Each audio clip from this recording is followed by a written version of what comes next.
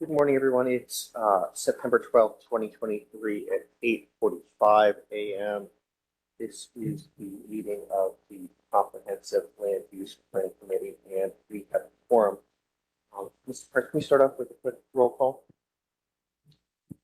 Good morning. And if committee members online can make sure to turn your cameras on. Thank you very much. Brent Rubin. Here. Deborah Carpenter. Here. Jasmine Anderson. Jerry Hawkins. Krista Nightingale. Linda McMahon. Lynette Aguilar. Matt Houston. Here.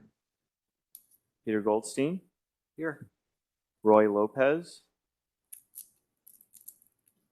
Nathaniel Barrett. Here. Jennifer Scripps. Here. Joe Cannon. Colin Yarbrough. Here. And Maureen Milligan. Thank you very much. We've got the tiniest amount of wiggle room on quorum. Does anyone have to leave early or at a set time today so we kind of know what we're working with? Mr. Chair. Yes, Mr. Houston. I have a conflicting meeting at 10 o'clock that I'll probably be 30 minutes. It's with the Economic Development Corporation with the city and UNT Dallas. So far. Okay. Great. Is anyone else? I assume no one else has to leave before that 10 to 10:30 times. Do you?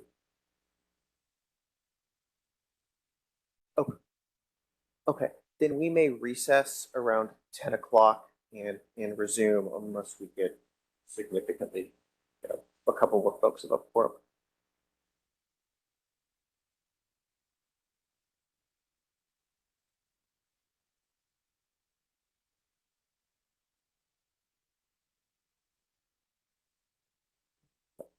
Yeah.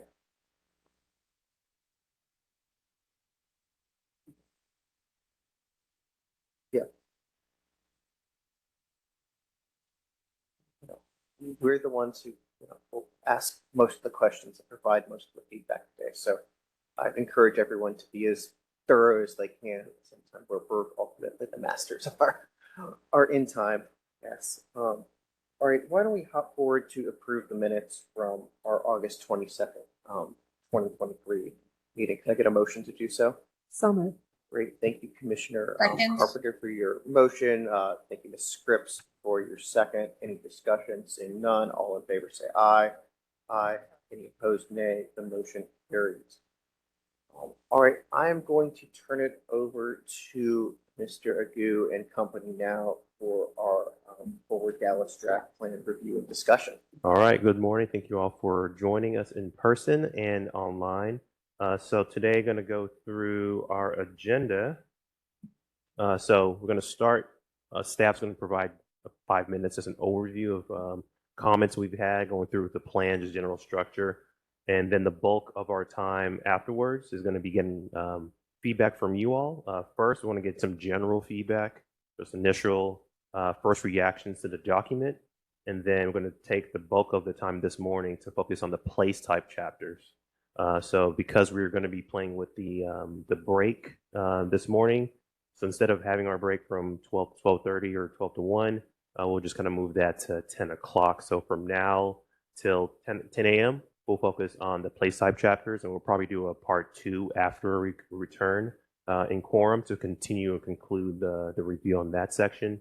If we're able to conclude a lot of that review today or even before we round up end of the day, we can have a few different options. We can continue reviewing other parts of the document, just kind of get ahead of the game, or we can decide to wrap up depending on quorum or what the body would like to do. So just going overview again, we're going to give a quick overview with some comments that we have from an overall perspective, get your initial reactions until 9:15, and then we're going to take the bulk of this morning to go over the place type chapters, and then we'll break at 10 o'clock, come back. I'm not sure what time the Economic Development Corp concludes, we'll come back afterwards and then continue with our review. Lawrence, FYI, the lunch does arrive around noon as well. Okay. All right. So what I'm going to do, because I know this plan is out in the open, it's online. We send this to the club committee members. What we're going to do is just go quickly over just how this has been structured, just cover some general comments, ideas, thoughts from staff's perspective. Then we'll open up the floor for the body to provide just general feedback. It's 15 minutes of just conversation, and then we'll delve into the place type description section. So as we are developing this plan, just generally, I'm going to go through the entire document and how it is so far. Again, it's just a draft document. There's some sections in terms of introductory paragraphs or sections that we're still developing. We want to kind of get the meat of the plan in front of everybody to be able to start to develop and talk through. Before, what we're going to be having now is kind of just bare bones structure of what we're looking at. So as we go through the document, what we want to do is first just kind of tell about what Forward Dallas is generally, how does it relate to other plans. We'll show what those other plans are. We'll actually tie this into the other documents we've created, the ECR, for example, or existing conditions report. That's actually part of this entire document.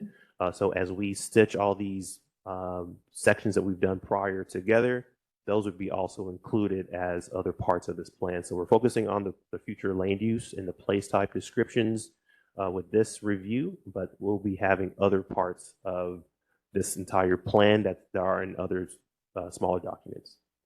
We'll be talking about, again, on this quick intro, how the plan was developed, how it relates to other plans, how the comp plan ties into other things in the city like zoning, and how the amendment process occurs. So this is going to be what that introductory section has, the kind of intro community members, everybody who uses this plan into the relevance of this document and how that ties in to the content.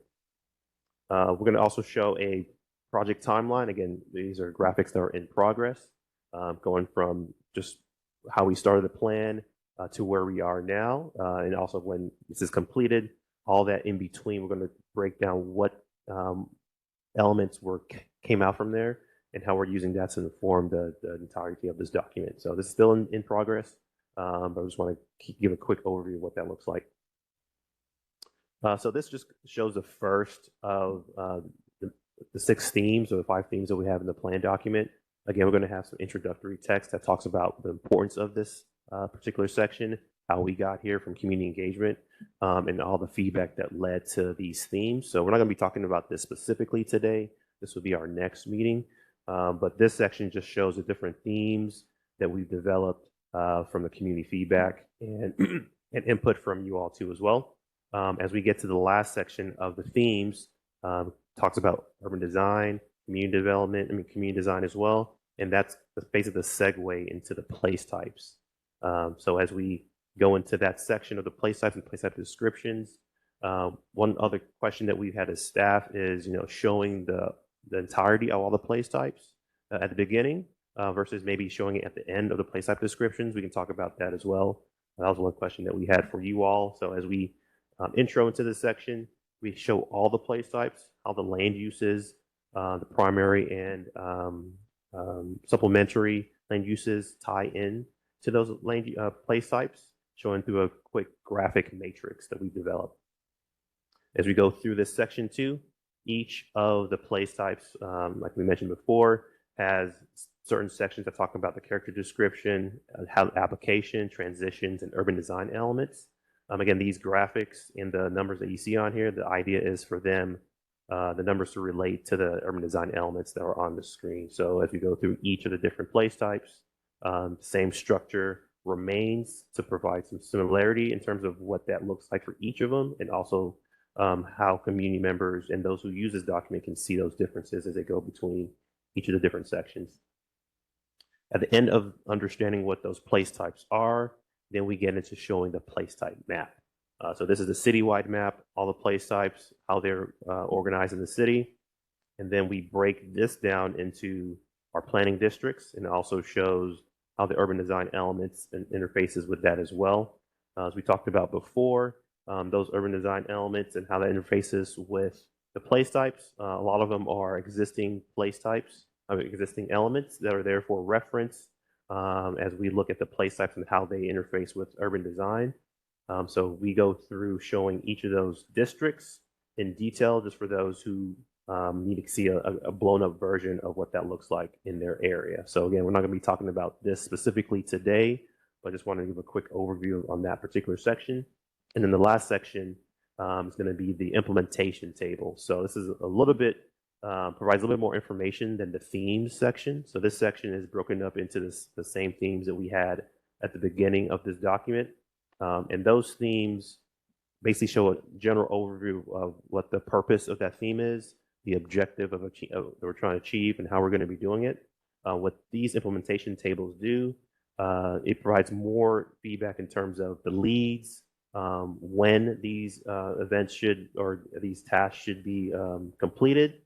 And going back to the theme section and then this section, one thing that we've also talked about is maybe reducing that spread to have less information and then having all of that information maybe show up on this implementation table. Another thing we've talked about, but again, that's going to be for our subsequent meeting. So the last section of this just shows the implementation table, and we'll have other concluding text and appendices that are associated with this, but for the most part and for this discussion in the next few days, that's what we developed for you all to review. So with that, I'm going to jump back to the beginning of this document and just feel just general first impressions, ideas about the structure for about 15 minutes, and then we'll delve into deep diving into the place type descriptions.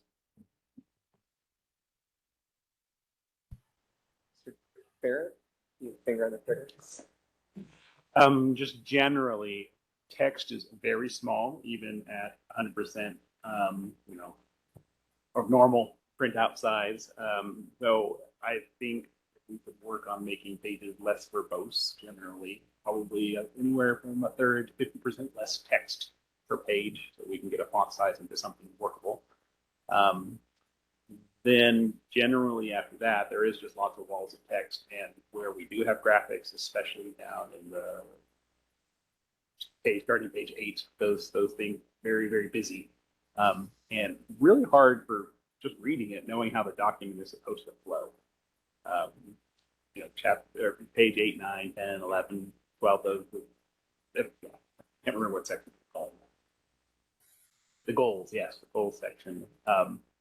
Just, yeah, really, really busy, very tiny text, hard to know how I, as the reader, am supposed to flow across the page and what we're trying to accomplish on these pages, because there's everything in there from key issues, which are key issues, and there are current conditions, and then there are what needs to be done.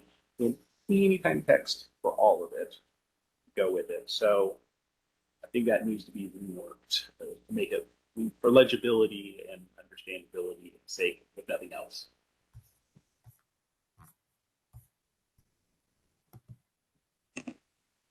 Happy to pop in some additional feedback unless anyone wants to go ahead of me.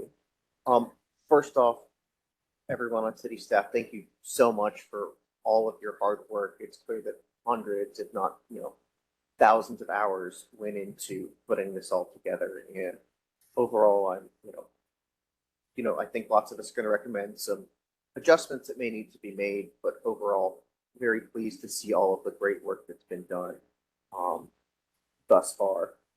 A few comments, and I focused maybe on a little more of a micro level on the sections that we're supposed to be, we're really focusing on today. The first thing is probably the executive summary reads more like an introduction to me than an executive summary.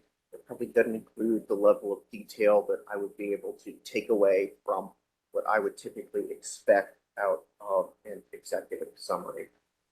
Moving on to page 5, the way that's laid out is confusing to me in that some of the, when I see 2 columns, I tend to read down.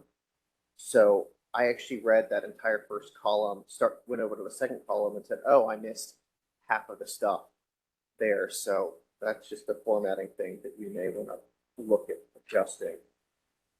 We've mentioned, comparing 2006 to 20 or to the 2023 version, the 2006 version had the existing conditions report in the body of the document. Now it's an appendix. And I think there are some merits to including it as an appendix, but I think with that decision, it's worthwhile to include at least a high-level summary of some of this stuff in this ECR in the document itself, and then you can refer folks to the ECR for more detail. And particularly, I think there are things in the existing conditions report that motivate a lot of the things that we're doing in policy goals, things that we're doing in place types. And I don't think many people are going to delve into that existing conditions report before actually getting into this document. So I think a few pages potentially on those issues could be very helpful. Particularly, I'm thinking on some of the environmental justice issues. There's the history of racism and incompatible, land uses, industrial next to residential, that I think could probably use a little bit more explication in this document itself, as opposed to, the good work that y'all did in the ECR. I think that, having a piece on our housing needs, very much upfront in this document would be good as well. So those are the main high-level comments. Again, overall, I'm very happy with where it is today, but just some suggestions on how to really take this to the next level. Commissioner Carpenter. Yes, as I was saying before the meeting started, one of the things I'm encountering in the public now is people asking me to not make decisions on zoning cases right in front of me because there's a belief that Forward Dallas is going to solve all of these problems.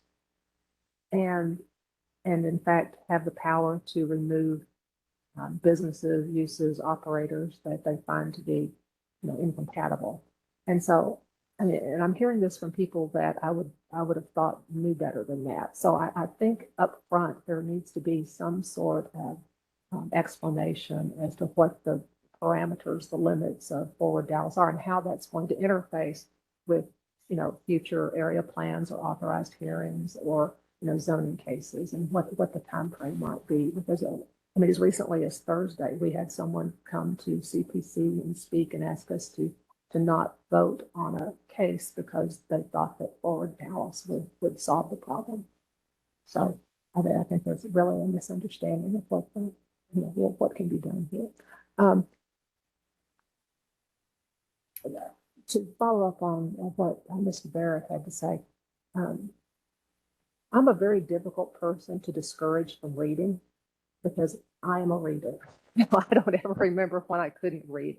So when some of these pages, there's just not enough white space. The text is too small. There's too many fonts, too many colors. And Commissioner Rubin had to say, my eyes can't even get the sense of how my eyes are supposed to flow across the page. So if you can discourage me from reading, I'm not sure about other people because, I read the backs of cereal boxes when I'm eating. I'm a reader. And I also find it difficult in places where the color, behind the text is making it difficult between the small size of the text and the colors.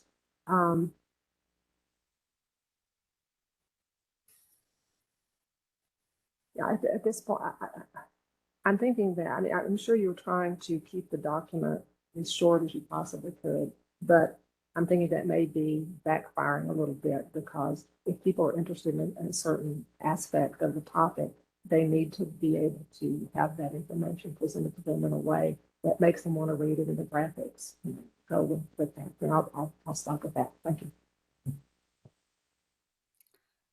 Ms. Morgan. Go to you, Ms. Scripps, in a second. So agreed. Just wanted to thank you for all. I think this is a great first draft, and it shows a lot of thoughtfulness. I know you mentioned, Mr. Agut, at an earlier meeting that the plan was to have this draft really be interactive on the web. And so I think what I took from this is I think this written document is struggling with how to be a written document, but wanting to lay it out so that there's it could be accessible online. And so I do think I think the layout needs to be separated. In my profession, I have to read a lot of comprehensive plans, and sometimes I need to cite the plans, and it's just easy to have a document. I think that's just much more basic, so that you can read through it and find things quicker. So I would just suggest trying to not make the web layout and the written printed layout align.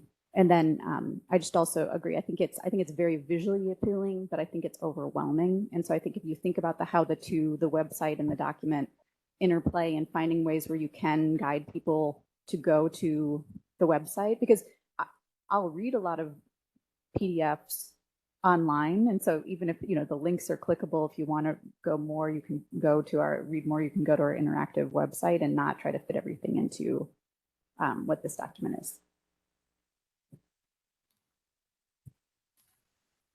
Scripts? Yes, I echo some of this feedback that's already been given. I did think the executive summary needed to be a little bit more tightly spun, because I feel like a lot of people, that's all they'll read to determine whether to delve in. Also, I mean, you think about like press and things like that. It's just a very important thing that we all feel comfortable. So if people haven't zeroed in on that, I kind of echo some of that feedback. I actually liked all of the dense information. I think the word overwhelming was used. So, it needs to be captured. My big question, and maybe I missed this because I came in late, is under number 4 on all of these kind of challenge, themes, the who will do it and the when will it be done. Are we going to fill that in before we deliver this? Or is that, I think they're all blank. Right. So I think, no, the great question. So in terms of that particular section, the idea was for that to basically focus on the implementation table. So again, Texas Which law I think here. is important. Right. So basically what this is supposed to show is kind of high level, why is it important, where are we, and what needs to be done. This section that has the text here under what needs to be done, that's also included in our implementation table. So a few things we could do, it's in terms of reducing text. Take all that off. We could take this section off and then just keep that in the implementation table. That way, who will do it, when will be done, and how it will be done. That gets shown at the latter parts of the document. And we just kind of talk about the importance, where are we today, and kind of more general high level information, and then go into the more detailed metrics, et cetera, in the implementation table. When I was a consultant, this would be your point of departure, and then the other section would be your point of arrival. So just, I would totally recommend doing what you just said, Mr. Okay. Argu. Awesome.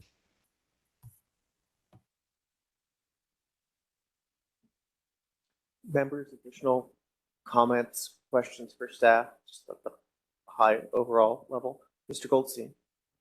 So I just want to echo again, incredible first draft, and really appreciate all y'all's hard work on this. It's looking great.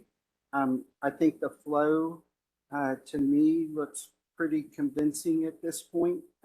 Lawrence, you had asked about when to show the place type map, and not the map, but the kind of descriptions. And in my opinion, you want that up front where you have it, so that I don't have to guess about what these things are and eventually land on it. So that's my input there.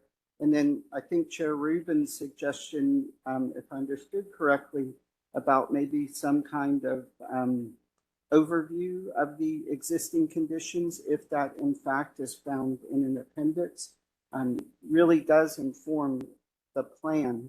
And I think it would be helpful to have up front.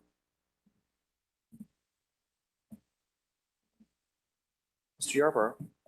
And to echo the point about having some of the ECR information up front, since you do reference the engagement summary report as well, and to y'all's credit, you did a lot of engagement. I would take credit for that. And that'll also get a lot of buy-in from the public to show, hey, here, this is what we heard you say. Like, it's like the ECR is like, here's where we are. The engagement's having some information on the summary. The engagement summary tells you, okay, this is what you told us. And then this is how we got here. Kind kind of, it's like multiple points of departure, That makes sense. and then we get back to Okay. the. I like that. But I've seen several really nice maps that y'all have done to show engagement efforts, whether it's, the social pinpoint showing zip codes where people have interacted online or actual physical in-person meetings. Those are really great. So hopefully those could be just transplanted into this pretty easily. Mr. Carpenter. Yes, if you could go back to the table that shows the different place types and what you just had up in the different colors and Yes.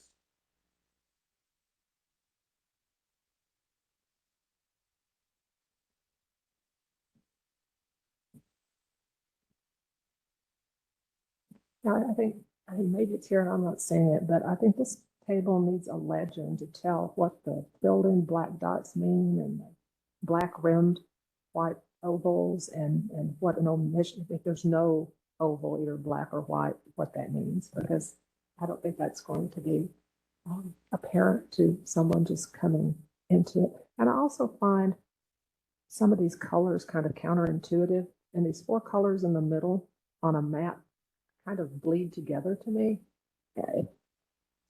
If there's a way to make the colors more distinctive.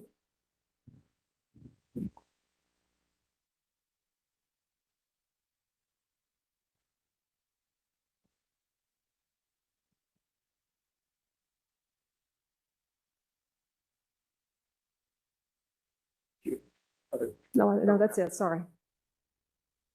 And where my eye really struggles on some of this, particularly in the big map, is the traditional residential and the blended residential. Those are look to be the closest to me, and I don't really see a stark contrast. So maybe we could play around with the color balance there. Mr. Houston. Yes, staff, again, great job on this this document. I do see a lot of work that's been put into this, and this is I know digitally it's appealing. It looks really good in terms of being able to understand or at least be educated on the city as a whole. My concern or my comment actually would be on how we are able to print. Are we planning on printing this booklet out? I've noticed that we have page numbers on each side of each document. And though Yes. this is So digital, yeah, though this is digital, this looks good digital, but I don't know how this will look when we distribute this to on in paper form. right now, that's a good comment. So as we've developed the layout, again, you get the very initial draft. One of the early comments was this is going to have to be printed, no matter how much we focus on the online version. We're going to have this physically printed as well, just for reference purposes as well, and for those who come to City Hall and want to look at the document. So we have organized this to be printed. Even these spreads that are full page, like down the middle, you can still, fold it in half and it still be legible and nothing in the middle, for example. So I think that's a good comment to kind of hear that, looking about how does that actually read for those who actually use a document physically. That's a good comment. Sure.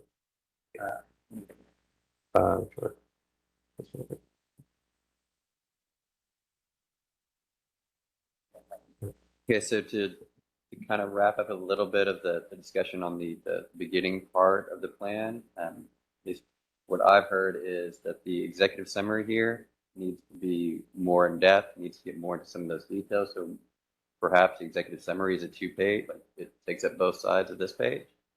And then from there, we go into 2 pages on setting forward what the plan is, what it can do, how it can be used with future plans, and what it is not. Then from there, maybe 2 pages on the existing conditions, kind of setting that table again to say, here's where we're at right now in Dallas.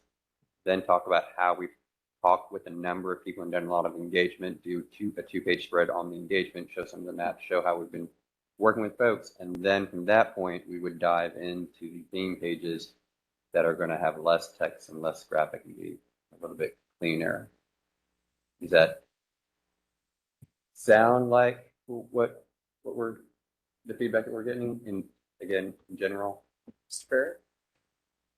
Yeah, on the executive summary, what I was hearing and what I from Chair Rubin was that right now it's more of an introduction. How's this document laid out, which is good. We need to have an introduction, but we also need an executive summary that summarizes what's in the Right, document. definitely. So perhaps that executive summary comes first with 2 pages, that it's really an executive summary of the information that's in here. And then the next 2 pages starts with a introduction to what it is. And then you have on the other side the what is for Dallas, why is it important? So part of that information that's right now in the executive summary that's probably more of an introduction maybe gets folded into the next the next spread on it. Yeah, makes sense. I may lean more introduction in front of executive summary. So there's some good, happy introduction points, trumpeting some of the really great stuff that this plan includes and will ultimately include when it gets passed by council, then go into the executive summary. And for the record, we've got Mr. Hawkins here at 9:16 a.m.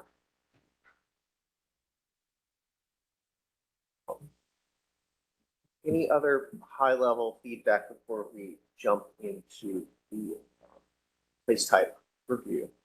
I'd like to add one thing. It just, because I notice I've read the multiple drafts, and I notice as things get changed and cut and pasted and all, little inconsistencies and things get introduced. Something when you get to the end, the document would benefit from a professional proofreader or editor, because I see inconsistent, hyphenation, inconsistent use of commas, now just things that creep in like that. And 100%. I Yeah. know I'm pedantic about these things, No, but I did that for a lot of years, so No. these things jump out at me. No, that's 100%. We acknowledge that we have not done that at this stage.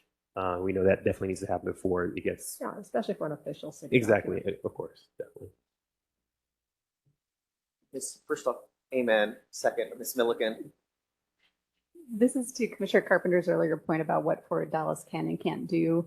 I think I guess it would likely be in the introduction. I think even more of an explanation that this is not a full-scale comprehensive plan update. This is an update to 2 elements of the comprehensive plan. And I think where you're in a really sticky situation is I'm looking for an overarching statement of what the city's development vision is in encompassing all of those elements. And it may not be here is the appropriate place, but it needs to be somewhere. So, I was on the website last night and looking at your chart where you have the the existing, I guess, Fort Dallas elements and what policies and plans have updated those elements. Mm-hmm. And there's no tie-in, right? There's no consistency in how those plans are designed. And so again, that this may not be a battle for you to solve here, but I think you need to acknowledge that needs to be the next step then, is tying all of these visions together. And then secondly, to the point of the graphics, I think another graphic that would be very helpful is I struggled, and this is getting a little bit to the place types, but I struggled to wrap my head around, okay, this is a update to 2 elements of what's a comprehensive plan? This is an update to 2 of the elements of the comprehensive plan. The place types are the purpose of this, and this is how the place types will be used. And you talk about it a little bit, the place types can be used to inform zoning, but if there could be an interesting graphic to see how we start here, and this is how we're updating certain elements, and then this is how it'll continue to inform the city's land use planning process and zoning. I think it would help people who are not deep into this work really understand what the document can and cannot do. Are you talking more about, help me understand, like a process graphic or something that kind of shows how the place type specifically kind of tie in the earlier sections? Can you elaborate? When you talk about graphics, what are you trying to? Yeah, I think it is. I think it's process. Well, So maybe okay. Explaining what this document is and isn't, and then what is the process that will occur. How will this document be used? And I think in several sections you attempt to explain the process for how this will be used, but I think a graphic would be very, very helpful. Okay, perfect. Thank you. Mr. Hawkins? That's a really great point. to that point, I think I've seen plans that have a language that says like what this is not, for instance, you know, maybe that's a section that could be added to it. Because there is language, to Commissioner's point, that is suggestive, but then it uses very absolute language. Like, for instance, it can help to ensure, you know, that's kind of like, it's misleading, for instance, you know what I mean? So I think it'd be important to say what this is and what it is not. All right. Thanks everyone for all of your great high-level feedback. If you're ready, Mr. Agu, let's go into the. No, awesome. Thank you all so much. All right. So like I mentioned earlier today, we're going to focus just on the place type descriptions and those layouts. If we are able to knock those out pretty quickly, we'll then use some of our time to go through the other sections of the plan. For those who do have to leave at 10, I mean, it gives us about 40 minutes to maybe jump in a few place types. Then we'll take a break for those who came in a little bit later from 10 till I'm not sure when the end of the EcoDev meeting is. And then we'll reconvene. Mr. Agu, it does look like we would have a quorum Still. So Okay. If Ms. McMahon and Mr. Houston are okay with it, we might keep Still. Okay. moving on. Perfect. And not take that break. Awesome. If we drop short of a quorum. Perfect. Sounds good. All right. Cool deal.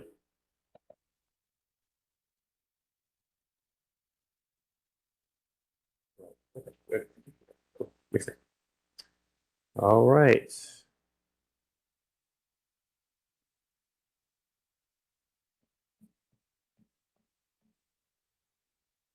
All right, to begin the place type discussions, I'm just going to quickly land on this overview matrix.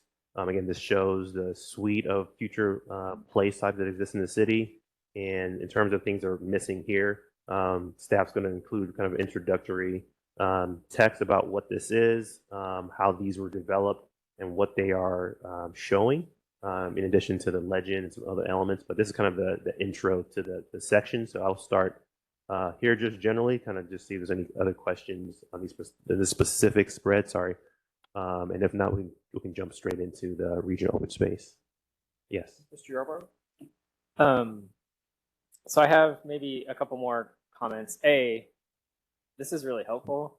Part of me kind of wishes I'd had this the whole time we've been talking about, because this was really helpful to get a sense of not only scale, but what it looks like, and also the supporting and non-supporting language. So I think this is really helpful. And I agree with Mr. Goldstein's point. I think this is correct in coming first, because it gives you a sense of everything. You get a sense of the big picture right out the gate, and then you can dig deeper as you go along. I think mostly just from a formatting perspective, and I'm going to say this a lot today, there's no people, and I think Mr. Hawkins brought this up a few meetings ago, there's no people in any of the kind of digital graphics, which I think is a problem because this plan serves the people. Right. And I like these squares that are above each of the place types. They're just a little dark, and so it's hard to see some of the variation. Okay. And I think that could be even more helpful if it's either if the brightness is increased or there's another way to represent that. I think those are really, really helpful because it gives people a sense of okay, what does this land use actually kind of look like topographically? And then I have one question. Yes. I see that agricultural doesn't go across the entire way. Yes, actually something I think we probably need to update that, because as we are consulting our OEQS team, those who develop the urban ag plan, Right. That's going to be something that is part of every type of place or most places. So that one will probably get some more investigation and refinement from a land use perspective. But that's a good minding question for our team. Sure. Yeah, and that was my exact point, because I was looking at the urban ag plan and I was just wondering how that would help support some of the goals within that. So thank you. Mr. Hawkins? I just want to reiterate that part with the urban design elements that are at the bottom. There are two urban design elements designed for cars, streetscape and parking. And I know streetscape includes some of the pedestrian elements, but it's not highlighted. So I believe like this is a future leaning plan. And for it to be future leaning, we have to think about more modes of transportation than just car. We have to really make that evident. This is something I'm really serious about because, adding those urban design elements without some type of people-centered stuff is definitely not future leaning. Right, that's a great point because we've actually talked about this too in terms of that designation streetscape. Before at one point it was mobility, at one point it was mobility and streetscape. I think being able to kind of go into that more human scale type of element, be a little bit more clear with what that is. I think the nomenclature is one thing, but actually maybe that's another element that we add, and we can kind of maybe talk through that as we go into each of these specific place types and maybe how that's addressed, but it's a good comment. Carpenter? Yes, I'm not sure what the urban design before rows are adding to this chart at this point. I mean, it would be more readable and more usable, I think, if we dropped that part off and expanded the other, or something's supposed to be filled in.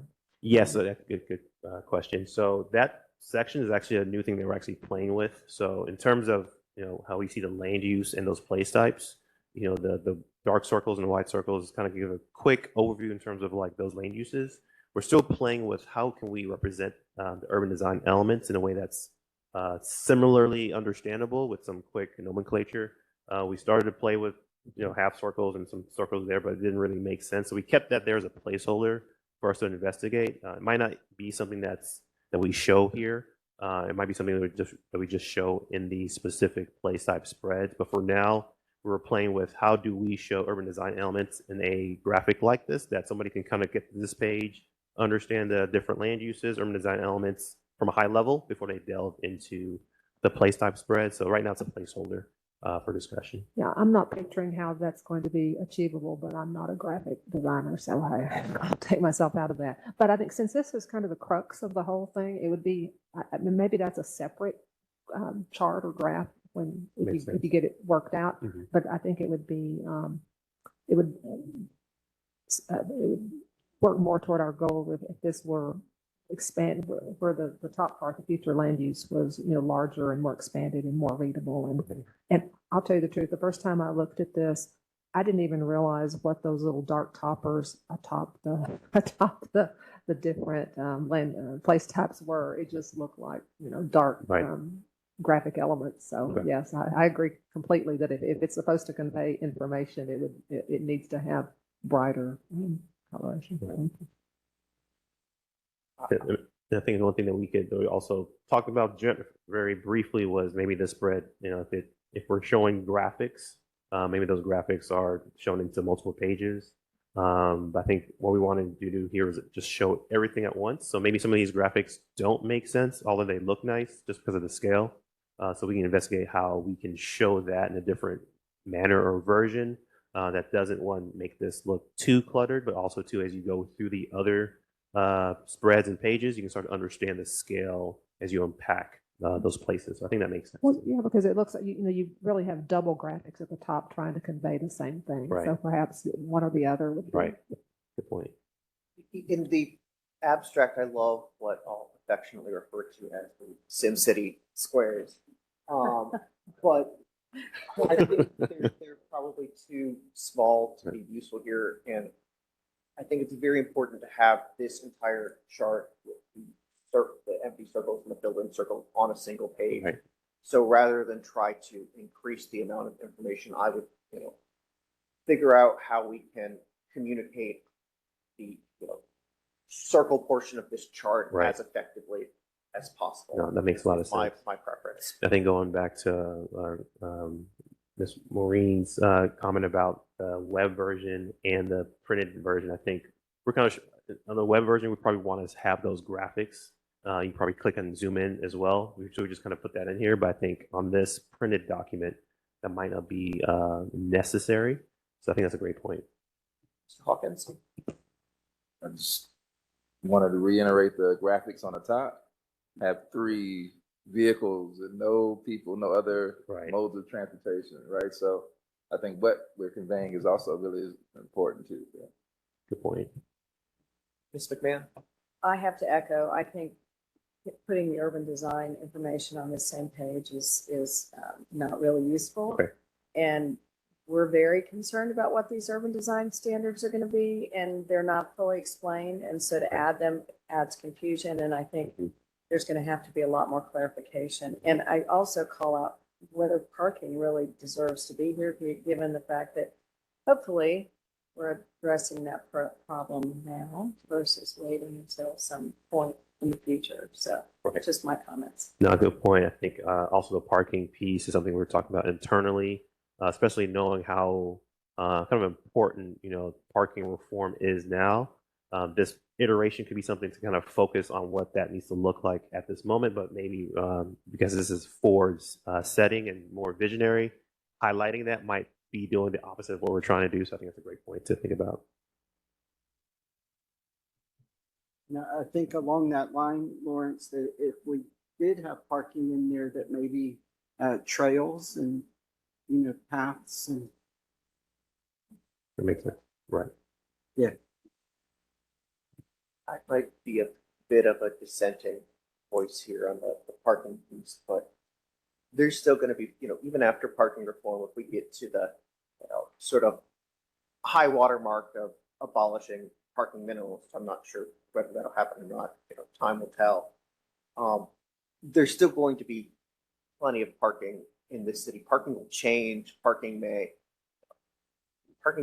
change very much in the future, but it will be, I think in some senses incremental because they're going to be abolishing, if we abolish parking minimums, I don't foresee parking maximums coming anytime soon. Whether that's a good idea or not is a separate question, but that may be a pretty hard sell. So I think we need to definitely address parking, Right. The good and bad of it. Because as long as we have it in the city, and we will, Right. And I there are think thoughtful ways to park.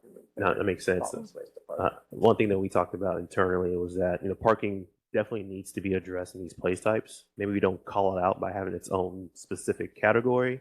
It maybe just gets a part that gets intertwined with the place type descriptions.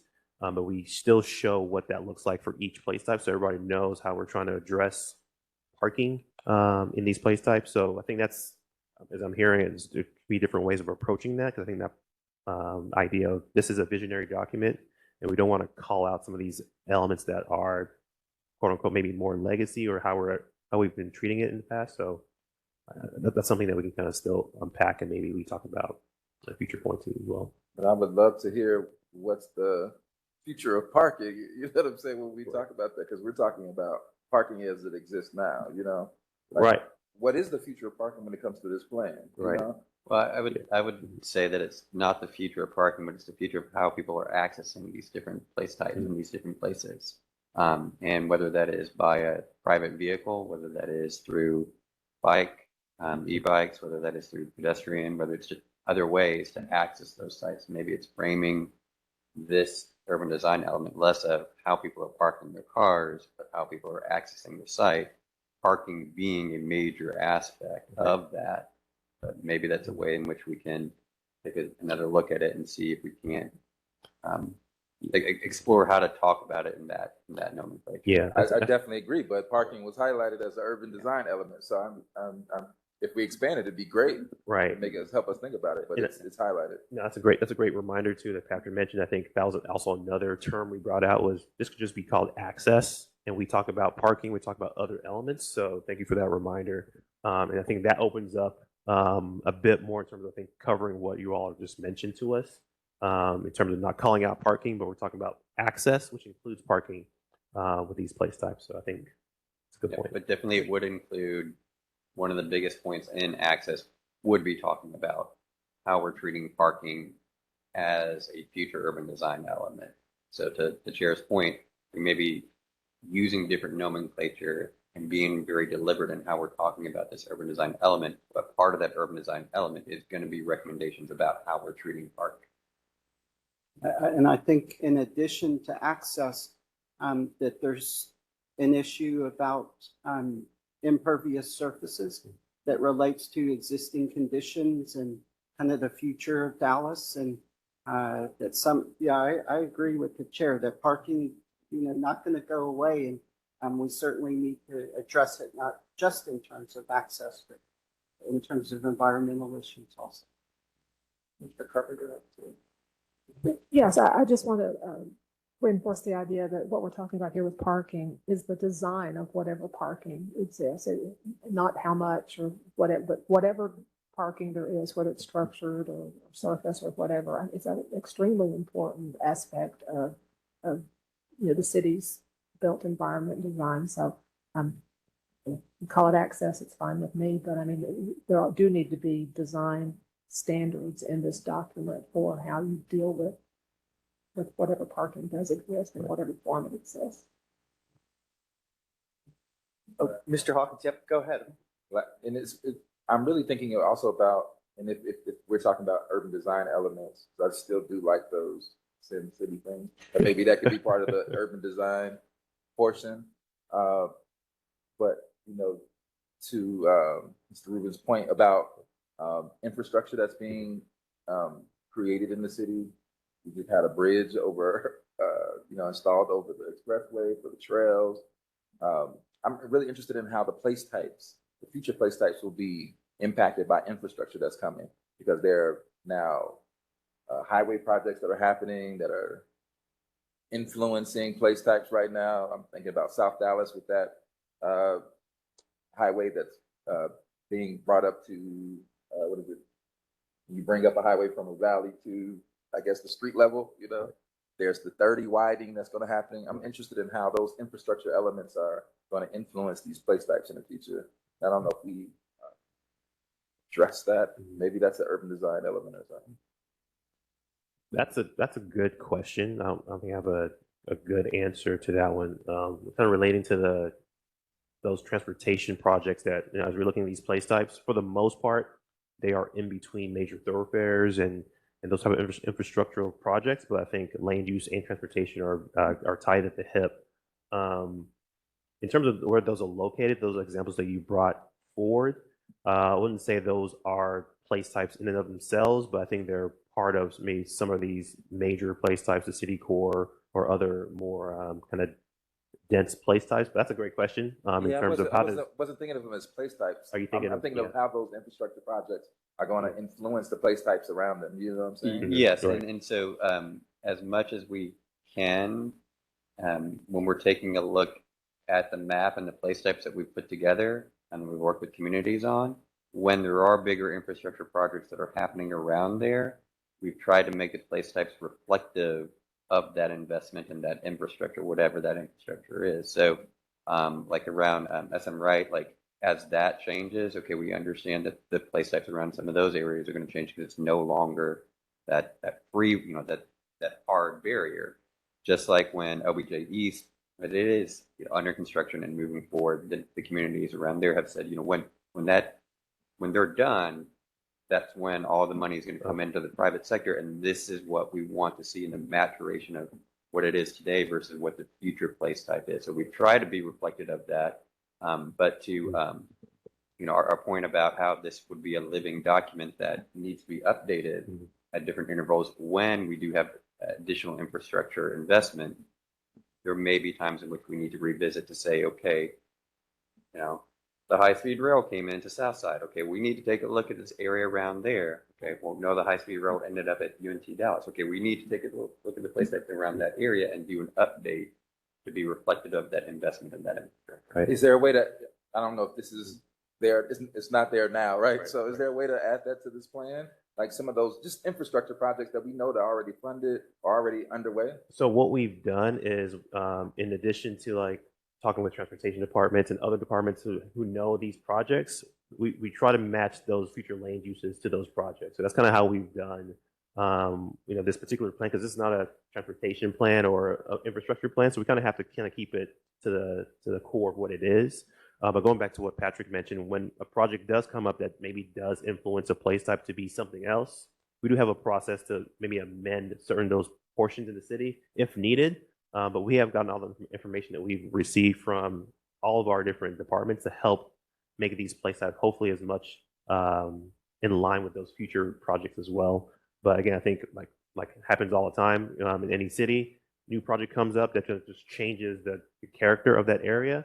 I think there's going to be something that we need to look into and amend this to apply to that. But for the most part, I think we try to align the land uses to the transportation and infrastructure project. Yeah, and we're also trying to be very realistic. Anyone who has been here in the city of Dallas for a number of years knows that there have been definitely planned infrastructure projects that seem like they're going to happen, and then all of a sudden they do not happen. And so we don't want to just say, okay, we're going to, and we've done plans where we say we're going to make all this change because this project is going to happen, and then that project doesn't happen. And so we want to make sure that we're not pie in the sky planning for something that doesn't happen in that infrastructure investment, but that when it actually starts to happen, that we're there to be reflective of that change. Any further comments on this portion? Mr. Yarborough? I actually have a question. Okay. That's, I think, tangentially related to Mr. Hawkins' questions and comments. Are we gonna, I can't remember if we're gonna have time to actually go through, like at the very end of the document, you have all of these wonderfully detailed sections of the entire city, broken down by district and other things. Are we gonna have that time to review that as a committee? Not today, but probably the 26th? Yeah, either 26th, or if we need additional meetings, we kind of play by in terms of what we finish and kind of timeline. But yes, we want to go through the entire document in terms of what we shared with you to kind of talk through those sections. Okay. So I think that would be a great time to really dig into some of those discussions Makes in a sense. more fine-grained detail, Okay. for sure. Okay, cool. And just so I guess for the record, Commissioner Anderson joined probably a few minutes ago. Right. Commissioner Anderson online at 9:40. Ms. Milligan. I have a general place type discussion or question. So as a newer club member, you can tell me this has already been discussed thoroughly, but for edification, since we're getting to look at all the place types, can you tell us what information you're trying to convey with the character description and the place type application? And I'll tell you the reason I had some confusion is because I think I got the sense that there was some inconsistency in terms of when and where you discussed ideas about change that will occur in the place types between how they exist now and our vision for where they were. Right. And I didn't understand if it was supposed to go in both. And I may also then suggest, depending on your answer, that we need to just be more clear that here's existing and here's our gentle vision for what it could become. I'll let you maybe jump on that one. Yeah. So good question. So for the three sections that you see up here where we have the character description, the place type application, and the transition, they're meant to be that the description again is these are the general parameters of how we are describing this place type. It's meant to ground yourself in this is how it feels, this is how it looks like, this is what's happening here. The application that's a little bit of that future. This is how, because in the way the consultant originally gave it to us, they said, well, this is you have to have one that's an existing one, and this is if you label a different area and you wholly are changing it. And we said that doesn't really fit with how the city of Dallas is operating. We don't have a lot of new, urban core areas. Like it's all existing, and so the place type application is how you're applying certain urban design standards and some of those implementation guidelines, how we're applying some of those in this particular place type. And then the transition, that's not when an area is transitioning from being a traditional residential neighborhood to being a blended residential neighborhood, but when you have a commercial flex place type, and then you have it transition to something that's next to it, what should that transition look like depending upon what those different types of places are, whether it's commercial flex to a mixed use area, whether it's commercial flex to a residential neighborhood, and how we should handle some of those transitions. And you So mentioned, I was going to say active listening, just making sure I understand. So the the place type application is where the vision and the potential for change within the existing place type should be contained. Yes, that's Okay. where when we're talking about how not as a area changes, but when we say that this is a blended residential neighborhood, here are the design elements, here's how that should look like in that future vision. It might pretty much look like that, but it might also have some elements about, yes, we need sidewalks, yes, these need schools, these need parks. If an area is labeled as a blended residential place type and it doesn't have any parks, that's something that should be addressed. Yes. Okay, thank you. And I think that's actually how you were describing it at the beginning too. I forgot how you designated maybe what those sections could be, because there's some areas in the city that are already their place type, and there's some areas that might be changing from another place type to this future place type. I think we're trying to basically cover those two aspects, kind of covering what that general place type looks like and what's going to happen if an area does transition or change or shift to that particular type of place. So I think any feedback you have on terms of maybe making that clear, we're open for as well. But I think you mentioned a few different ways of doing that. Just wanted to make sure I got that. Yeah, another explainer maybe at the beginning of this place type of here's what these sections, I think you already mentioned you might be doing that, but here's the purpose of each component. One thing that might be helpful is explaining what type of transition the transition section is addressing. It's transition between place types or from one place type to another. Those are very wordy, and I'm sure y'all can come up with something much more succinct, but I think maybe we can spell that out. Mr. Yarborough. Lawrence, you mentioned that not all, or I think it was maybe Patrick, not all place types are going to experience or I guess not all places are going to experience a place type transition. But is there a way for y'all, because if something is existing regional open space, it doesn't make sense to include language about like a place type transition if all of the regional open space is already regional open space, rather than confuse that. So I guess my question is, would it make sense to only include language in those place types where you know there is already a transition, or would it make sense to preload information of like, we don't anticipate, but in the future this may change? I don't. No, I think it goes back to Chair Rubin's kind of earlier point about explaining what transitions are. So that's actually two, I guess, transitions that we're talking about now. An area in terms of what its current place type is versus what it could be. Yeah. And then also too, when you go from a place type that's budding another place type, that transition from place type to place type, especially when we have residential by maybe, it used to be by an industrial hub, and now that we're changing that place type, what does that transition look like from that residential community to that other more commercial or flex commercial place? Yeah. That might be that the word transition, I think, in here, I think can mean two things. And if it means two things, it's confusing. And so perhaps that section that we've labeled right now as transition, it should be labeled something, and I don't know the term right now, but adjacencies, maybe? Adjacencies? Yes, yeah, that how it's dealing with adjacent place types. That it's not that this isn't a regional open space and it's going to become one. It's when you have a regional open space and it's next to a different type of place, how we're handling that adjacency.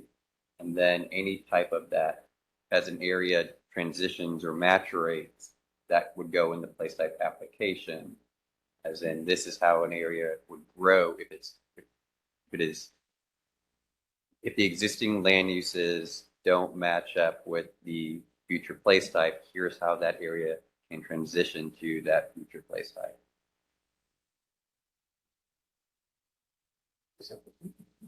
I think that makes sense, because as I'm looking at least the way we have the place types laid out now, kind of this 2-page spread, whether that changes or stays the same, I think from just an information flow perspective, that makes a lot of sense, because you're moving from a description, the feel, this is how it may change. And then you're getting into the urban design elements on the right-hand side.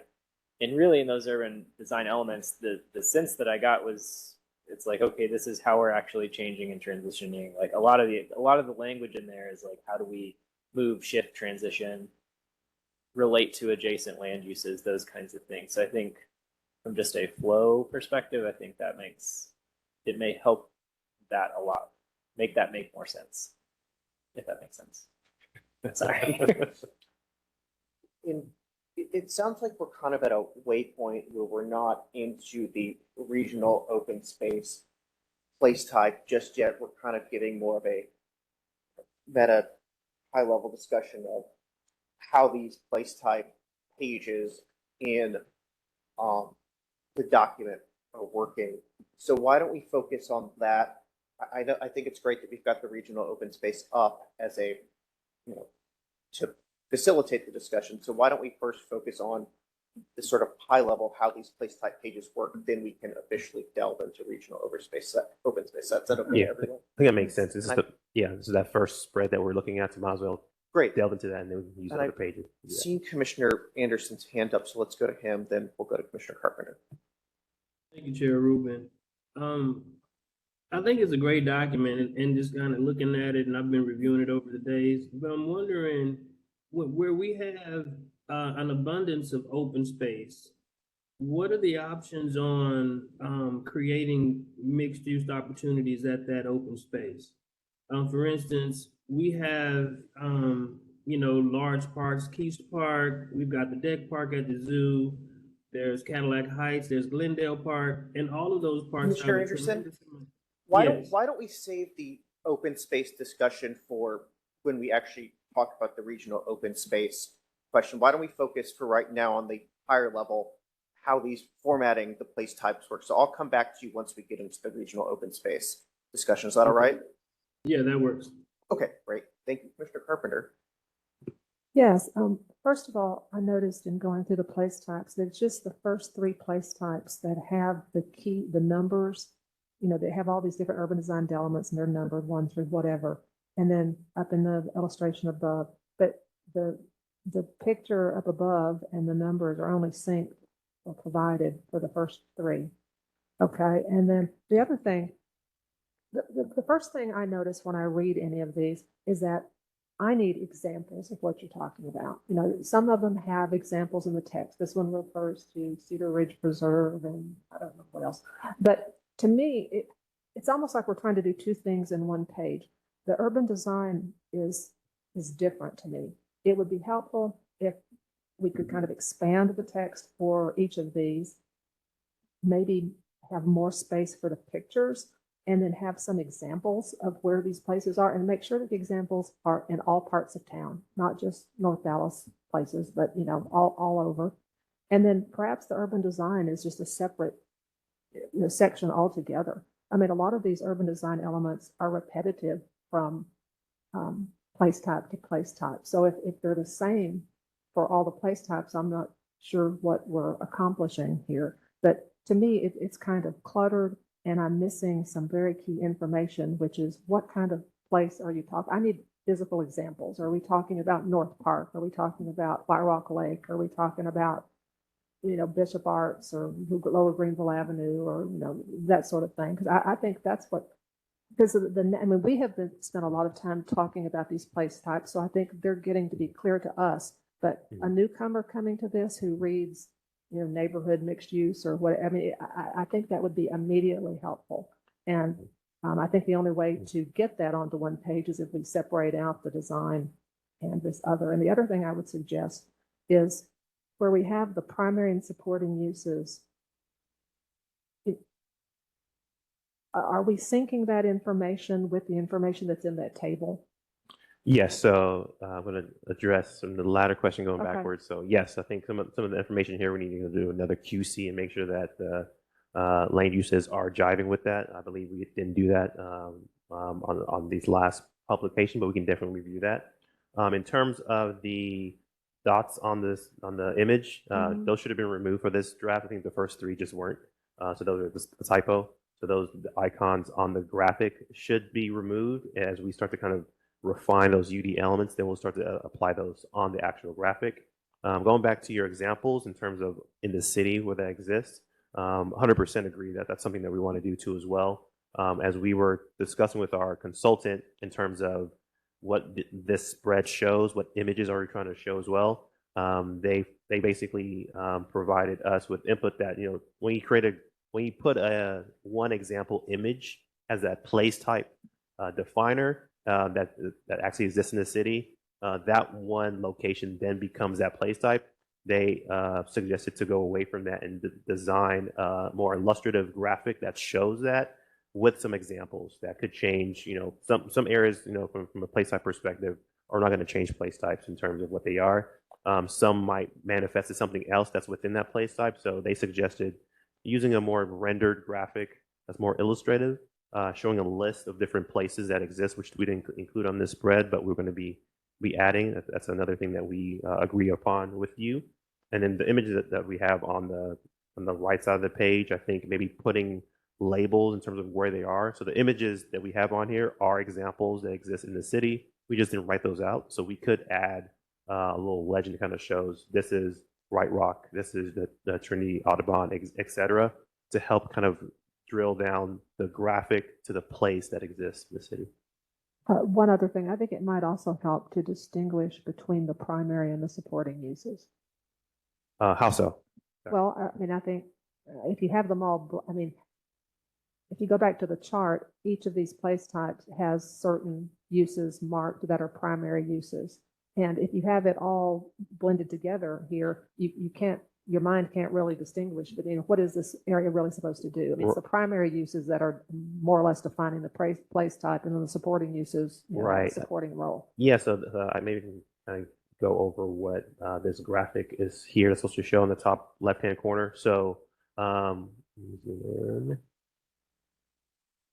if I can, I'll just go ahead and as far as adjacent land uses, I got confused on almost every place type when it was just giving very few examples of what could be adjacent land use, because I mean, regional open, I mean, all of these can be surrounded by a large number of things. I mean, a regional open space can be, you know, have a university next to it, or I mean, all kinds of things. So I'm not sure what we're accomplishing with that perhaps the space might be better used by primary and supporting. Right. So I think it's all great questions. So for example, this graphic that we show here, what it's supposed to show are those primary land uses graphically. And this is actually what our consultant used to actually make that rendering on the side. And then on the periphery, those adjacent land uses also exist too. So as we look within the place type, you have both supporting and primary uses within that place type. So within this square, you both have primary and supporting land uses that can exist in there. As those place types abut other place types, maybe this becomes a adjacent place type language. Maybe that's maybe how we clarify that.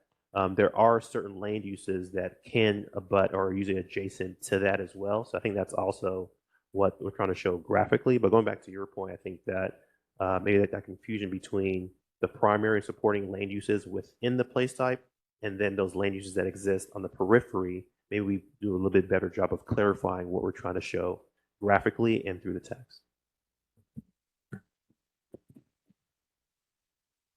Mr. Hawkins. So like, I think 30% of the page is used to describe the place type, and then, you know, 60% is the urban design elements of the place type. So I really believe if we're going to use that much of the page to describe the urban design, we have to like expand what that urban design elements are. And maybe they can be like the key urban design elements of that place type, right? It can be like the top 4 or something, because this right here is using those 4 place types. And I think that's not what you all are trying to convey. You know what I'm saying? I agree with Commissioner Carpenter on the locations. I think you mentioned that these are locations within the city. If those were labeled, I think this would be a very clear example of what you all are trying to convey. That these place types already exist in the city. You can go see them, and then you can you know, work to create those place types wherever we want to expand them. because I just think those urban design elements, some of them don't even reflect the numbers, right? So you see like number 1, for instance, it says like streetscape, but I don't see streetscape where number 1 is, right? So I just believe that that's not what you all are trying to convey. And I think you all are intentionally trying to convey something really good, but it doesn't translate to this document. No, that makes sense. And I think just going back to kind of these numbers that exist here, these should have been pulled from this draft. So just those would be basically typos. And as we kind of refine what those elements are, then we'll start to identify that on the graphic. But I think what I'm hearing too is just making that, bringing it home in terms of where are these place types that are familiar to people to understand. I think we have images here, but people don't know what those are unless we label what those are. So we can definitely do that. Yeah, I mean, this is a good example of how to show what the city already has too. You know what I'm saying? That's good. And if we label them and say that, and I mean, I definitely understand a designer trying to design this document and saying, okay, we can't show like a city element, but we want to show like a potential city element, but that one doesn't convey what that is. Yeah, makes sense. Thank you. Mr. Yarborough. And I don't know if I'm repeating the same point again and again, and I probably am. But I think it would be helpful to pull in, because you've done such good work with the place type land use matrix. But I think the generalized land use graphic, the generalized use mix graphic is not doing any favors to describing what is and is not allowed. So I mean, if you even just like, if you did keep the 2-page spread, let's say if that's the existing framework or the framework that's going to be used, you could probably stand to eliminate a small portion of that photo, because there's some portions of this photo that don't necessarily add to the conversation. And you could pull down each of those place type columns and have it on there. And so then people can actually see, oh, well, this one only has like 2 of the things, but there's actually like 5 things that could be allowed here. And so people can, in their mind, create their own, generalized use mix in their head, just more clearly delineating what is and is not allowed. Because, for regional open space, it's not a big deal. But when you get into like regional mixed use, I mean, that's like 10, 12 things. And you can't, the generalized use mix cannot possibly convey the infinite number of combinations that could exist in there. So I think maybe pulling those columns in without making it too busy could be a really helpful tool for communicating the actual field. Right. And I think my team, we probably all have comments on what you just said, so I'll go first. I can see people I'll stop. Fidgeting. No. So again, in terms of the urban design section that we have here, that's basically, as we have conversations internally, that's what make these place types. So in terms of the scale of buildings, how far a particular structure is from the street, all those elements that we're trying to show, that is what makes the place type, in addition to the land uses that are composed of there. So we feel that both are very important to show. The land use map, the future land use map will kind of show where those exist, but being able to graphically understand how it gets fleshed out and built out, that's kind of why that focus was on urban design. But we can maybe kind of pass the baton in terms of maybe talking through how we've developed and talked through this. But that was kind of the major item in terms of how do we want to basically craft what these place types are? How do we kind of like pull out certain elements that kind of help to build upon that? But I think your point is well taken in terms of some of the graphics that we do show here. I think on the previous graphic where we do have that matrix, that's pretty clear in terms of what's supporting, what's not supporting. This one could probably be refined to do something a bit more that show that clearly, in addition to kind of showing the urban design elements that focus in on what we are actually showing on this graphic. Because there's a lot of trees here, so maybe we don't need to kind of just show a bunch of trees. We can kind of like maybe play with the model and then rendering to maybe show those elements, or just like even reduce the graphic too. So I think that makes sense. Any items? Yes, I have a question. I understood you to say that you had intended to remove the numbers off of the graphic at the top. Are you also then going to remove the numbers in the body, because there doesn't seem to be any reason for them to be numbered, and that would for this draft? these numbers, we wanted to go, at the end of the day, all these plans should have numbers that are attributed to it, but we didn't have time to go back and clarify that. So we were going to remove the numbers on the images for this draft. Oh, But okay. in the final draft, each one will have an image with numbers and you attribute it to the graphic above. Okay, thank you. You're welcome. Anyone else with comments on the structure or format of the place type? Ms. Milligan. I think I may be echoing what Mr. Hawkins and Mr. Yarbrough said. I know you want to keep this on one page or a fold, but it may be best to have the character description, place type, and transitions on one page that could have examples of existing.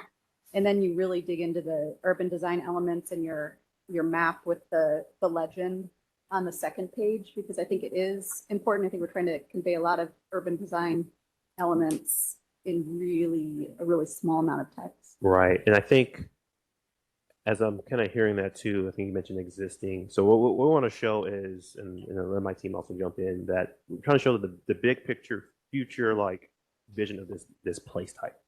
So we're not showing kind of existing conditions and then what we want it to look like. We want to basically paint the picture in terms of what this place type is. So a lot of the description that we have kind of shows some existing elements, rivers, streams, etc., that exist on the ground. But I think in addition to that, some of these other urban design elements that could be added or are part of these place types are also something that's important to see. I'm curious in terms of, like, say we do split it into two, maybe you can elaborate for me a bit more what that would show in terms of like the 2 pages, like as you go to the first page of the character descriptions. What are you envisioning that would show versus like the second page of the document? Well, I guess I was seeing the character description and the place type application, even though place type application is future looking, right?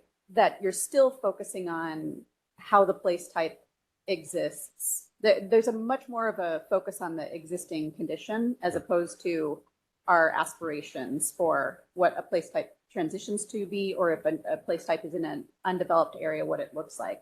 And I always saw your big numbered graphic at the top as the vision as opposed to existing. So I think that's where you could have 2 pages where one is existing and here's some of our broad overview of how it could be applied, what it could become, but then there's a real deep dive into what our real vision is of what this place type should look like, unrestricted by maybe what it is currently. It's a lot to chew on that one. Yeah, and also trying to keep in mind, because right now there's 12 place types, 2 pages on, a spread is 24 pages. That quickly morphs into 50 pages once we double it. And I know I hear, because I do conceptually like the idea that you have one spread where it grounds you in understanding this is the type of place that it exists in Dallas. And then the next one is, here are the design elements that need to be implemented as this place transitions, or just better design elements and land use components for that type of place. Again, just trying to figure out a way that we don't create a 400-page document. Maybe it's as simple, and this is just because you all have done a lot of work on this. Maybe it's as simple as moving those existing pictures on the other side and, expanding or lengthening that view of the, what you all want to see in the urban design elements. Right. My thing again is it can't be just streetscape parking. This is not future related. Right. And I feel like y'all are now you're part of our team in terms of like what staff does on a day-to-day. So I guess a few things that come to mind. So as we're looking at this document as a staff person, say, a zoning case comes in and they want to change from X to Y. Okay. And we're using this document, we open it back up. We're not looking at what's on the ground now. We're looking at what is the vision for this area in this spread. So this, from a staff perspective, being able to see from a big picture what the future vision is for this area, that's kind of what this entire spread should be. So I think the discussion between existing and future, I think what we want to show is future, but maybe let my team kind of jump in terms of like what this is showing and how. But I think I want this to be something that we can see that future vision clearly, So when we do go into a zoning change review, we understand clearly what this is supposed to be when we do make that recommendation. So I think that's kind of what I'm looking at, the existing versus future. This should be more that future. We're using some examples that have maybe already embodied that future vision. That's kind of the idea of these images is there's some images that embody the future vision of what this place type should be. There's some areas that need to kind of transition or will be transitioning or want to be transitioned to that place type example. But that's just, again, how kind of how we think and talk through this. But I'm curious what y'all think in terms of if this spread is supposed to be that spread that kind of shows a visionary, illustrative idea of what this place type is. How could we better maybe do that with this spread? How can you show a future vision of a city without knowing what's happened already? Right. But I've worked on, I'm telling you, about 4 of those plans in that list that you all have. And the missing element is the analysis about what has happened and what is, right? It's hard to cast a vision for a future if you don't know what's these elements. Like, these elements are really important. Right. The ones that, the pictures you have there, like what exists. Do we need more of those things, right? Is the question, right? Do we need less of those things? And I think sharing that information will help cast a better future vision, you know? Yeah, and part of that is what the place type application is supposed to achieve is talking about how within a certain place type in Dallas, that there's different levels almost of that place type, like of how you want the ideal place type, and there's different communities that are achieving it better than others are. And those are intentional decisions as to why some communities are achieving it a little bit differently than others or better than others. But that place type application is supposed to speak to, here's how you get from where you are now to a more ideal application of the type of place that this is. Bringing in. To that point, though, that ideal is more of something or less of something, correct? I don't know if I would say it's more of something or less of something, but it's bringing in certain design elements to talk about how this is how that place type should function. Whether that is more sidewalks, whether that is, again, you can't just say more sidewalks, because some communities may say we have sidewalks all over, not many. That's not true. 90% of Dallas is sidewalk poor, so that can't be true. But I like what you said about this is the more or less. I think there's some relevance to that. So there's an ideal that we're trying to show. So I think this document is trying to show what that is. So as we go to each of these place types, before we even get to that place type map, we want to show for each of these place types, this is the ideal situation. This is what it embodies. These are some of the land use elements, urban design elements. This is the vision. So as you go through each of those, you sort of understand, okay, so each of these have different types of elements that make them what they are, but this is that ideal picture. So when you do get into that map, you understand, okay, for this area, the ideal situation is this. So that's what we're trying to embody and develop. So I think your feedback is actually really helpful in terms of, this is not doing that per se, but I think we're trying to figure out how do we better do that through, is it showing what it is and then what we want that to be through the arrangement of the spreads? Is the information here, is that leading to that understanding? I'm curious from the body too, if I think I'm hearing some really good feedback, but I'm curious what others think about how this is showing that information. Does that show that ideal situation in this particular spread, for example? Let's go Mr. Goldstein, Mr. Yarborough, then Commissioner Anderson online. Thank you. My response to that, Lawrence, is that just in terms of real estate on the page, I think you have twice as much on the vision or the ideal, approximately, than you do on the existing. So to me, that feels about right. And I think labeling the pictures that you suggested earlier would be really helpful.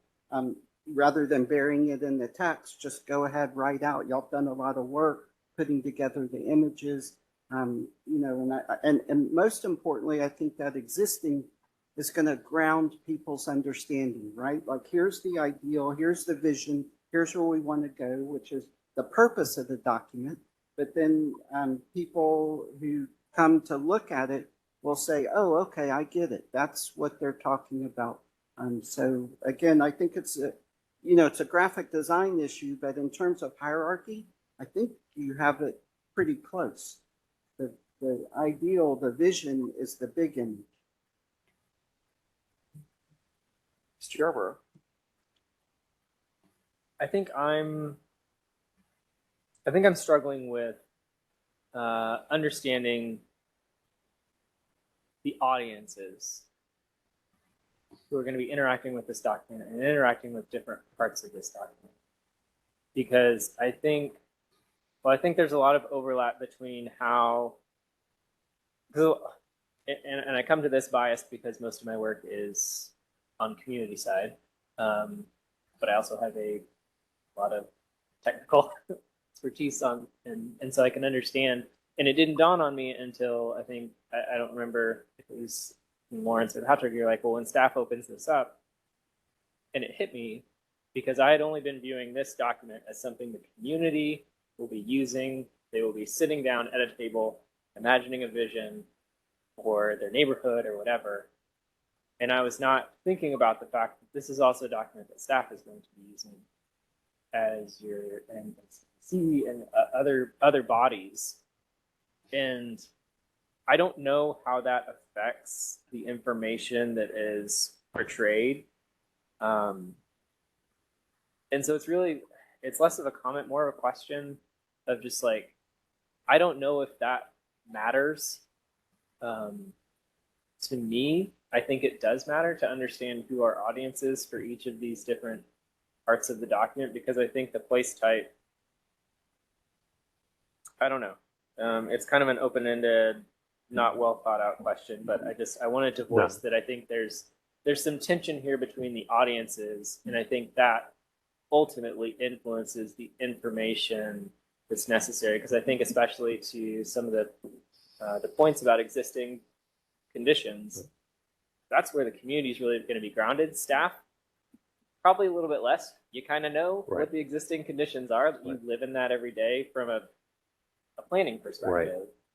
But I think it's really hard if you're a community, if you're just a resident like myself, and I'm looking at like, well, this is my neighborhood, and I can't see how to get there. And I think if that's what we're imagining this document to be, is how do I get from here to here?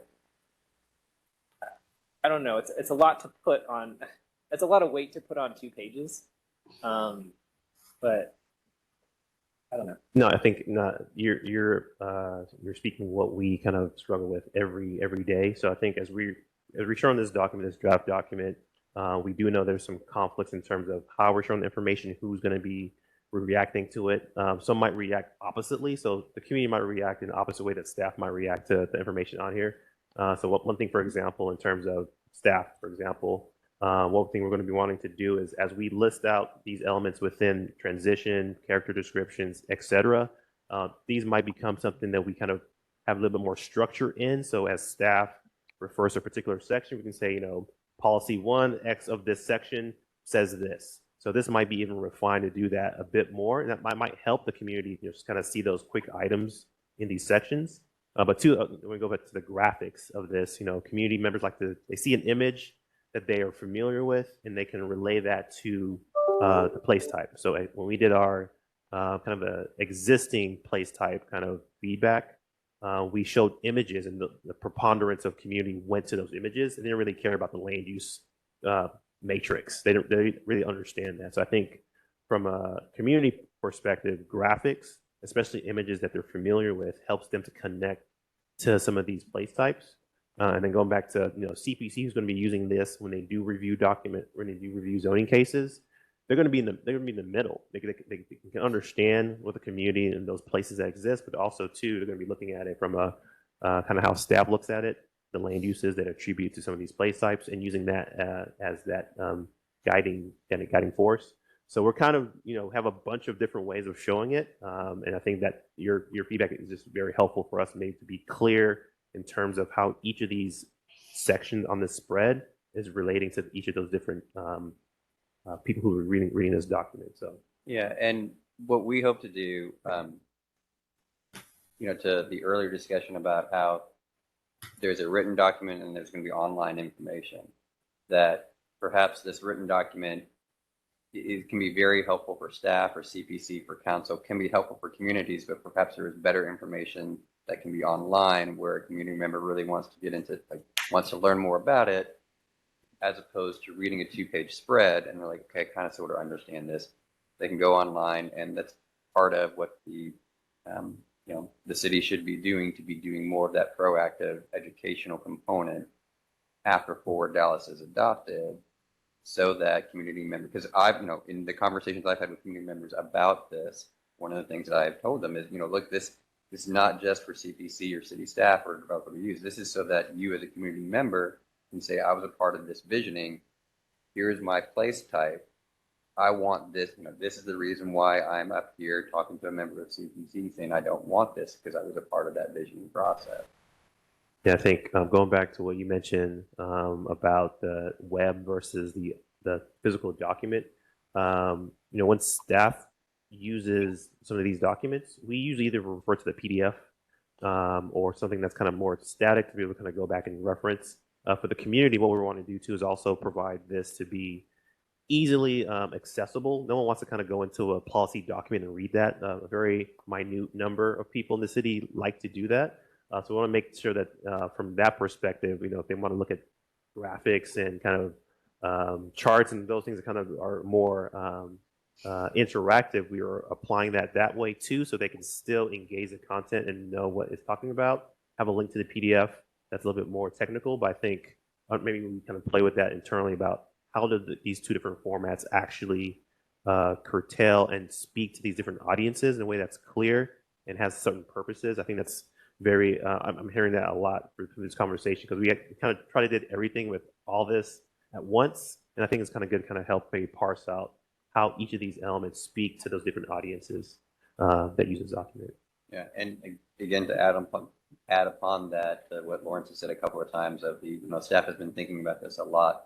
When we had discussions with y'all about how we were trying to be very intentional with naming some of these place types or with some of the brief wording on it, it's because it's to get to that point of, I'm at my kitchen table and I got this notice in the mail that somebody's changing the zoning. I don't have all that time to do that. Okay, I just want, how can I get this information more clearly and more concisely? And so that's what we've been trying to do. And that's what we're always looking for feedback to say, how can it be or more concise in how we're presenting that information and how we are using certain terms in certain ways. Thank you. Thanks. One quick comment before I get to Mr. Anderson. We talk about city staff generating additional content outside of what's within the four corners of the document, and I think that's great. The city staff intends to continue to do that over time. I think it's also important that we're very clear about what is the Forward Dallas comprehensive plan that comes through the committees and gets approved ultimately by council, and what is bound to be great additional material that is staff generated but not formally part of the approved Forward Dallas document, just so there's no confusion there. Just a quick comment, and then I'll turn it over to Commissioner Anderson, who I know had another question or comment. Thank you, Chair Rubin. If I'm looking at this from a communicative standpoint, seeing how the graphics and things outline, and if it's clear, I would think it does not describe regional space graphically. I think graphically, if to begin to describe this and the other regional spaces, we may need some kind of 3D massing graphic that further describes what open space is and how the feel and context of the area would be. When I kind of look at making these comments, I look at examples like City Engine and other things that are urban design based that help you graphically describe, hierarchies, and the various things that contribute to each one of these place types. So I think it could help if we were to have some 3D graphic massings that begin to describe, those differences between the open space and the surrounding community graphically, so that the uninformed can easily understand what we're trying to convey. Because what Right. we see here is a mixture of great information, but we're trained to look through this information. And I think we need to kind of, I don't want to say dumb it down, but make it more clear. Right. No, I appreciate that feedback. So I guess technically speaking, this graphic that you have here was a city engine model that was rendered, just for being a nerd. So, but I think in terms of like the 3D graphic representation, I'm thinking more, I'm not sure if you're all familiar with, NACTO, I forgot what they stand for specifically, kind of the National Association of Transportation Professionals, something like that. But they do have those 3D model graphics that are basically very rudimentary. They're not rendered, but they show the different elements of a particular place or space. That's 3D masked, but doesn't have all the, doesn't look realistic, but it does show those different elements. So we could investigate maybe updating or adding, or maybe even a combination of replacing some of these graphics that kind of show those elements in the 3D version that kind of does what these are trying to do. So I kind of see what you're trying to say, Commissioner Anderson. I think we can kind of play with that with our consultant. I think that would definitely help with what we're trying to show here. I think that goes along the lines of a picture says 1,000 words and a graphic says 1,000,000 words. And we can describe a lot of the things that everyone's been commenting graphically if we kind of use our graphic skills. Definitely. Thank you so much. Gilligan to Mr. Hall.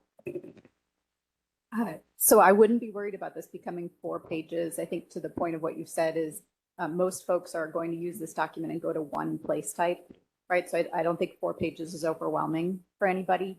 And I think because our written space for words is so limited, I think in some instances this document does not come off as honest, because I think back to the conversation about grounding us in existing and then where we want to go. I found myself sometimes looking at the character description and place type application and trying to figure out what are we really trying to do in some of these neighborhoods, right? We know for sure in some, traditional residential neighborhoods, there's going to be a real push and pull about what is the gentle density. And I think we need to just have more words or more visuals that are honest about here's the existing conditions in a lot of these neighborhoods, and here's our vision for where this could happen. And you're so constrained right now that I don't think you're really able to be honest about what the vision is. And we just have to be ready to have those difficult conversations about what the proposed vision is for some neighborhoods or for many neighborhoods.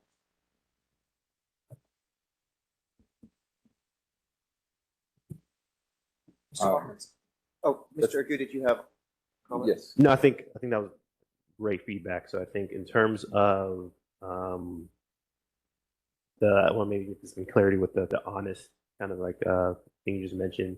In terms of what we're showing the public that these place types are, or is it more of a kind of where those exist in the city and the map in terms of what they're wanting to be? Can you just provide a little bit more clarity? I mean, you might understand where she was going, but Yeah, is it especially in the residential neighborhood place type that the vision for those place types in the future allows more housing, and that we need to be clearer in talking about how that's not currently in a lot of those residential neighborhoods?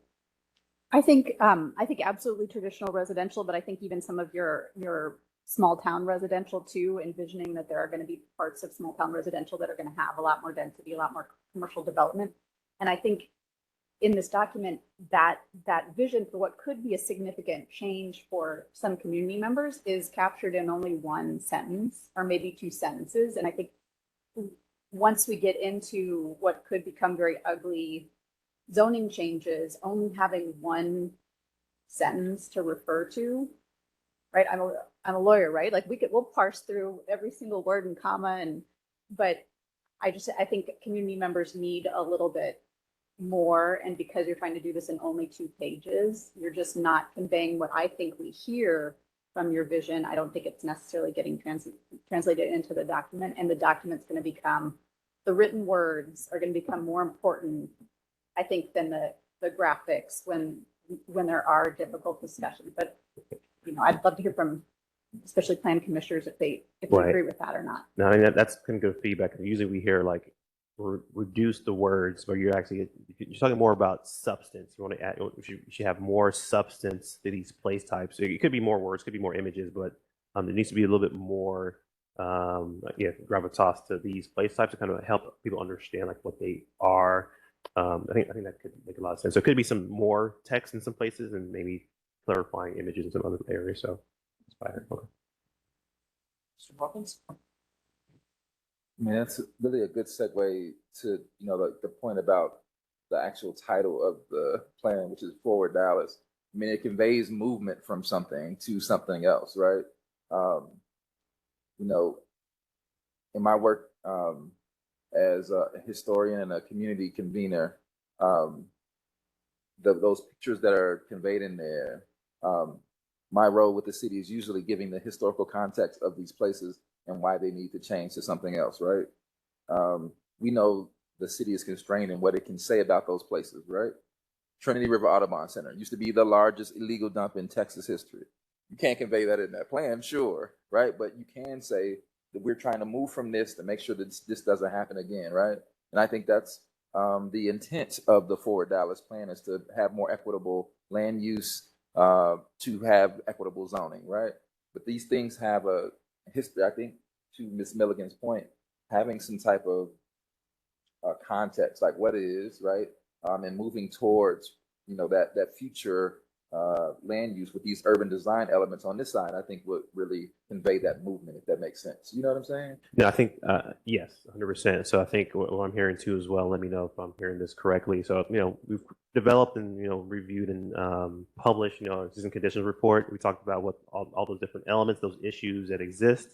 I think being able to kind of show what that is in this, to kind of like connect the dots a bit clearly. I think we talked about it, showing that at the beginning of this document, but maybe having some connection points here, because this might be the only spread that somebody looks into, to kind of just review this particular place. Like, you mentioned, like, you're in a kitchen reviewing a zoning change, and this is the place type that's suggested. You're not going to go into the ECR and unpack what that is. In terms of what I'm hearing, you just want to have a bit more clarity in terms of where we are to where we want to be. Where we want to be, and that's what you said. As from the city standpoint, wants to cast that vision of where we want to go. Right? There's the language about should be in this document all the time, right? And that leaves the reader looking for, okay, if we should be there, where are we at and where we need to go, And I think we can convey that kind of movement in that document. I think all the elements are here. It's just really just where they're placed, Yeah, that there's a reason why some of these place type applications or the transitions or the urban design elements, why they're in here. And a lot of that is because of the context, whether that's the history of the Trinity River and how we're trying to change the future of the Trinity River from how it's historically been used, sure, or a 1970 single family neighborhood, the reason why that was built and why it needs to continue to maturate as a type of place, that there is a context to those, which lends to the reason why that there are these recommendations for what that place type should be in the future. Mr. Overall? I appreciate Mr. Hawkins' point about the comment about movement. Like, this is a Forward Dallas plan. And as you were talking, and I was remembering Ms. Milligan's point about kind of the overarching goal around like what's the city's like development plan. And I was like, one of the few things that is really explicit in this document that I know we're not really scheduled necessarily to talk about today, but these goals, like those are the meat of the movement for this plan. And they're implicitly discussed, implicitly nodded to in the place type descriptions. I think there's a real opportunity to convey more of that visioning explicitly, because your goals on environmental justice, your goals on housing, your goals on equitable development, like all of these things are really explicitly called out in the goals, but they're kind of a subtext that if you only if you read the goals would you know what you're looking for. And it didn't hit me until we were just, like Mr. Hawkins was talking, I was like, oh yeah. Like I only know that those things are in there because we've been doing this for months. So yeah, I see y'all are excited to jump on, so I hope y'all have had these conversations. Yes, so I think the initial draft, internal draft of this had kind of little icons, connections points to the themes. We'll call it, theme connections. What we observed is that every page had the same connections. So in terms of the themes that we have at the beginning of the document, that's basically what drives all these place types. So we could show that, but it would be repetitive text on all these spreads saying the same thing from a high level, theme connections perspective. So we pulled that and we actually integrated that into the descriptions, application, and transition language. So from a high level perspective, all these do touch on those themes. And then maybe we can kind of talk about this here briefly, but that's a specific direction that we went with our internal development of this was to focus this to be on the content that's specific to these place types, and then having the themes talk about those general concepts that apply to all. I'm not sure if I necessarily follow that, Mr. Do we talk about these themes being repetitive from place type to place type, but let's just take, for example, housing. It doesn't seem like regional open space is going to do much to contribute on the housing front, whereas on the residential front and some of the mixed use fronts, it does seem like, housing will play a very important role. And then the types of housing that, are envisioned and potentially how each of these place types addresses our city's housing needs probably does vary. We're not going to see, some of the housing typologies that are envisioned for city residential that we will see in, traditional residential, but that doesn't mean traditional residential doesn't have a role to play. So I just want to very respectfully push back on that notion that we can't address each of those goals or we're going to see too much repetition. Yeah, I think to be clear, didn't say that these don't address those. On the contrary, all of these place types have some connections to those themes. So, for example, when we're talking about housing and regional open space, when we talk about how do people access wherever they live, open space and that kind of nature. So that's part of housing. We want to make sure that people are housed in a place that is complete. They can access some of these amenities, et cetera. So although it might not be this particular place type speaks to housing affordability per se, or those kind of elements, they do have some connections to housing, environmental justice, et cetera. And we've kind of tried to add that language into the description. So I think in terms of maybe going to what you're saying, are you suggesting that we maybe start to add those themes on these spreads? I don't know. I just want to be clear about what your critique or your comment I think is. it's worth exploring, and I think there is a lot of value in talking about how the place types advance each of the themes. I don't, know if it necessarily needs to be something wrote where there are, each of the themes are listed out. That might be one way to skin the cat, but it also could be within the character description, noting a few of these themes, mentioning, for example, EJ and putting environmental justice in bold or something like that, so we know that we're calling out the themes. Yeah, and trying to think through that and hearing the general comments on it, perhaps the first section up here that right now we have it labeled as character description. Perhaps that's context and character description, where we're giving some historical context to these places. We're talking about them, we're labeling them, and we're specifically calling out certain places in it. Then in place type applications, we're talking about a little bit of that future vision and building upon that context of those areas. In that place type application, we were talking about, how in this place type we're addressing housing. And so we can tie it back to each one of those themes in that place type application, because again, to Lawrence's point, and the simple example I will give is, like, we talked about EJ and we talked about less impervious surface, and that was a bullet point in every single, and we're like, okay, we had a bunch of bullet points that kept being repetitive. And so we tried to pull out the bullet points that were more specific to those place types and those themes in each one of those place types. Some of that language is probably got a little softened, probably. And so we just need to revisit that and say, okay, when we talk about place type application, and to Ms. Milligan's point about, housing in different neighborhoods, of specifically calling out the reason, here's a historical context of how these communities came about. Here's a description of them. Here's how we're addressing housing specifically within this place type application, and how this place type should address housing as an issue, whether that's through X, Y, or Z. Maybe to even go back high level again, I think is the core of what you're trying to say is that the themes are visionary, right? And we're trying to connect that visionary language into these place types to kind of make sure that the visionary place types connect with that visionary theme. Is that kind of the core of what your statements are? Just trying to make sure that this is that more future forward. I think that's definitely part of it. Okay. And then another part of it is just drawing connections within the document itself. We can talk about these themes and be even more explicit in these themes without using the words of the themes that we established up front.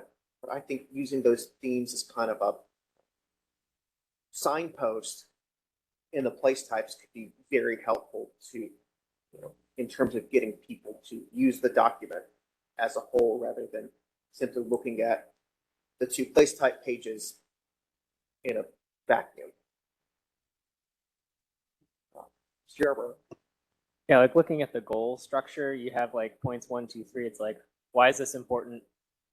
Where are we today, and what needs to be done? And that's essentially the same structure for your place types. It's like, why does this place type even matter? Where are we today, and where are we going? And so maybe there's some language and some overarching connections that you can link through the document. And again, I know we're asking a lot of these like relatively finite blocks of information. But I really think that's an important thing, because if I'm someone in the city, I want to know what this place type is doing to advance, these goals. Because what's the point of having the goals if the place types aren't advancing that? So I think it's really to the benefit, because then as your staff or your mission, you can very easily point to these goals for each place type and say, this is why we're making this decision, because this goal is here, this place type supports that. And it just makes that, and I think to Ms. Milligan's point, it creates boundaries for those conversations in the future that ground it in the decisions made for the document.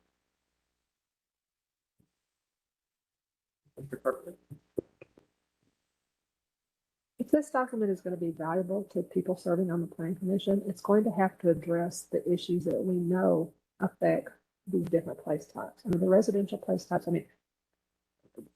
whoever was saying before that most people are just going to sit down, they're going to see what place type lands on their area, and they're going to read that very carefully. I think we need to be more upfront, or maybe it's honest about if everybody knows that one of the overarching drives here in the city is to add more housing and more housing affordability. So let's just go ahead and be upfront about how these different residential neighborhoods are going to, what are the parameters? Because this is, I don't want to get into the details because I'm going to have lots to say about traditional and blended, but, you're kind of soft pedaling it in the traditional residential neighborhood. If you look at this little tile graphic in the upper left-hand corner, it still is showing primarily single family detached. It shows a little bit of attached at the, along a corridor there. But, according to the little chart, multifamily is a supporting use, office and commercial. It doesn't really show that. It just looks like, okay, single family and kind of along the main street. Maybe we'll have some attached, and there's some public open space. That's not too bad. But then when you get into the text, it says, I can see CPC talking about this endlessly.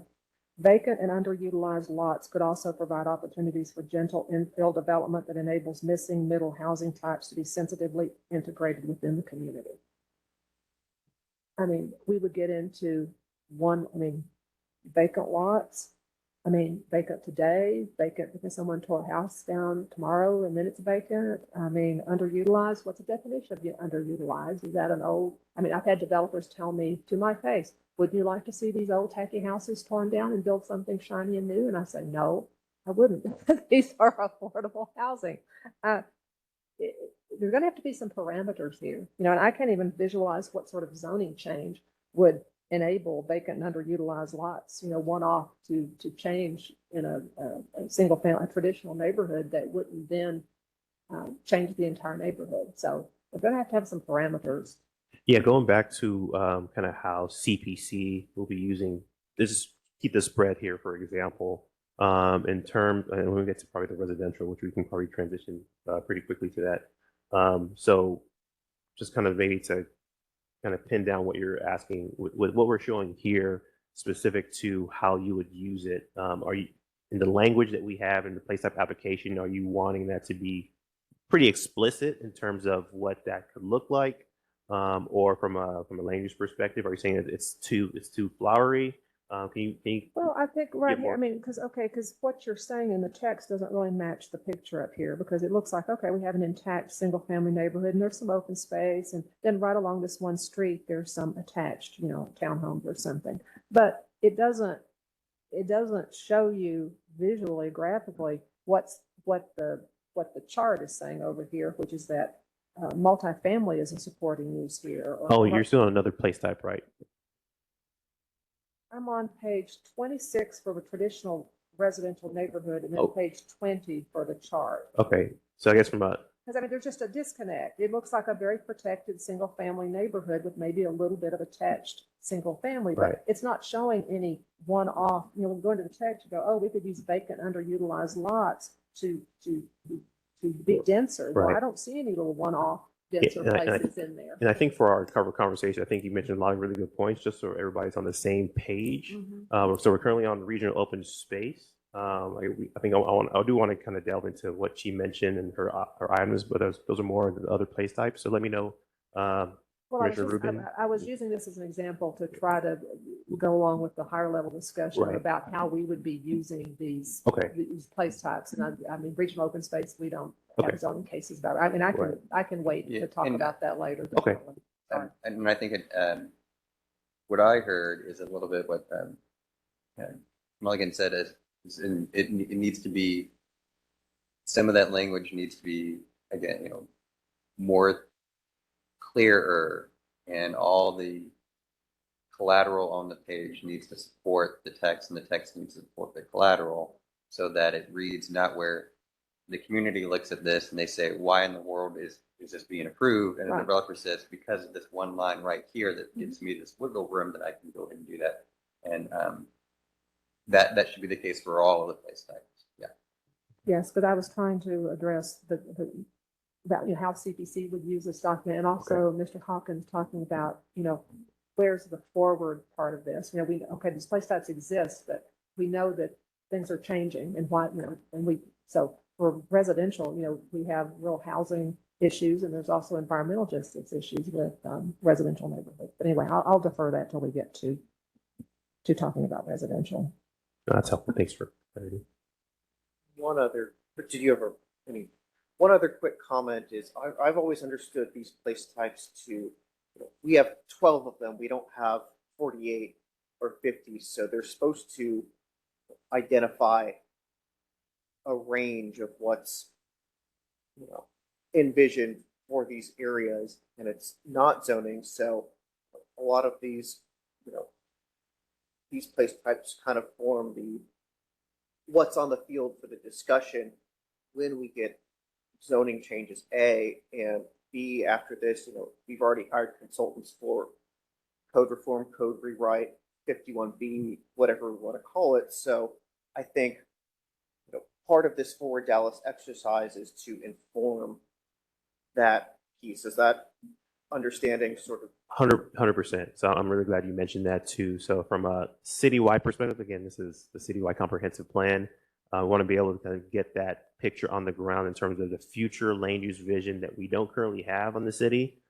just to be able to kind of help, housing, economic development, et cetera, understand what that needs to look like from the city perspective. There are going to be some areas that do need neighborhood plans, delve into that more specific kind of visionary perspective to understand like this is going to be this one land use or this particular type of activity. But from a high level perspective, you're 100% right. You've been going for over an hour and a half or over 2 hours now. Does anyone need a 5-minute break so we can, get some water, coffee, or anything like I that? got one question that I'd like to put on before everyone Okay. kind of goes. Do we need to take a break, y'all? Would anyone Well, like go a break? ahead. Why don't we take Commissioner Anderson, why don't we take a 5-minute break, then we'll come to you, to Mr. Hawkins, right after the break. All So right. we'll be back around 10:55. Okay. Stand in recess.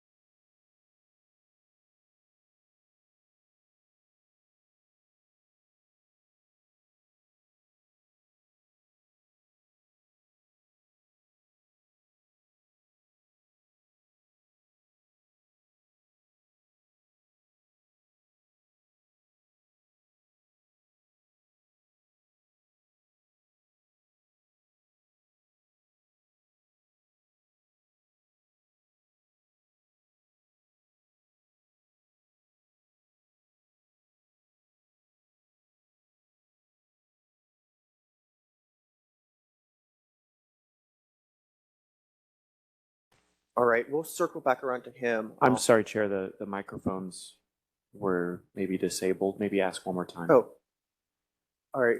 It's 11:05 a.m. and we are back on the record with the quorum of the Comprehensive Land Use Plan Committee.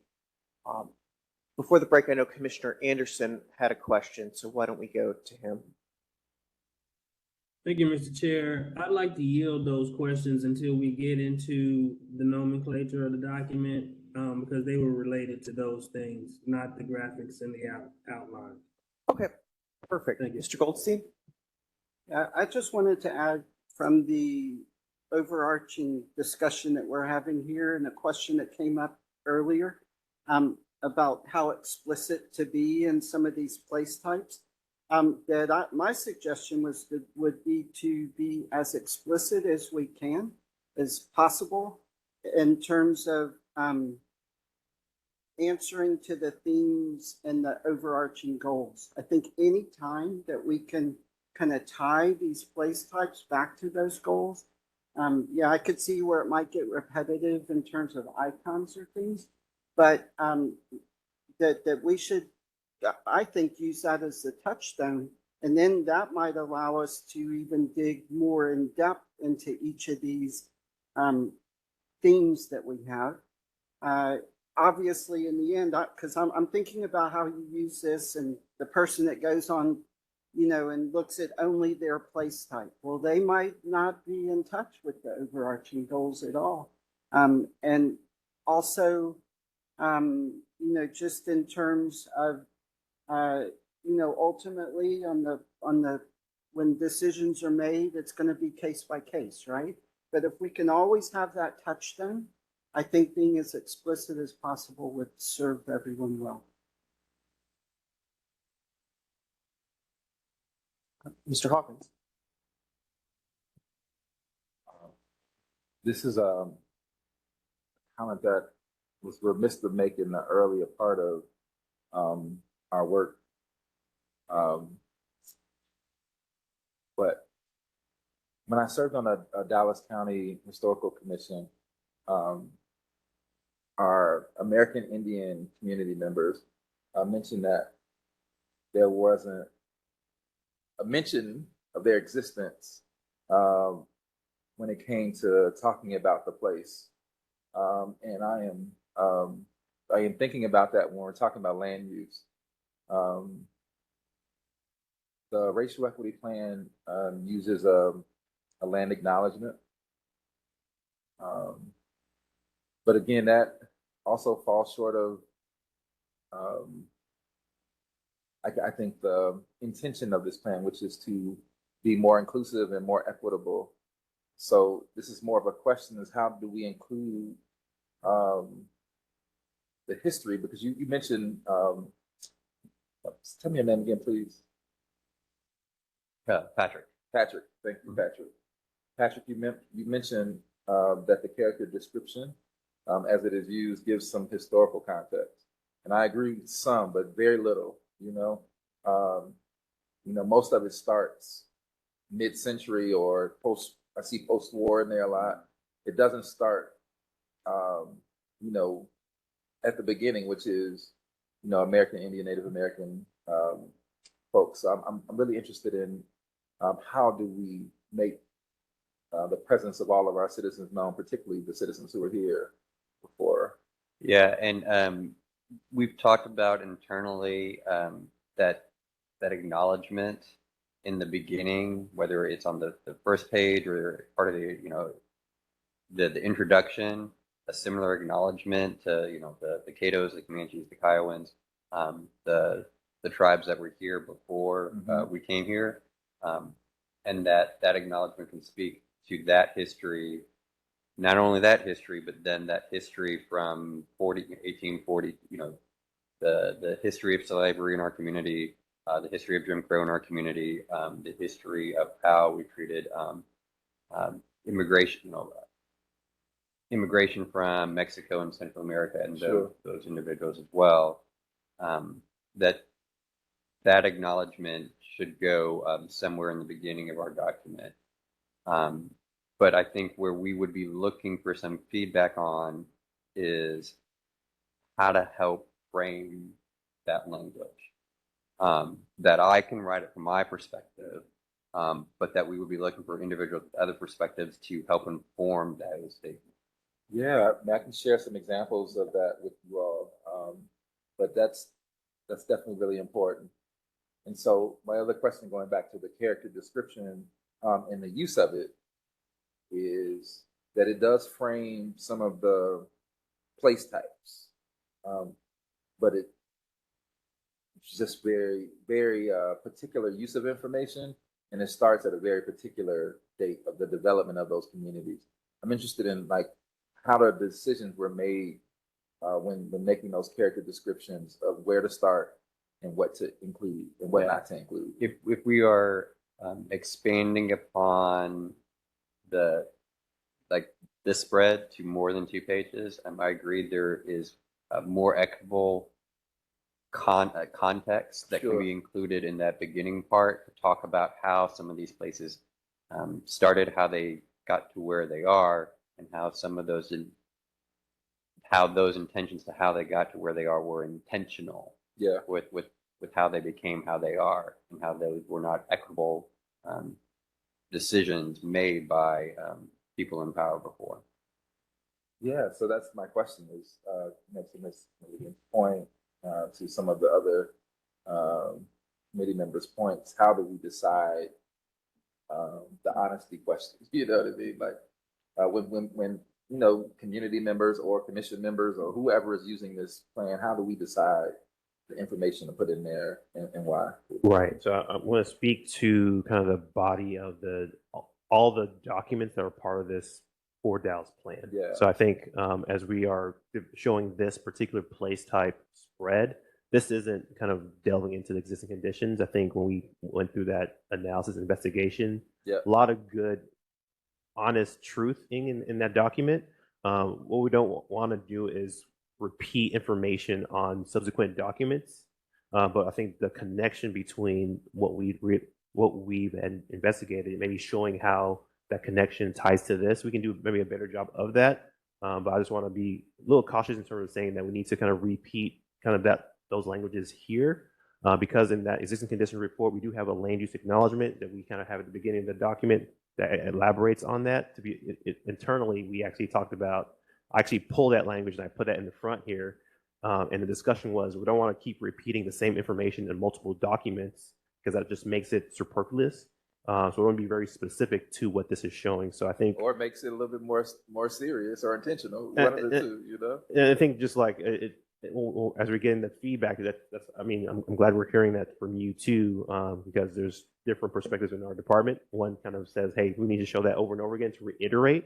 Others say that just adds more text and people can get to the bottom of what they're trying to get to. So I'm curious in terms of if because we can show that here again. I think just reiterate why we're doing this. I think it's important to show the why and the importance of it. But what we don't want to do is repeat information on this document too as well, and becomes just this massive thing that people can't access. So that was kind of one piece, is just access of information, and what we're showing. Want to be very clear and specific and succinct, because a lot of our other documents for Dallas 2006, it's a massive document that's broken up into 10 sections, each with like 100 plus pages. Even when I got to the city, I didn't really know what to even do with all that information. So I think we want to have this balance between succinct of information, clarity, and connection. So I think what you're saying does make a lot of sense, but I think we don't want to just copy paste over maybe that language here, but still have an allusion to what's in that report. I don't know. That's kind of what I'm thinking about, is we have that ECR document, which is kind of touches a lot of what you mentioned, but how do we connect the dots with this document, or this portion of the document, which is part of that larger body of the ECR engagement report, et cetera, that's going to be part of the package final delivery that we do send out. So yeah, I mean, to Mr. Goldstein's point, how do we get the intentions of you all in this great work you're doing match the impact? Got it. Because that intention that you all have to do that doesn't match the impact of me reading it and seeing that some of those things are missing, right? Okay. I don't. That's mine. Yeah, that makes sense. Any additional comments, questions before we had some great discussion? I think it's important that we do get moving over into the specific place type soon. So any final remarks, questions, comments there?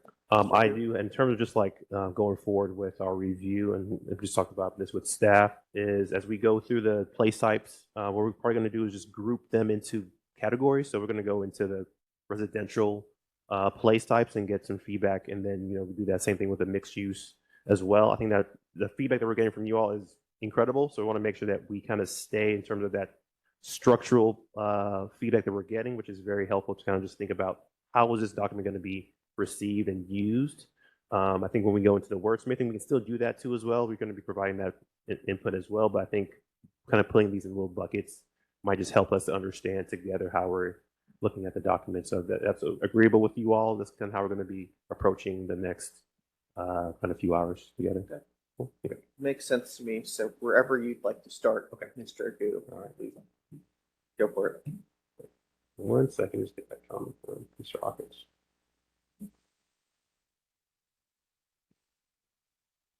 Okay.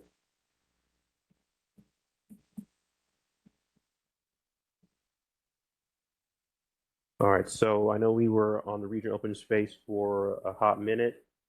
We used it for more for more structural conversations, and I think in terms of even more specifics to this, I think I heard a few specific kind of allusions, but for the most part, I think we're good with this place type, unless there's other comments on the regional open space. Okay, I'm gonna now transition to the small town residential, and as we have this conversation about residential in general, we can go back and forth between a few other residential place types. I think they have a lot of corollary and similar ways of being reviewed. So as we kind of start with this, feel free also to use the other residential place types as places of discussion too as well. So with that, we can start from a structural standpoint, just from the residential. But if you would like to delve into any more specific small town residential items or questions, we can kind of delve into that too as well.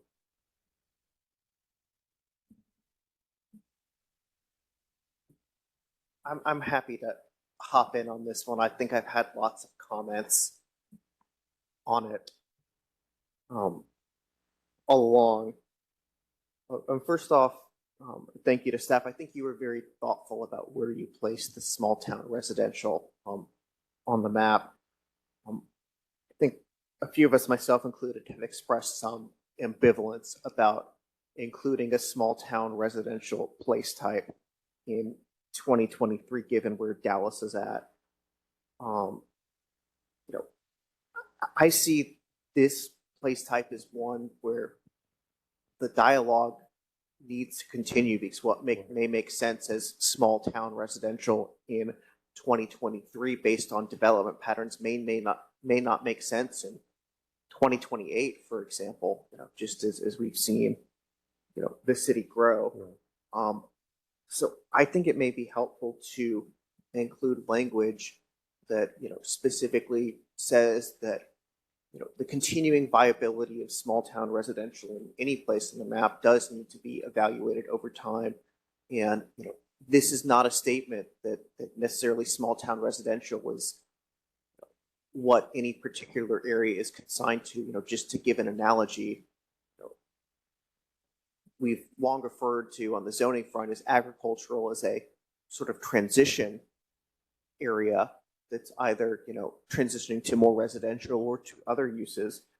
And, I just want to make sure that we keep the discussion open very explicitly in this document. And it's just my view on small town residential, and also that we really are thinking about the costs and benefits of, preserving small town residential versus actually, letting it to transition to something else. On the pro side of keeping small town residential, those areas are not the best served by infrastructure. There are significant, potential costs to developing in terms of what the city would have to expend in. There is a lot of open space, impervious surface. On the other hand, it's some of the most, it's a lot of, greenfield sites that potentially could lead themselves to development in the future to address some of our housing and other needs. So I think this small town residential, there are a lot of it's there, but I would like to see more of a visionary, ambitious, future-looking piece to, future-looking component to small town residential. Mr. Barrett? So, as you mentioned, so agriculture use has kind of been a placeholder, or it's the default, lowest. And no other value, you have agricultural value of land once you get outside of the municipal area. Wiley, Kleberg, which is the example is giving here, were annexed into a major city, and there is, not to me, a big difference between this is not a planning, this is a status quo. If we're keeping a small town residential, I think this use and this place type should be folded into another residential type. We can have conversations about allowing agricultural uses that are already pretty well protected by state law, especially with some of the new bills that came into place. I don't necessarily think we need to be zoning for large lots so people can have it. There's nothing preventing people from having that lifestyle. So we don't need to take special effort to prescribe that to keep something that's the default. So, and the bigger picture, that's something of a comment I have in a lot of these these low intensity, low density uses. These are the default. You don't really need to prescribe the lowest level of a use because that's the default. We're talking about forward planning. We need a plan of what things can and could become, not lock them into a space where they're going to be in for the next 15, 20 years. Yeah, but I think that's a good comment too. I think as we looked at, for example, the for Dallas 2006, there's one residential place type category that covers the entire city. So feedback that we received is that we need a little bit more clarity in terms of what does that look like in different parts of the city. So I think that was kind of the idea behind going in creating the different place types based on the scale. I think your point is noted in terms of visionary perspective. It doesn't make sense to think about what does this look like when we had 300,000 more people to the city? What does the city look like?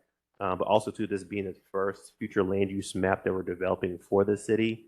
I think we're kind of, as staff and kind of hearing all different perspectives, there's the perspective to provide that clarity from a place type land use perspective, maybe this first iteration, going back to maybe how this gets developed or reviewed or amended in the next few years, that might just happen in terms of how you're describing it. Maybe it becomes a little bit more future setting in terms of kind of setting the groundwork after we do have like a clear understanding of what the place types look like, what they should be, and then moving forward.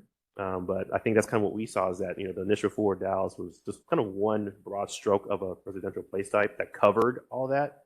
And then the idea behind that was that the description should be able to kind of talk about how that changes. So that was kind of some input that we received, but I think your point is also very valid. And I think from the feedback that we've heard and internally, we've already talked about changing some of the place type application language in here to talk about how that the application should be that this shouldn't turn into industrial or heavy commercial land uses per se, but that this should be, because someone did mention greenfield development, but I will tell you from being out in Cleveland, they don't consider this greenfield development. They consider this their community. But understanding that this area of Dallas should have a future vision for development. What they perceive the negative is the cookie cutter kind of suburbanized development. So perhaps we can change the place type application in this to say when this starts to develop, and it should develop, here are good guidelines to develop it as a quality residential place type in this community, understanding that yes, there still may be some ranchettes that occur out there, and still maybe some barns that are out there, but a lot of this would develop as a more compact residential community that needs to be reevaluated each time we do an update to say, is this now no longer a small town residential place type because enough development has occurred that it's now we're going to continue, or we're moving it to put into a different type of place. Right. And I think also too, like the development of this place type at the beginning of our conversations with this body. I think remember we had a rural theme in the beginning. That was just initial kind of feedback we got from the community. But I think over time, I think just having that place type and that language within a place type that's actually designated, I think that was kind of sufficient to one, place that on the map and also show some of that input that we've heard too as well from, there's still residents that value having that place in the city designated somehow and acknowledged. And I think it's kind of that thing that we're playing. We're kind of that kind of centroid in terms of information that we're getting. So that's kind of how we've addressed it, that we're still kind of touching on that within the place type, having a place type that touches on that particular type of place. And it's not really a theme that kind of it's embodied citywide, but I think it's a place type that does reflect people that exist in the city. Yeah, and being cognizant that, and the language I think needs to be updated to reflect this, but cognizant that, because if you go to a lot of small towns in Texas, the town part of that small town is actually a pretty dense area relative to Lake Highlands or Pleasant Grove, right? Because you've got your main street, or you got your town square, and then you've got a mix of housing that's around that's more compact, but then slowly starts to get into the more ranchettes or the bigger places out there. And so I think updating that language to say, yes, we need more residential development in this area, that needs to understand that closer to those main nodes of mixed use and commercial activity, that's where the more compact housing should go, that you can still allow for on the periphery for more of the ranchettes and the small farms and that type of stuff to exist. And I would, I guess, just ask for feedback if we can alter this place type to include that type of language. Is that more reflective of something that would work for the next 3 to 5 years? Again, acknowledging that in 3 to 5 years, we can revisit this and say, that did not occur at all. Right. We need to modify it. Right. And I think I'm pulling up just the text to kind of delve into a little bit more nitty gritty. So the language actually talks about the commercial neighborhood, we tweaked the language, the neighborhood mixed use place type, or medium commercial place type. Those are basically companions to this particular place type. where that concentration of mixed use or commercial areas are identified in that area. So for now, in terms of what we see in the city, or maybe in the vision of this particular part of the city, where it's probably a rural residential by a neighborhood mixed use, you know, as development people come to the city, that could change to something more denser in terms of traditional residential, medium mixed use, depending on what the community sees. But based on what we've heard too so far, that's kind of what we've identified on the map and on the language here, is using those two place types together to help develop what that place in the city looks like. Have follow up, Mr. Barrett? I do. On the place type application right next to it, so the first in the character description talks about needing a variety of housing types to support, and it talks about a lack of density to support the local shops. But then we get in the place type application, and we're prescribing neutral residential development in this place type within large lots, should preserve the large lot character and mitigate the impact of new development. And then references limited utilities and infrastructure. So that, to me, is a preservation of large lot development, which is not, you talk about small town Texas, those are economic outcomes of a dense downtown with rural areas that have ranches on the edge. This is not, we're not talking about economics here, we're talking about, in this segment, we're talking about zoning, which is prescriptively saying that we should have large lots, which is preserving a character of the neighborhood for the benefit of the people who own land there, to the detriment of their neighbors, right, and future comers. And I don't think that is something we would want to prescribe. In the continuing with some things about utilities, utilities are a function again of economics. So we don't need to plan for people worrying about people using septic tanks and being off grid or something, because those things will come when the economics of the area support it. So we don't need to plan for, say, well, we should have large lots because we got to plan for people eating on septic tanks. Like we already have building code rules for that, health code rules, environmental rules for that. We don't need to do that from a zoning perspective. Like, we should be planning for use of this urban land, which is in a major urban, or maybe a major urban center, plan out for infrastructure, for roads, utilities, things that go with this area. And for the foreseeable future, bills to continue to be large lots with people who can still have barn dominiums and things. Those things are not illegal. You can still have on your own land what you want, but we cannot use this land and preserve it for those people for their aesthetic preferences to the exclusion and detriment of future comers. Just noting for the record that it's 11:31 and it's 9 past here. Commissioner Carpenter?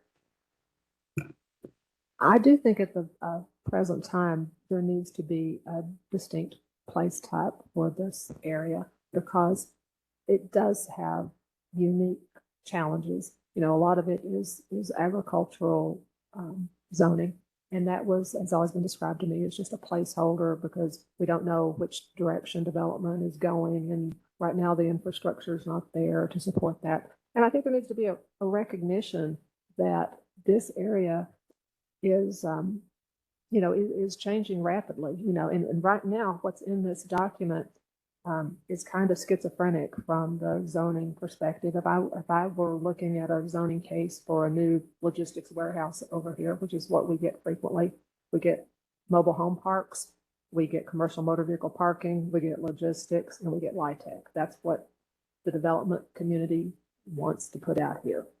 And then you get the clearly expressed views of the neighborhood who want even though they acknowledge that change is coming, they want to preserve some character of the neighborhood.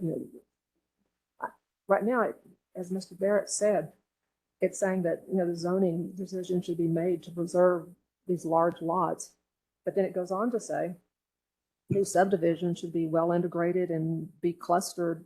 And well, those are two different things. A cluster is not an individual large lot. And then it comes over here under transitions and says any new industrial uses should be environmentally low impact.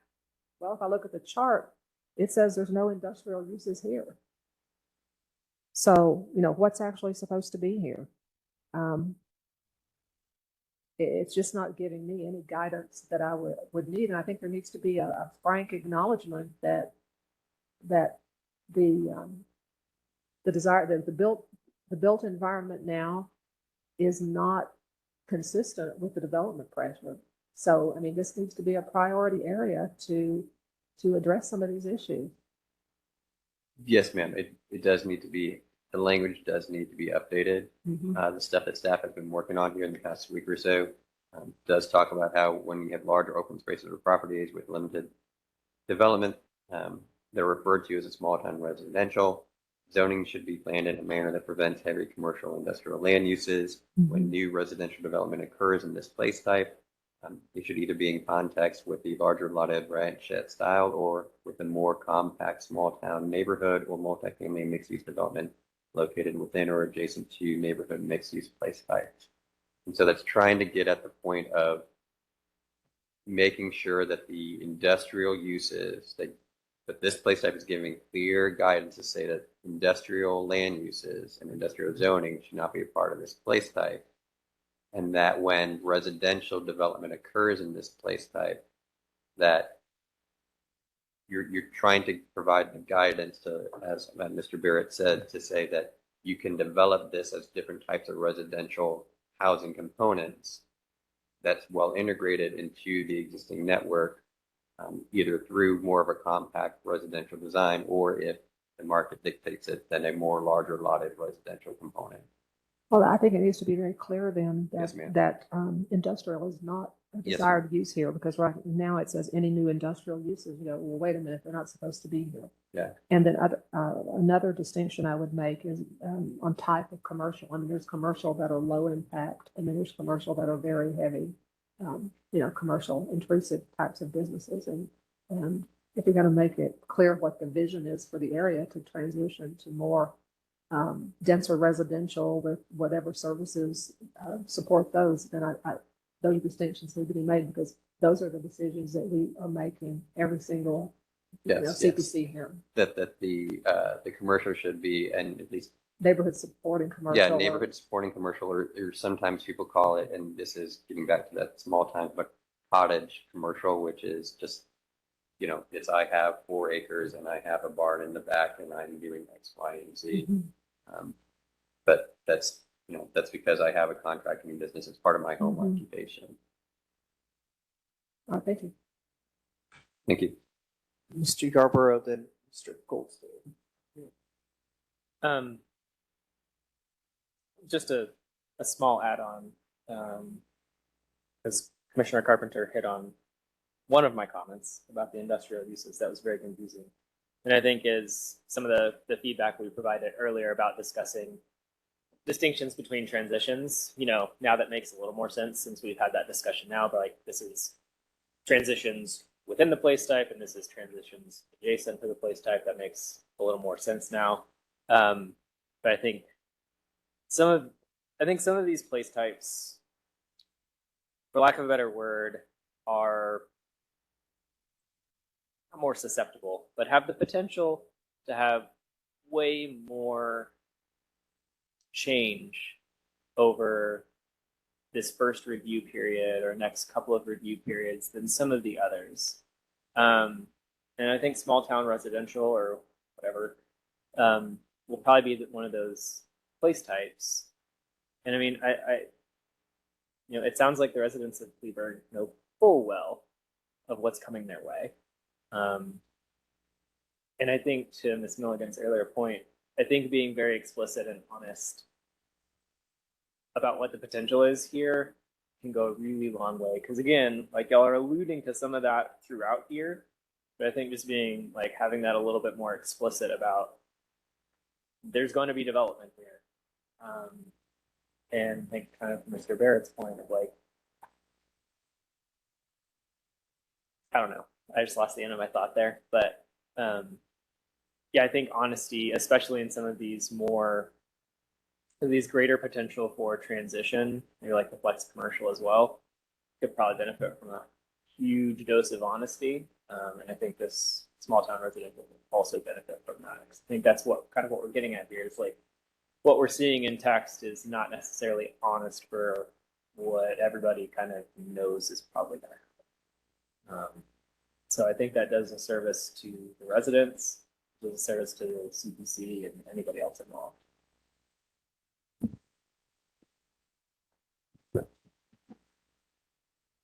Can I ask a clarifying question? When establishing this, and I don't know the answer to this, obviously, but is there any plan for future major infrastructure investment, i.e. street, sewers, water, any of that in this area? Because frankly, that infrastructure investment that the city's planned or anticipating will be the leading change to this community. So I guess that's the first question we need to know the answer to. I haven't, in speaking with the individuals involved in those communities, I haven't heard that there's a lot of infrastructure investment that's coming to them directly that they're aware of. I haven't seen something from TxDOT where they are substantially changing any one of those two freeways. The residents will say they are very much looking forward to the Kleberg Trail when it goes through there. It's an old rail line Right. that would be changed into a hike and bike path. I don't know. I haven't seen anything on funding for that path that has come to fruition. It doesn't appear to be one of the priorities of the folks that are doing those types of trails right now in Dallas.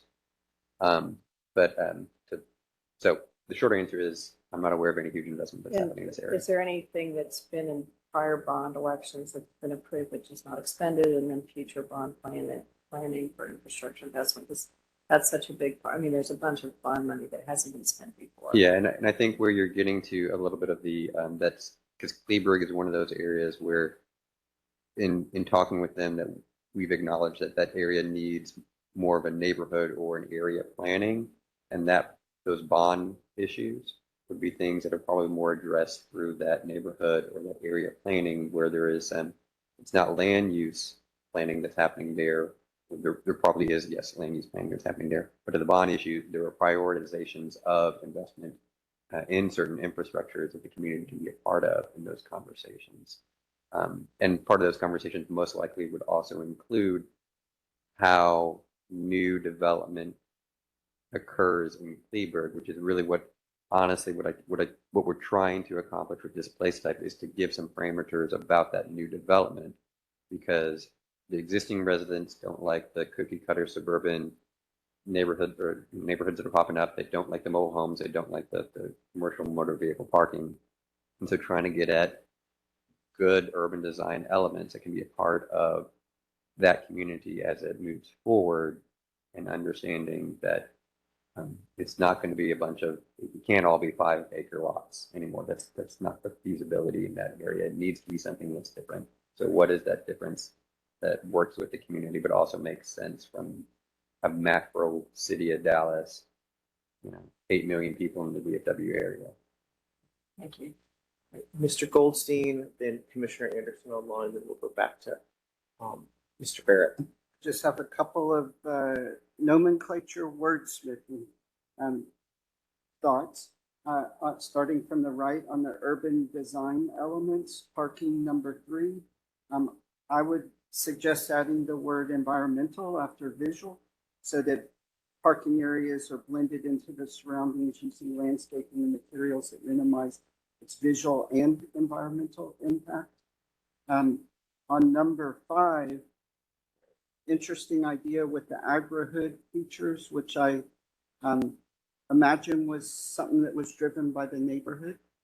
And then in terms of transitions relating to the agri-hood features, that first line about how natural areas should be integrated into development, hopefully that'll be an idea that's integrated across the whole for Dallas, but certainly something that would be appropriate for small town residential. And then finally in the place type application column, with a little missing a word in the first in the first sentence. And then at the end, maybe we can clarify for the general reader this idea of a clustered design approach. The outcomes are stated, but it seems like it could be clarified a little bit more. Thank you, Mr. Goldman. And if there are sort of line level edits or typos, by the way, Yeah. why don't we send those to, if they're substantive, then great, let's Mhm. discuss them here. But if they're typos, why don't folks just send those to city staff so they can get those addressed so we're as efficient as Right. possible today? And Mr. Gilson, just to get clarity in that last comment, where did you mention that would or should be applied? Your last comment on the place type application. The cluster design Yes. is the last sentence of place type application. Okay, perfect. Great. All right, Commissioner Anderson. Thank you, Mr. Chair. So my thoughts are again towards defining what this document is doing relative to moving forward and forward Dallas. For small towns, I would imagine that it would give us some suggestions on how to move small towns forward in a sustainable and economical way, giving suggestions, not really just kind of outlining what small town residential is, which is what I feel like that document is doing. In terms of precedents and how to move those things forward, it makes me think about communities like the Woodlands that was a similar outline and land use that then has transformed into, somewhat of a mecca. But I think that would be the aspirations of small town residential what are the design guidelines and goals that are overlaid onto this particular place type? And then how will those move this community forward? I do recognize the typical things, the streetscape, open space buildings, and how those are described, but it doesn't say how small town residential will move forward for the city of Dallas. And that I think is concerning, but also relative to forward Dallas, I think that these should match the aspirations of the bond that we are evaluating. Because of those infrastructure overlays, if we decide that a land use should be one way or another, it should match infrastructure for the bond in order for that to become a reality. Otherwise, we're going to be kind of left in left field. That's basically what I wanted to convey.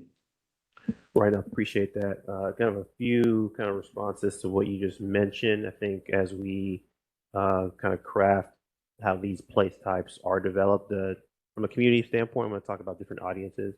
From the community standpoint, we want to make sure that what we're showing here represents generally what that vision looks like. So whenever you do have that clear vision, these place type descriptions, map, etc., then you can start to understand or try to figure out where does funding, how does that need to apply to whichever community to get to that vision. So council members, they're the ones that kind of help with that process. In terms of the bond and maybe the current bond and what's happening, I think that's also important as we review this. But in terms of the use case of how this document is used for the public per se, the idea is to kind of to get a clear vision of what that community would like to have, develop from an urban design, et cetera, and then funding, infrastructure, all that should align with that vision. Currently, that vision doesn't exist. So I think going back to the core again of what we're trying to do here is, what is that vision for this community, the community in this place type? What do they like to see? It might not be what happens in 30, 40, 50 years, but in terms of what the community that live there, what they like to see happen in their area from an immediate future perspective, want to be able to identify that on the map, on the descriptions, and then funding, et cetera, can follow what that vision is. But we want to make sure we at least get that on the paper, and then follow with what you just mentioned with the investment to get that achieved. Well, I don't know that it provides a vision. The people in the community, I'm quite certain they don't know how these kind of rural to urban transitions begin. They don't have in their toolbox very many things that they can say, look at this as a precedent or example. And I'm looking for this document to allude to forward-leaning ideas and urban design guidelines and specific goals, as we stated earlier, that could be achievable by small town residential. I just think that what we have here is kind of outlining what we have and describing what it is, but it doesn't move Dallas forward. I definitely hear the comment. And yes, I agree. I think this place type should do a better job of showing how you are incorporating a previous small town into a major American city. Yes. I think it should also be cognizant of, you know, the large lots and things and how they develop, but I would warn us against overarching themes in the document that begin to regulate things like large lots and stuff, because then that could be seen as invasive, so to speak.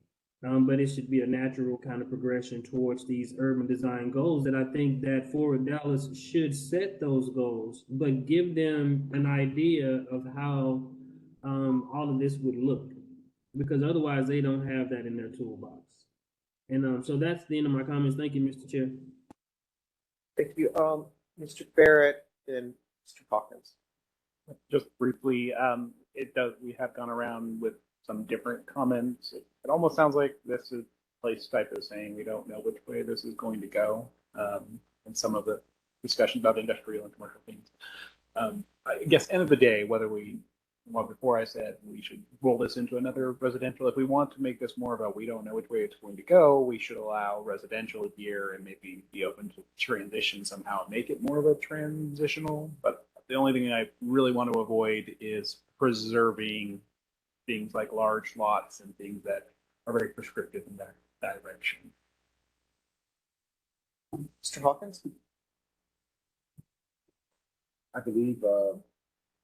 Goldstein's earlier comment about the goals of Forward Dallas could be helpful in a place type like this where it's not so prescriptive and there's some interpretation, because I'm sure the residents, when you all had those talks, had some goals for their neighborhood, and those can be reflective in the Forward Dallas goals, particularly if they're like priority goals. And I think every place type can have those priority goals that can really help translate this for users of the document, you know, whether that goal is environmental justice. Let me just give an example, you know, if that is on the top of this page or somewhere located, and that's a priority goal for this as expressed by the community members, and a goal that matches with the city's, you know, desire for the future of this community. I think that could be really helpful.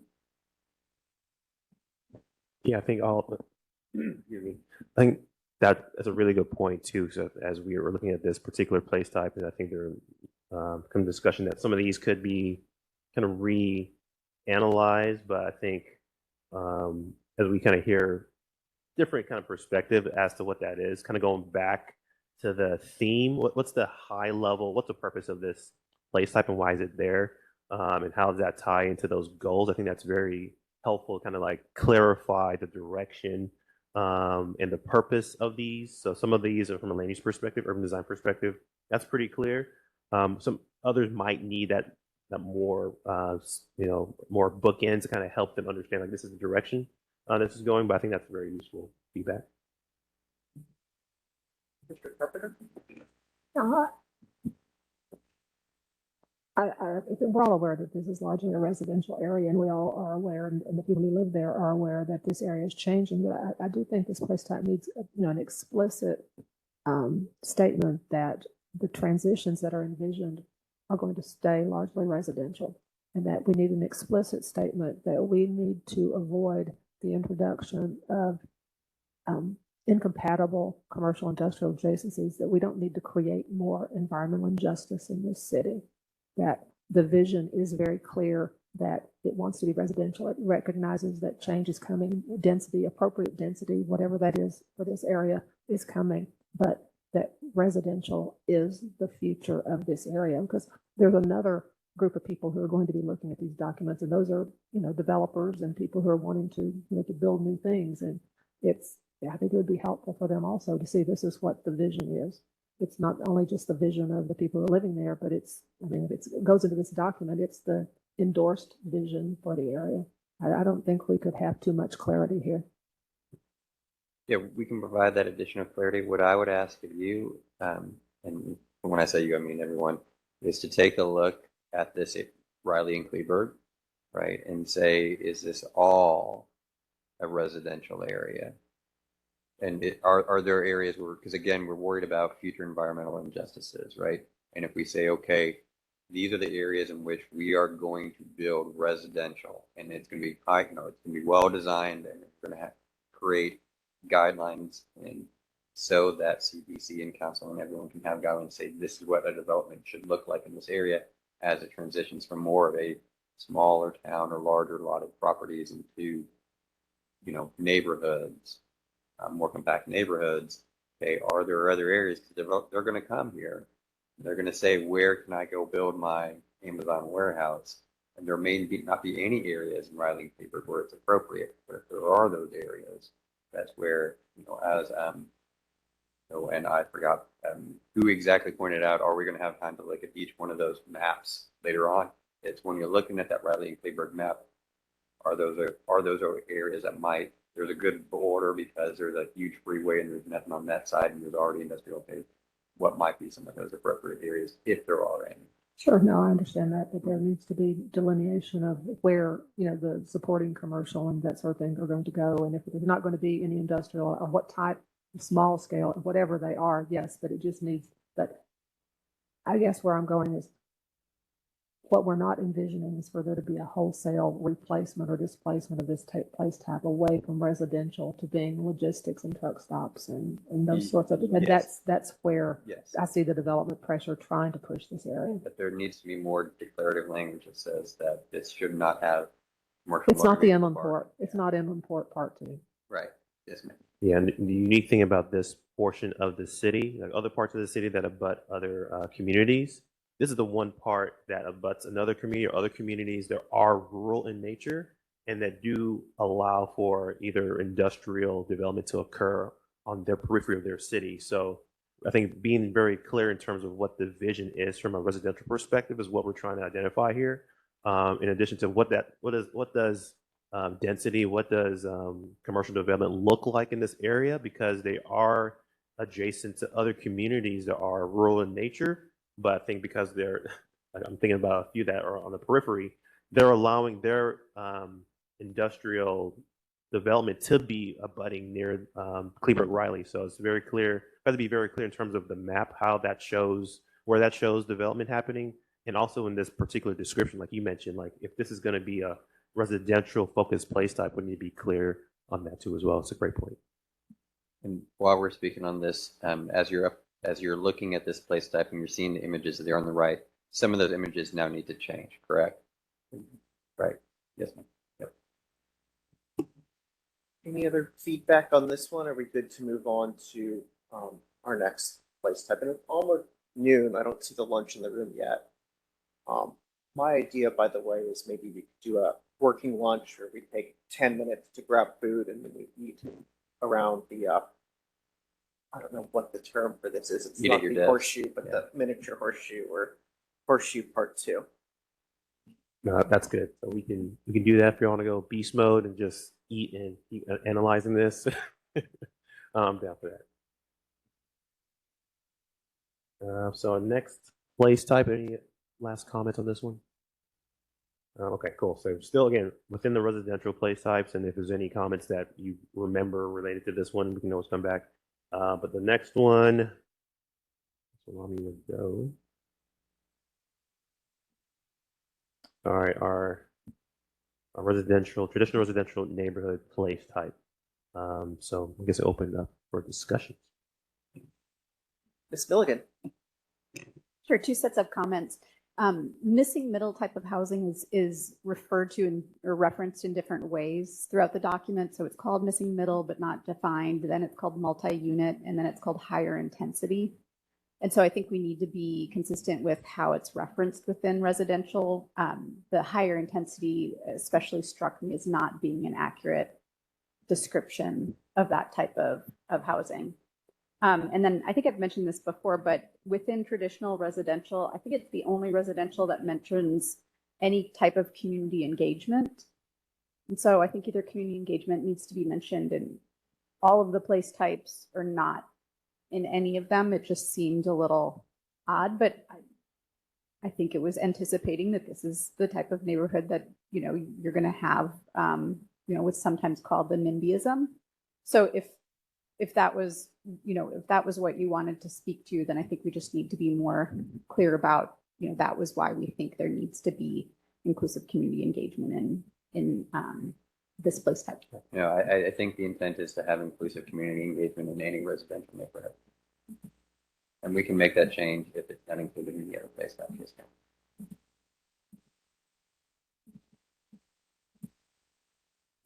Mr. Carpenter. I'm having tremendous difficulty with the traditional residential and the blended residential place types. I see that virtually every single family neighborhood in West Dallas has been assigned the category of blended residential. And when you look at the different uses that are allowed, if you look on the chart at page 20, all the different uses that are in blended residential, some of them are quite surprising. It has multifamily as one of the primary uses, in addition to single family attached and single family detached. It adds mixed use and lodging. And, you know, considering some of the intense public debate we've had about lodging uses in residential neighborhoods recently, I think that this blended residential place type, when applied to an existing neighborhood, is almost putting a target on its back, that it's saying, okay, here's the spot, developers, here's where you come and you know, goodbye single family neighborhoods.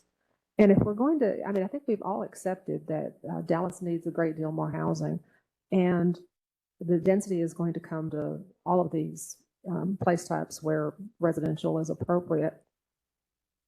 I don't think that if we're going to try to look at this through an equity lens, I don't like the idea that traditional residential appears to be exempt from adding density. I mean, we can look at the little tiles here on page 26, and it looks, you know, when it shows what this neighborhood's going to look like, most of it's single family detached. There's single family attached along, I guess, townhomes along a little corridor. And even though the chart says that there's also office and commercial and different kinds of things, and multifamily as well, it doesn't show any in this particular little tile. Then when you go over to blended residential neighborhood, all of a sudden the single family detached is a much lower percentage, and you have, you know, it's just really not it doesn't look like a single family neighborhood anymore. But this also doesn't show lodging uses or mixed use. I mean, it's almost as if the blended residential is segueing right into one of these mixed use categories. So I don't really understand why the text is making the distinction that traditional residential neighborhoods were built after World War II and have curvilinear streets. And then the fact that the blended residential neighborhoods are on a grid and they have supposedly deep but narrow lots makes it somehow more the place to build all of this density. So I don't know where I am. I'm almost to the point where I think if we're going to have that these two ought to be much closer together or even be one category, because I don't want to send the message that traditional residential neighborhoods are exempt from density and blended residential neighborhoods are just going to be, you know, here's the gentrification coming. Yeah, so and we have heard that statement about the traditional residential neighborhood, that it does need to incorporate more housing, just like the blended residential neighborhood does. And we can take another look at some of that language and how to make that language very similar in those place types. When talking about adding in new housing, you know, reference the linear streets versus the grid pattern. That's the difficulty in blending the context, the historical context of these communities versus the forward vision. Because those blended residential neighborhoods were built before the 50s, like we did the research in 1940, half of the blocks in Dallas had a duplex on it. Right? That's the blended residential, grid pattern. The stuff that's been built in the blocks after 1950, most of those blocks never had a duplex on it. That's the historical context of it, but blending that together with that future vision, that's the heavy lifting that for Dallas, hopefully we can achieve some of. As we've said before, the duplexes that were built in those neighborhoods you were describing, they're almost, identical. If you drive down the street, they don't look any different. They blend into the context. And that is not what is being built nowadays, is duplexes. If you add duplexes a use, it's a completely different, visual impact on the neighborhood. But I guess my key question is, how did you decide? I mean, we don't want every single family neighborhood in West Dallas to be blended residential. I mean, in the 6 years I've been on CPC, the message I have gotten from the community and therefore from the councilman is that we are not upzoning existing single family neighborhoods in West Dallas. They've already had enough negative impacts from whether it's a lead smelter or shingle factory or used incompatible industrial adjacency. We have added a great deal of density south of Singleton by rezoning a tremendous amount of industrial property to very dense, residential. And it simply is not going to, I don't know any way to say this, but just to say it, it is not going to be acceptable for West Dallas to have all of these neighborhoods, except I think there are two that were put as traditional residential. Some of these neighborhoods have already been destroyed by the first Forward Dallas when they got overlaid with denser zoning. And when development came to this part of town, those existing neighborhoods just got bulldozed, and they're, the new duplexes and townhomes are being built, and we just don't want to see this happen again. Yes, I don't know if I have a great answer to the question of, that new housing needs to be added in a number of different communities, and how do we do that in an appropriate measure? And equitable. Yes, a equitable, because again, and part of that is the limitation of land use guidance, because, yes, a lot of West Dallas is blended residential. So is a lot of South Dallas, North Oak Cliff, Old East Dallas. Those have different historical contexts. Those have different socioeconomical things that are occurring in those areas that are changing, that have a market effect on those areas. I'm sorry, why are you calling those existing neighborhoods blended? Because they have the duplexes that have been there forever? Is that why you're saying those existing neighborhoods are blended already?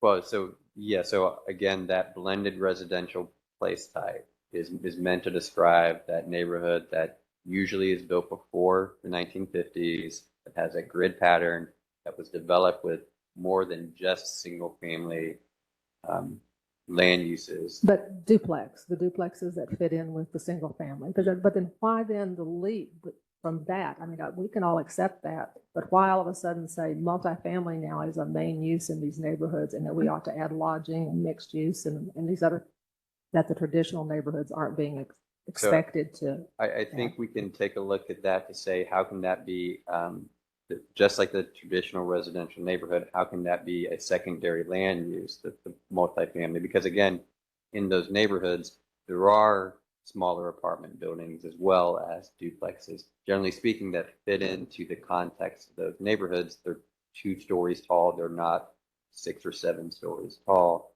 And so how can we create the guidance in that place type to say that's a secondary land? To your point, if a developer comes in and buys 3 lots and says, I want to tear down these 3 homes and upzone this to build X, Y, and Z, you can say, no, here's the guidance in this place type that says that's not within the context of that community. But if someone says, I have a corner lot on a street that has 8 single family homes and 1 duplex, I want to upzone that corner lot to a duplex, perhaps that's the guidance to say, yes, that fits within the context of the community. Because to your point, most of those original duplexes, or the duplexes that were built before 1950, do not look out of place in that neighborhood. Walk down the street, half the time you're not going to know that it is a duplex unless you can see both of those doors, or you can see, that's the reason why on most of those blocks, on one side of the street, it starts out with 8001 is the address. Other side of the street, 8002. And then you go over to the next property and it's 8005. Like you've skipped the whole number because the intent was that some of those properties could become duplexes and you wouldn't have to renumber the entire street. So I think we can take a look at both of these place types and see how that much to a conversation about how the scale and scope of these two can be very similar, and some of the applications can be very similar as well, with the understanding that there's a context that's different in each one of these neighborhoods as to what each one of these place types as to what's happening there. Go ahead. Another one next to you.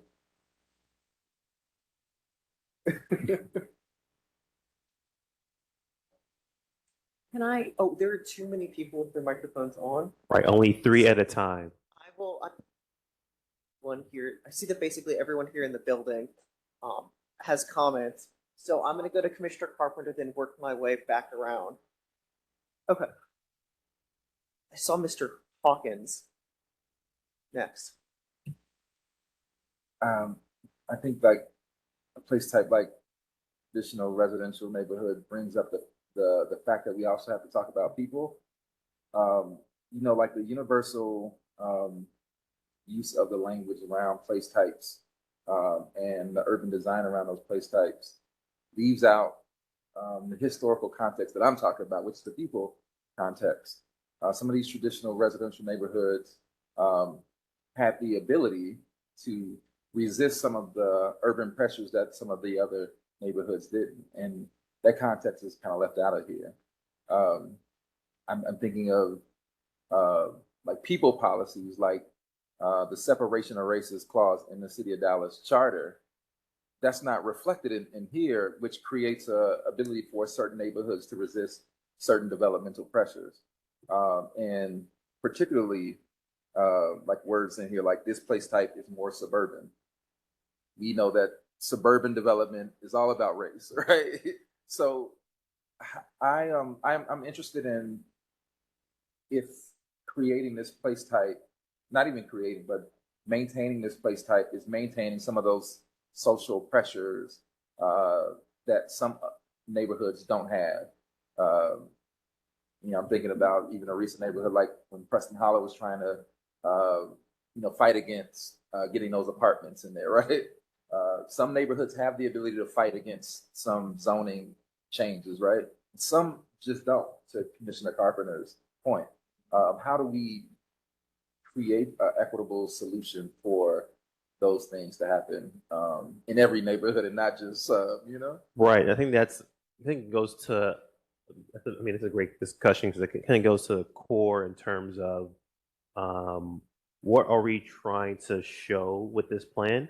So I'm thinking about two things that you just talked about in terms of like fast forwarding to zoning. There are some communities in the country who have gotten rid of single family zoning just outright. In terms of what we're going to be doing with the City of Dallas, that I think we're not there yet because we haven't even developed a future land use map to even begin the conversation about, okay, now we have this future land use map. Now let's think about how does that apply to zoning, and then thinking about removing certain zoning classifications. We're not even there yet. So I think there's kind of two things as I'm hearing some feedback. As Patrick was talking about the different, eras of residential development that occurs in the city, there are two different types of places that exist. Like the one that he described that's more suburban in nature, that exists in the city. The one that's more has a more mix of single family development, that exists in the city. Showing those different types of places in this map, in the language, that's important for a few reasons. One, for the community to understand like what the vision of that place should be developed and look like. There could be some traditional residential communities now that want to be more blended residential in nature. We've gotten that feedback that there are some areas that want to look like that. I think, again, going back to 4 Dallas 2006, one residential place type for everybody. people that we had engagement with, they want to have more specificity with that. But then that goes to some really core questions about, okay, the designation of suburban and what that has looked like in the city, in the country. That has had some racial undertones and inequitable outcomes. This document, we're not going to be able to address a lot of that. But I think going back to what you said, how do we start to connect the dots in terms of where we were, where we are, what this is trying to do, and then starting to be a little bit be clearer with like the description in terms of what does that mean. So I think I don't have an answer to that per se, but I think you bring up a very great point, maybe more systemic than we can address. I mean, But more, think it's more when those things were addressed right through policy, right? When that separation of races ordinance was removed, neighborhoods created their own ordinances and started doing actual covenants in their, who they could sell the house to. Right. So my point is, how can we not create an additional status quo to support those types of, I guess, traditional residential neighborhoods that don't reflect the future of the plan, Right. And that's a great question, because to be honest, as we are kind of identifying the suite of places that exist in the city, we have to be reflective of what actually exists and what the community would like to see as well. So that's kind of, it's kind of that really in between place that staff is at, where we're hearing all these perspectives, and this is kind of what we're presenting in terms of what you're thinking of, like any ideas, or because I'm hearing like, let's combine it into one, let's be more specific into this place. Like, what are you thinking that could be a good way of doing that?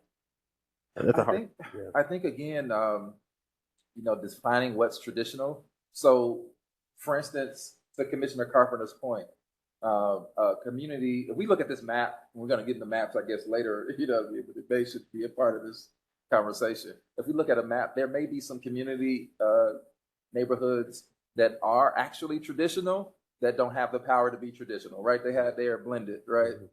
Particularly because of who lives there, not necessarily because of what is in the place, right? There may be traditional neighborhood buildings there, single family detached, there may be all of those things. And they just don't have the ability to remain single family. Does that make sense?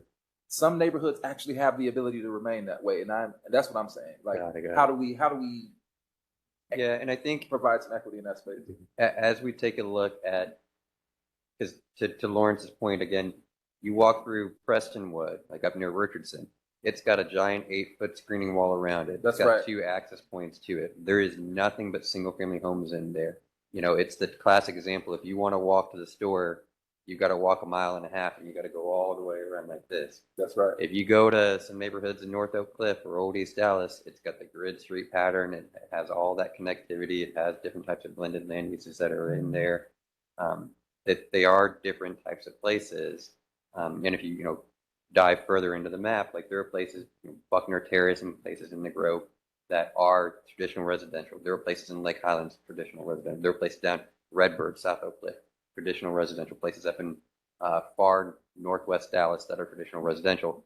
That are areas that are single family areas, but are historical areas that have more Black and brown people that are in those areas, just like Lakewood and Forest Hills and Preston Hollow in North and East Dallas, which are affluent, generally speaking, white areas that are listed as that same traditional residential neighborhood. I would say it's trying to make sure that at an equitable point that the policies that Forward Dallas is suggesting for both of those neighborhoods that are different types of places, that it's the most equitable that we can do, where we're saying you need more housing in both of these areas. To Commissioner Carpenter's point, not just saying, okay, we called this blended, therefore you can knock down this whole block and build an apartment building. No, that's not what Forward Dallas is saying, where you're then preserving some neighborhood in Prestonwood that's got a wall around it. So now all of a sudden it can't be something that's different. Yeah, I think you touch on like some very hard conversations that you mentioned, like who determines what should be in an area. So in some areas, the neighbors decide what needs to happen, but in other areas, others decide that? I think that's a very hard question to kind of think about. So I think that should, that where in the city does that apply?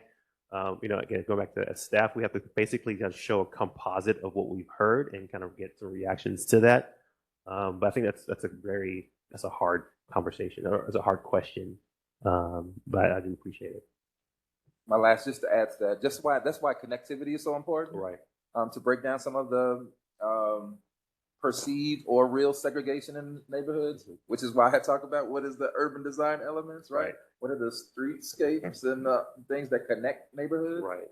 So this is my.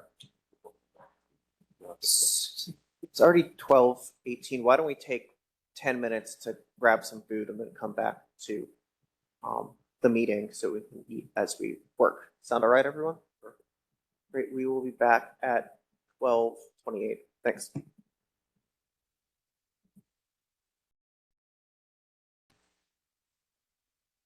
We are ready to go. Okay, great. We're recording. All right. It is 12:29 p.m. and we are back on the record. I think before the break we had questions from Mr. Hawkins, so we'll go to Ms. McMahon next. Thank you. Well, I have to agree with Commissioner Carpenter and with Mr. Hawkins about this issue about traditional versus blended. The map tells it all. And when you've got traditional residential in North Dallas and blended residential in all low-income areas, that's not equity. And I think the solution is to merge them into one, frankly, because I think if this is to be a forward-looking document, and I know you're trying to take it into context, but the reality is we're trying to plan the forward Dallas, and having separation between traditional and blended and having the situation as it is just is further fostering what's the traditional development patterns have been. And I live in what you all call a traditional residential neighborhood, but actually it's not really. In close to left field, but I think we have got to embrace density. We've got to embrace it if it's on the fringe or however we embrace it, if it's small duplexes. If we don't do that now through this document and really push that concept forward, I'm not talking about decimating single family residential neighborhoods that don't want to have things in their neighborhood, but I just think if you look at the map and you look at the way it's been historically done, and I think you said it very eloquently, people that are in these neighborhoods that are considered to be blended residential don't have a voice. And our opportunity is to provide that voice for them. And that's what I think this planning effort is about. So I feel strongly that we need to do something about either merging these two together or at least not fostering the continuation of the way that these neighborhoods have been addressed in the past. So a couple of points there. So on the question about more housing, more density, yes, I do think Fort Dallas needs to push that point forward very strongly. As far as the affluency difference between these, it is apparent. But I also, again, I'm going to go back to saying that almost all of Pleasant Grove is traditional residential. Almost all of South Oak Cliff is traditional residential. So just like we do have, Preston Hollow and a lot of North Dallas and far North Dallas is traditional residential. That's not the only area of Dallas that is. I mean, Swiss Avenue is blended residential. That's a very, very affluent area. And so there is 100% an acknowledgement that the blended residential areas are more black and brown or more moderate and lower income because of very conscious decisions that have happened in those areas. I think the difference between those two from a land use and an urban design perspective is more that urban core versus a suburban design perspective. That again, if we go to having one place type for both of these two areas, the context sensitive duplex that's built in Lake Highlands is not the context-sensitive duplex that's built in West Dallas. They're different because the housing stock that are up there, different eras, different time periods.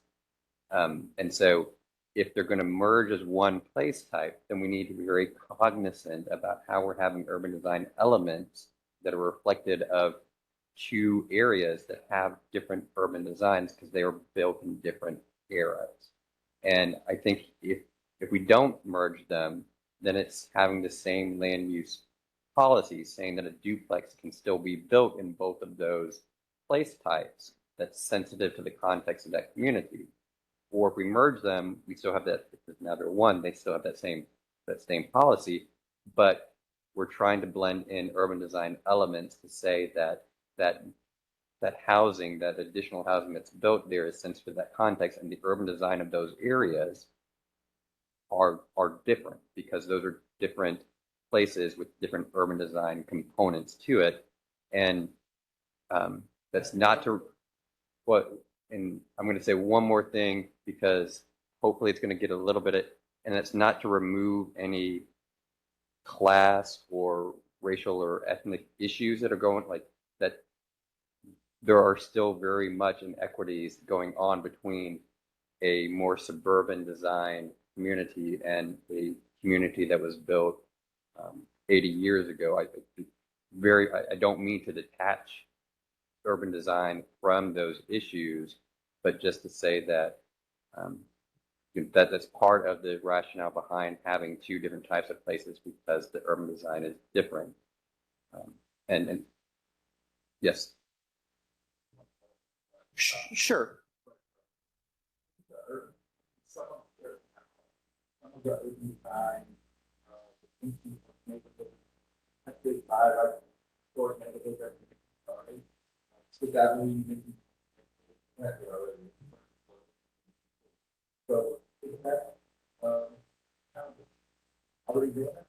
So it's doing it in some areas, but not all of these areas. A lot of this blended, a lot of the areas that are currently labeled as the blended residential place types do not have conservation districts or historical districts. The areas that do, quite frankly, are in Old East Dallas and some areas of North Oak Cliff, but the other areas, West Dallas, parts of most of South Dallas, do not have those historic or those conservation districts. And so part of the intent in the blended residential is to say, how do you start to pursue preservation efforts in those areas to ensure that you are affecting the displacement that's going on there in a positive manner, and that you're creating additional development and housing those areas that's sensitive to the context of those communities.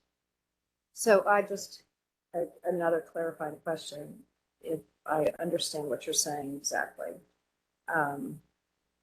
Because the places are what they are right now, blended residential, we're going to keep that because that's what they are, as opposed to changing that to a more aspirational view.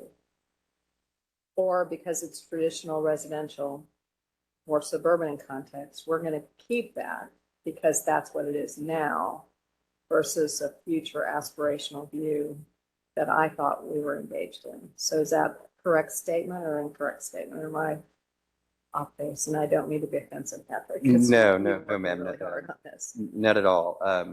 So it's understanding that the aspirational nature of Forward Dallas is supposed to be sensitive to the current context, and that the current context in those areas is different, that the design of those areas are not the same. There are a lot of similarities there, but they're not the same. And so ensuring that additional development that happens in those areas, additional growth that happens in those areas is sensitive to that context of those communities. And it's also the 100% acknowledgement that when you have a 400 home subdivision that has CC&Rs and a big wall around it, that's not something the Forward Dallas cannot make. There isn't a recommendation to say that should be removed, an apartment building go in its place. Just like if you have a 400 housing units in another community that doesn't have a wall around it, that doesn't have those CC&Rs, that community should also not be displaced with another with completely clear cut and apartment buildings built in there. That both of those types of places should not have that clear cut removal and displacement, but that they should have development and growth that occurs that it's within the context of that community, and understanding that the urban design, the context of those areas is different. I appreciate your explanation. I really feel strongly about this. I think, I do understand that we are trying to protect the character of the neighborhoods as they sit today. But unless we're willing to blow up some of those perceptions, and this is just, it is what it is, and so we have to continue forward, then we're going to continue battling this issue of equity in future generations to come. So yeah, it is. This is a hard decision. That's why I said I think we have to be bold here. And while we're not going to be blowing up the city by not allowing single-family residential, zoning, the more we can progress towards the point that that is not the dominant use of land within the city of Dallas, the better off we're going to be for the future. Yeah, and I will say in these place types, the land use recommendations that we talked about, 9 months ago have grown to say that more housing should be allowed in these types of places. More housing should be part of these types of places, as opposed to the initial inception, which was much more of a, these are single family neighborhoods and that's what they're going to be. That's where all they're going to be. And so it has grown, and we can continue to grow it if that's the desire of CLUP. Ms. Milligan. So one option, and I want to know if we've already discussed this, is in the land use types, in the land use matrix, we jump from single family detached to multifamily. Could we add additional land use types that are smaller scale multifamily, aligned maybe more with some of the census definitions? Because one, that even helps us tracking to see how neighborhoods have really changed. But I think there's a big difference between missing middle and multifamily, and I think that may be able to alleviate some of the concerns about neighborhoods being bulldozed. And then two, I think like Ms. McMahon, my neighborhood is classified as traditional residential, but it has large single family homes on large lots, but we've got 0 lot line homes, we've got townhomes, we've got duplexes. And so maybe it's just really looking back at this map and making sure that we are only classifying as traditional residential these areas that almost do have the wall around them, that, our streets are grid pattern, it's not curvilinear. So maybe that's part of the issue also, is we've just really classified too much as traditional residential right now. I think that's a really good point. I'm sorry for joining in. I was eating the back. So looking at the traditional residential and the blended residential, I think it's important to note that there's a mix of residential that exists in both of those place types.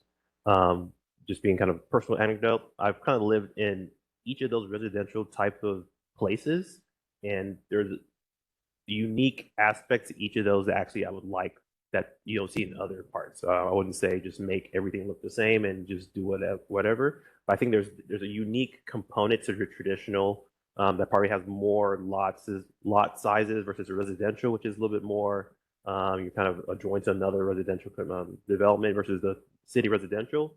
Each have unique aspects, and what we're talking about here, I want to make sure is that we are trying to define what these places are. These are places that exist in the city that people would like to live in. Where they exist and maybe how that's on the map, maybe that's another conversation to have too as well. But then going back to your land use kind of topic about, do we need to add more land uses? Should those be combined or expanded upon? These are based on kind of the existing land uses that we have in the city. So as we look at what those are and how that interfaces with these place types versus what exists already, I think maybe we can kind of talk about if there's any other new land uses that are here. We can do that, but I think defining what's within this suite of land uses is probably important too, that we probably show on this document, so it's clear that we know that we talk about missing middle housing. That includes a suite of development structures that could exist in a few of these land uses, but I think also defining that might help. But I think in terms of adding a new land use, we can investigate that. I think we've talked about that a few times in terms of what that could look like, but you might want to maybe jump Yeah, on because that conversation. again, some of this comes from existing 51A, our land use, our zoning development code, from how DCAT classifies properties of it's single family attached, it's single family attached, it's multifamily because anything more than 2 units is multifamily. Of understanding that there are some multifamily that it's 5 units or 8 units, and that's way different than a 400 unit apartment building or a 400 unit complex. And so we can start to take a look at maybe a land use that's in between, as you mentioned, that's a smaller scale multifamily. And it is another good point, and I think your point gets to something Mr. Hawkins says as well, as there are some areas that might be blended residential based upon their geometry and their development history, but they've stayed completely single family because they've had the ability to do that, whereas other areas have not. And again, I look forward to the continued conversation, and if there is that push to say, look, the traditional residential neighborhood should not be something that exists within a city of 1.4 million people, or it shouldn't be something that happens in 2040. All of our neighborhoods should be blended. They all should be blending in with more type of housing. So if we want to get even more aspirational, that is something that we can, again, continue that conversation about. Right. I know initially we had an iteration of this where we had other land uses that we were investigating. I think we had a classification of creative housing. I forgot what we called it specifically. We didn't really define that because we were sort of just throwing terms out. Our consultants helping us to kind of figure out this could be a potential new land use. I think that the discussion through the last few months was to incorporate that into the existing suite of land uses that we do have and just be very specific to the definition. But yeah, definitely open to either expanding or being clearer in terms of what these are saying. We just want to be what we want to do too is that as we're defining what these are and how they connect to the place types, that we're still being clear that we have an existing land use, documentation, catalog, etc., that links current land uses. So we want to be able to kind of help people understand how you connect that to these place types. And if there is a new land use that we're suggesting, just being clear in terms of what that is and not adding more that could possibly muddle the differentiation between those land uses. Just And the follow, yeah, sorry. follow-up comment I would say is, I think you've heard from this body, there's a need to ground the document in context, but then there's the need to be forward thinking. I think with adding a potential land use type allows us to be forward thinking. We're seeing how other cities are starting to revise some of their construction codes so that middle missing housing is not classified as commercial, and you have the residential construction codes that apply. So I think we've got a basis of saying that there could be this more amorphous land use that doesn't necessarily align with what 51A defines, Right. but it's where we'd like to be headed. So maybe another follow-up question to your follow-up question or comment is, say we add a missing middle housing land use. Like, what is that?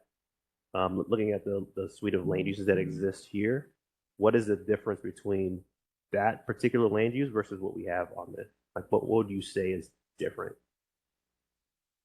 I think it's something I'd love to hear from others. It's something less than multifamily. I think just if you think of citizens using this document, multifamily, they do not think of 4 units. They don't think of South Dallas 12 units. They think of 400 units.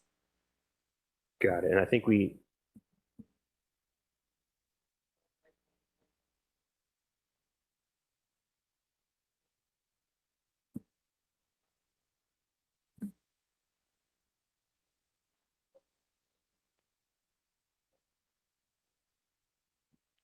Yeah, that there's a large scale, there's a small scale, and maybe there's a medium scale multifamily. Right. Yeah.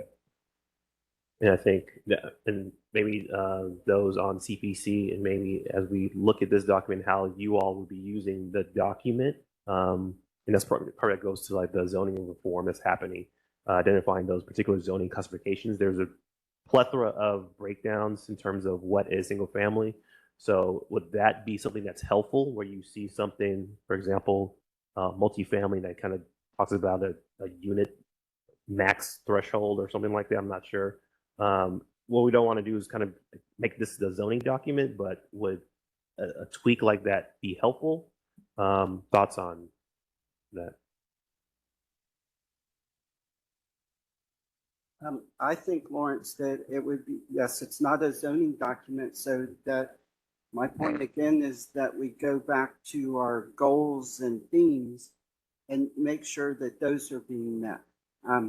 And so, for instance, with this housing, yeah, it's definitely in many cases an issue of density, which turns into issues of sprawl and some of these things we talked about at earlier meetings.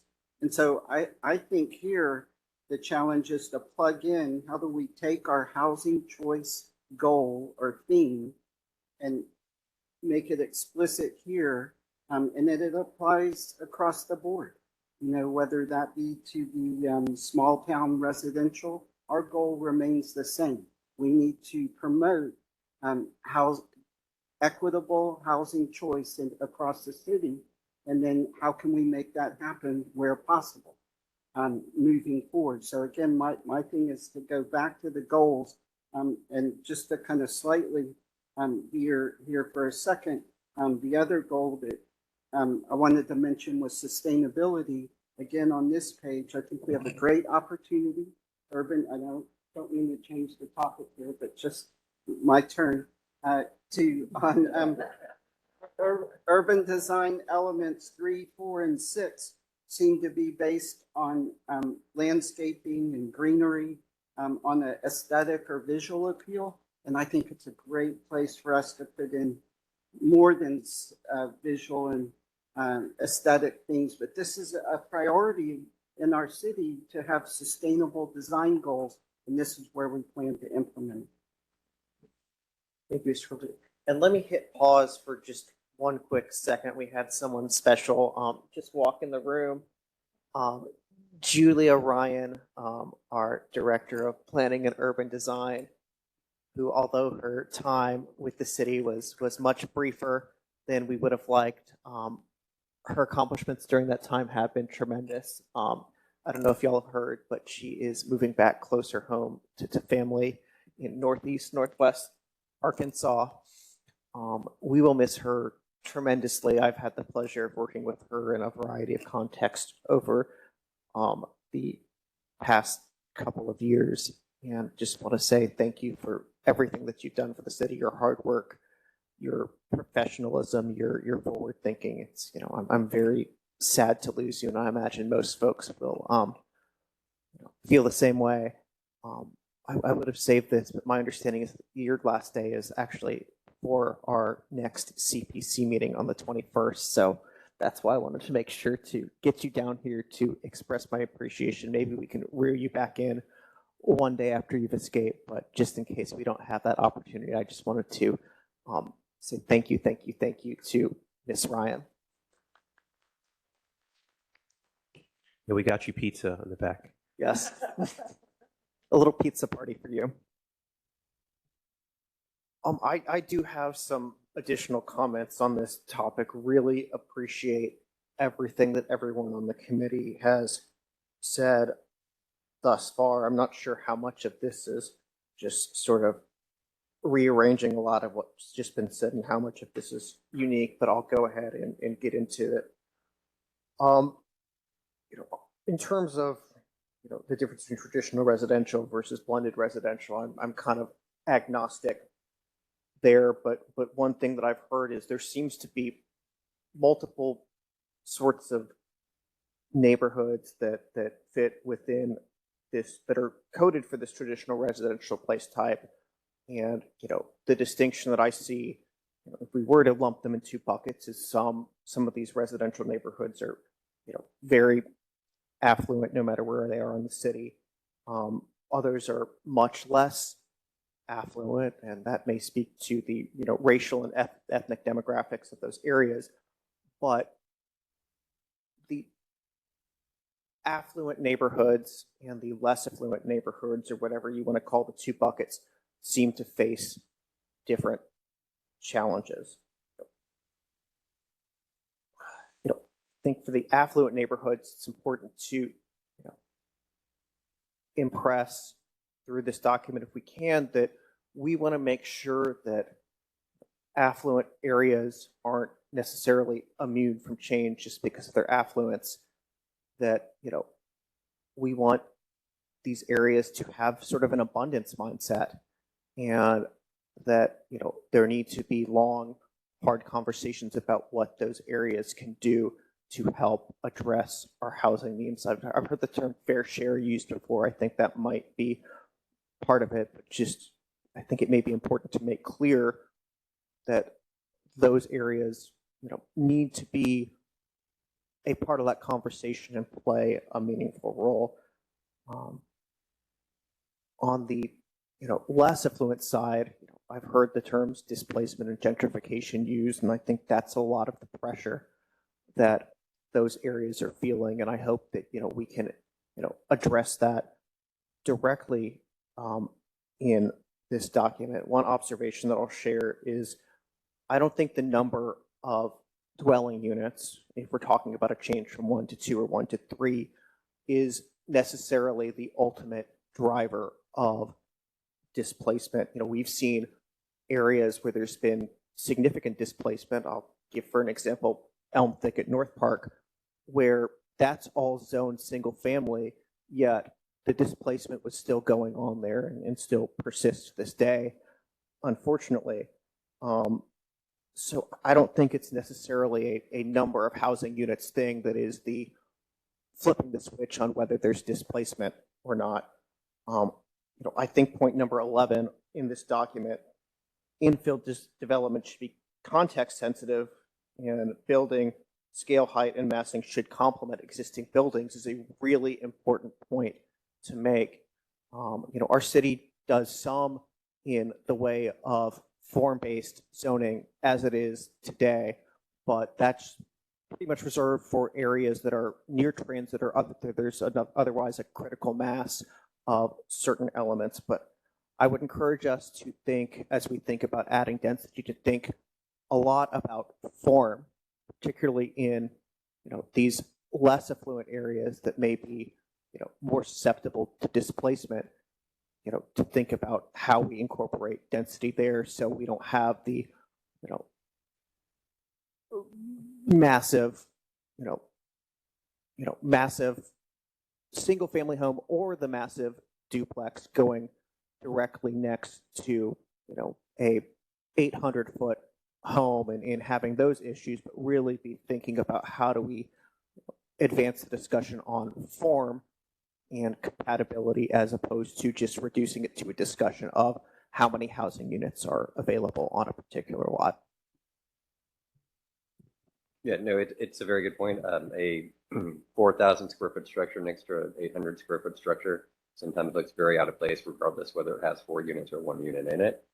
And I think, Chair, to your point, that for Dallas would be making recommendations that either we need to add existing tools to our preservation toolbox, whether that's exploring what we have right now and changing some of those, or whether that's changes in the code update to address the form and the massing of the new structures in a number of these areas.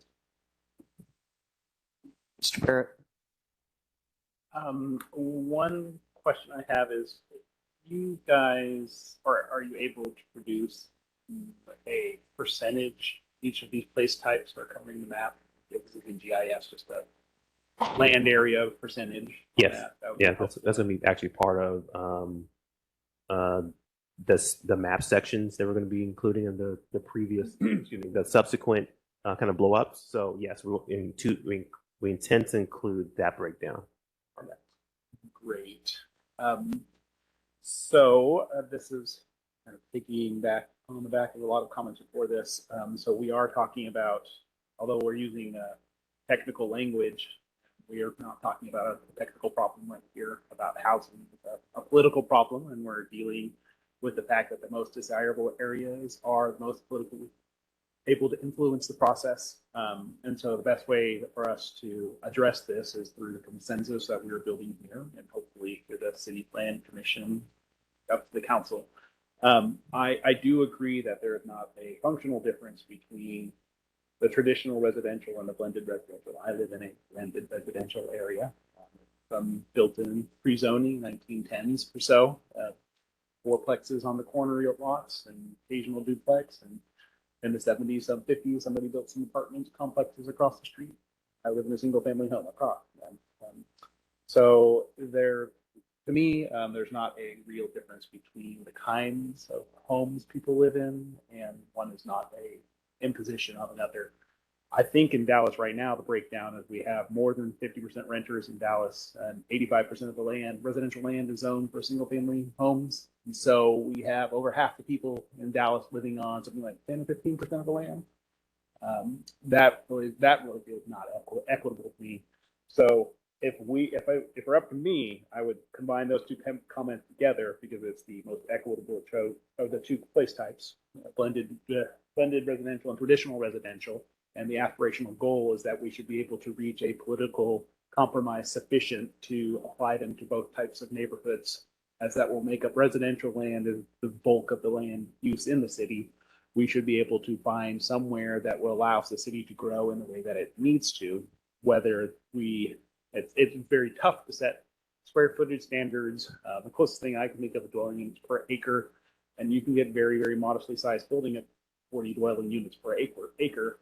I mean, that's a 25-unit apartment complex on 3/4 of an acre, which got a lot of those in the neighborhood. Nobody parks on the street. There's parking space for everybody. Not crazy. You know, it's 2 stories tall, right? With a beautiful courtyard apartment. There's lots of easy ways to make this happen in the city. But I do think we got to start by saying everybody, we need to have all the neighborhoods play by the same rules here and put those 2 categories together. And let me know, and you probably have a similar kind of question as I'm hearing from you all, kind of the investigation of, the traditional blended residential place type becoming one place type.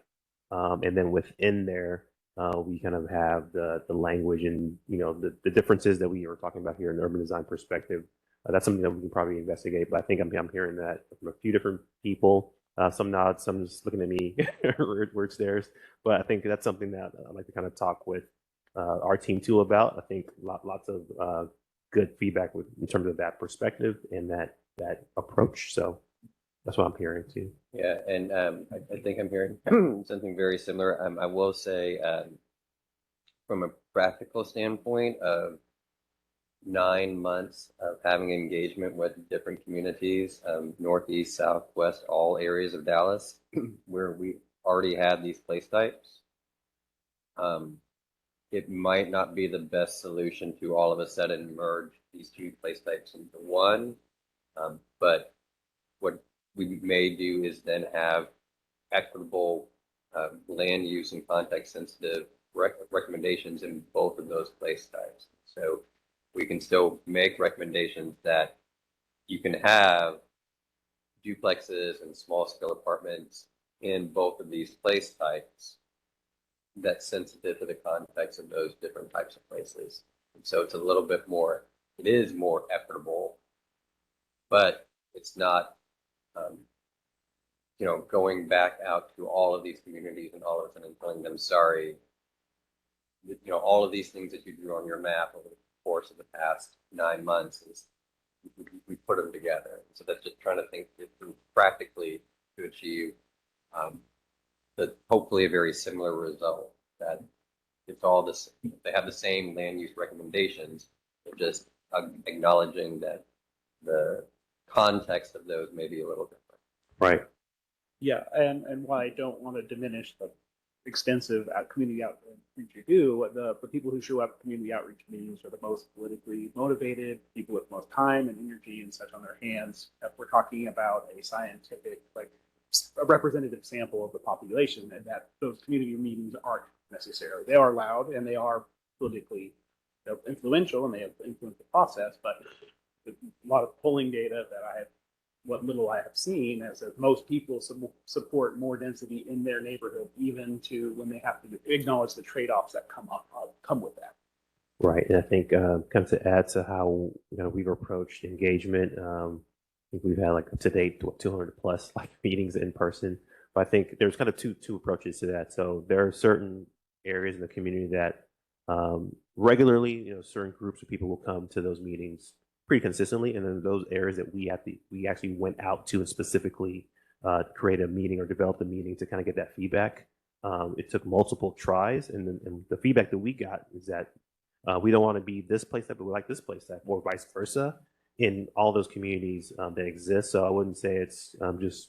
I think kind of going to what you're saying there, we've gotten some other feedback that's kind of contrary to what you're kind of saying, but we want to be clear that we have gotten feedback that we want to be this place type, not this place type. We haven't heard. We talked about combining it at one time, and we heard a few times, no, I want to be this. So I think we want to be pretty transparent with that piece too. I think because that's something we talked about internally. I think we combine it into one and just have it individually kind of designated as place type.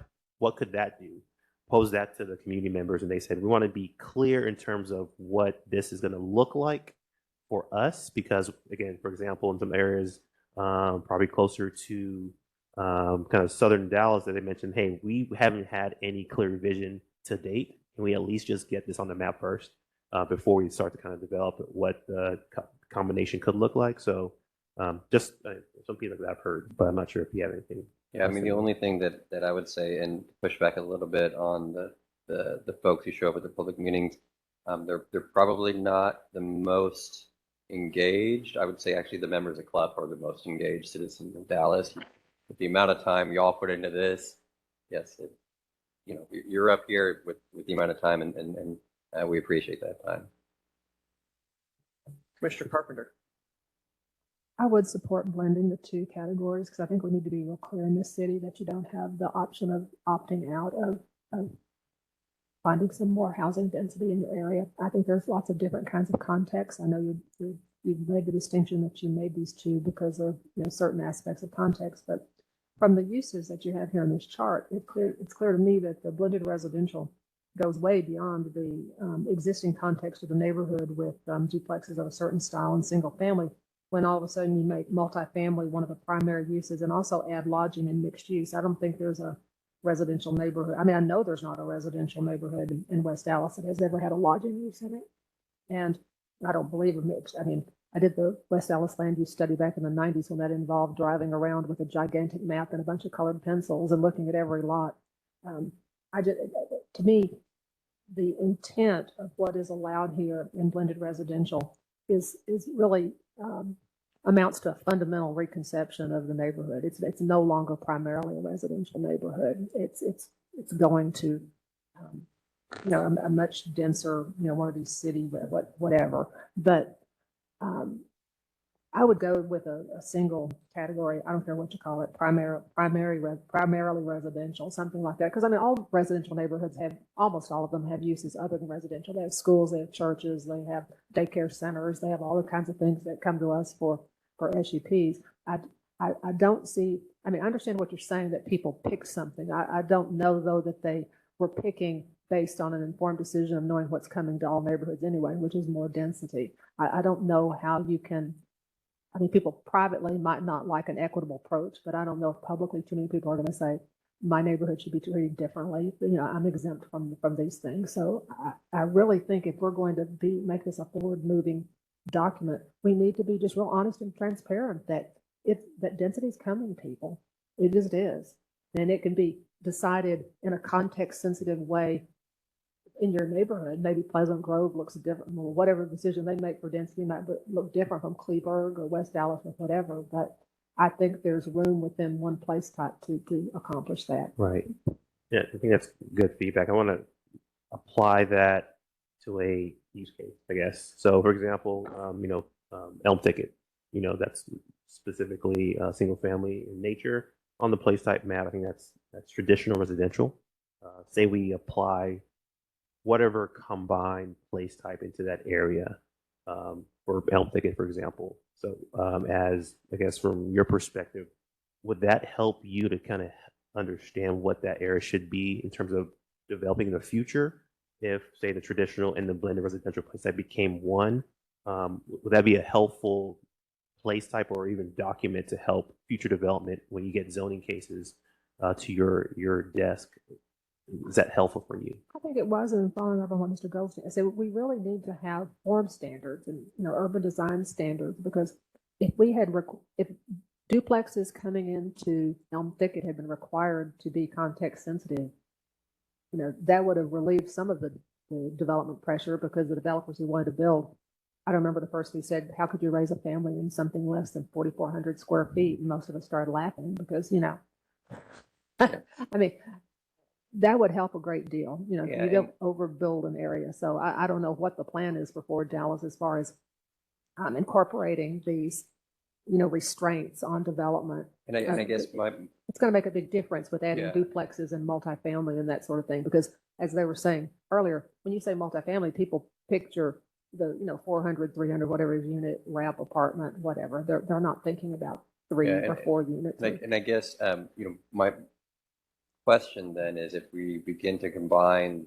these two into one place type, then it needs to have this form of guidance for different contexts. The 50-foot by 150-foot wide lot that has an 800 square foot house on it, is there a different form than a 75-foot wide by 100-foot wide lot that has a 2,200 square foot home on it?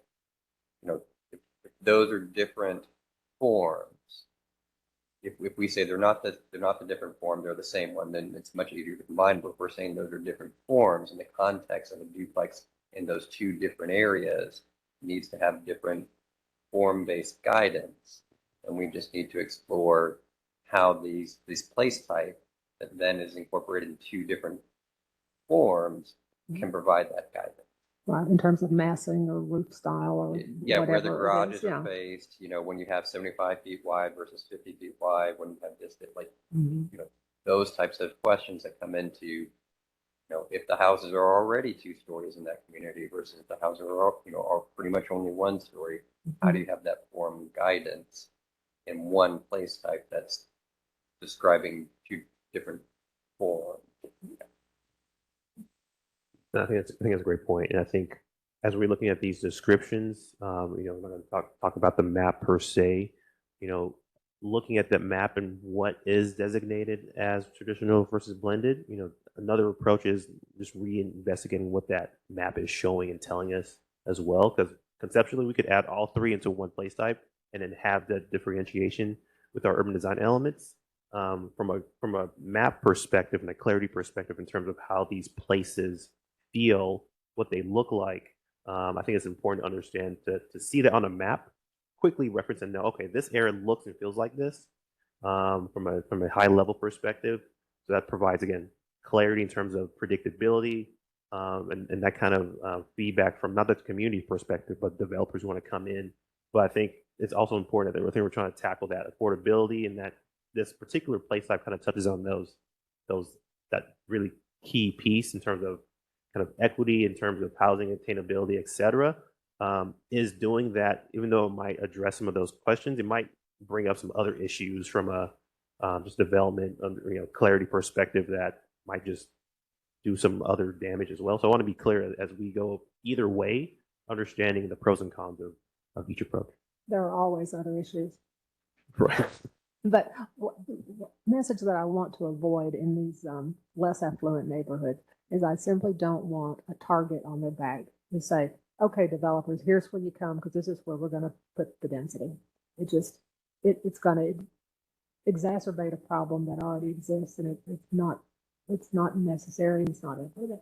That on one side of Abrams it's this color, on this side of Abrams it's the other color. Therefore, I'm going to go invest over here, whether that's Westmoreland or or whatever road it is. That, to your point, we're creating an equitable forward Dallas land use plan and urban design guidelines where we're not putting that target, as you said, on folks' backs. Yeah.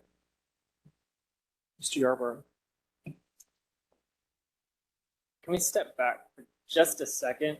Because first of all, I'm not a planner. And so I think sometimes I get lost in the land use zoning conversation, the code conversation. How much are we expecting this document to do versus any future zoning code updates that will follow this document? Because I keep hearing us kind of bumping up against that conversation, whether we're talking about housing, what's context sensitive. Right. So it'd be helpful just for my understanding to know what are our bounds within this document.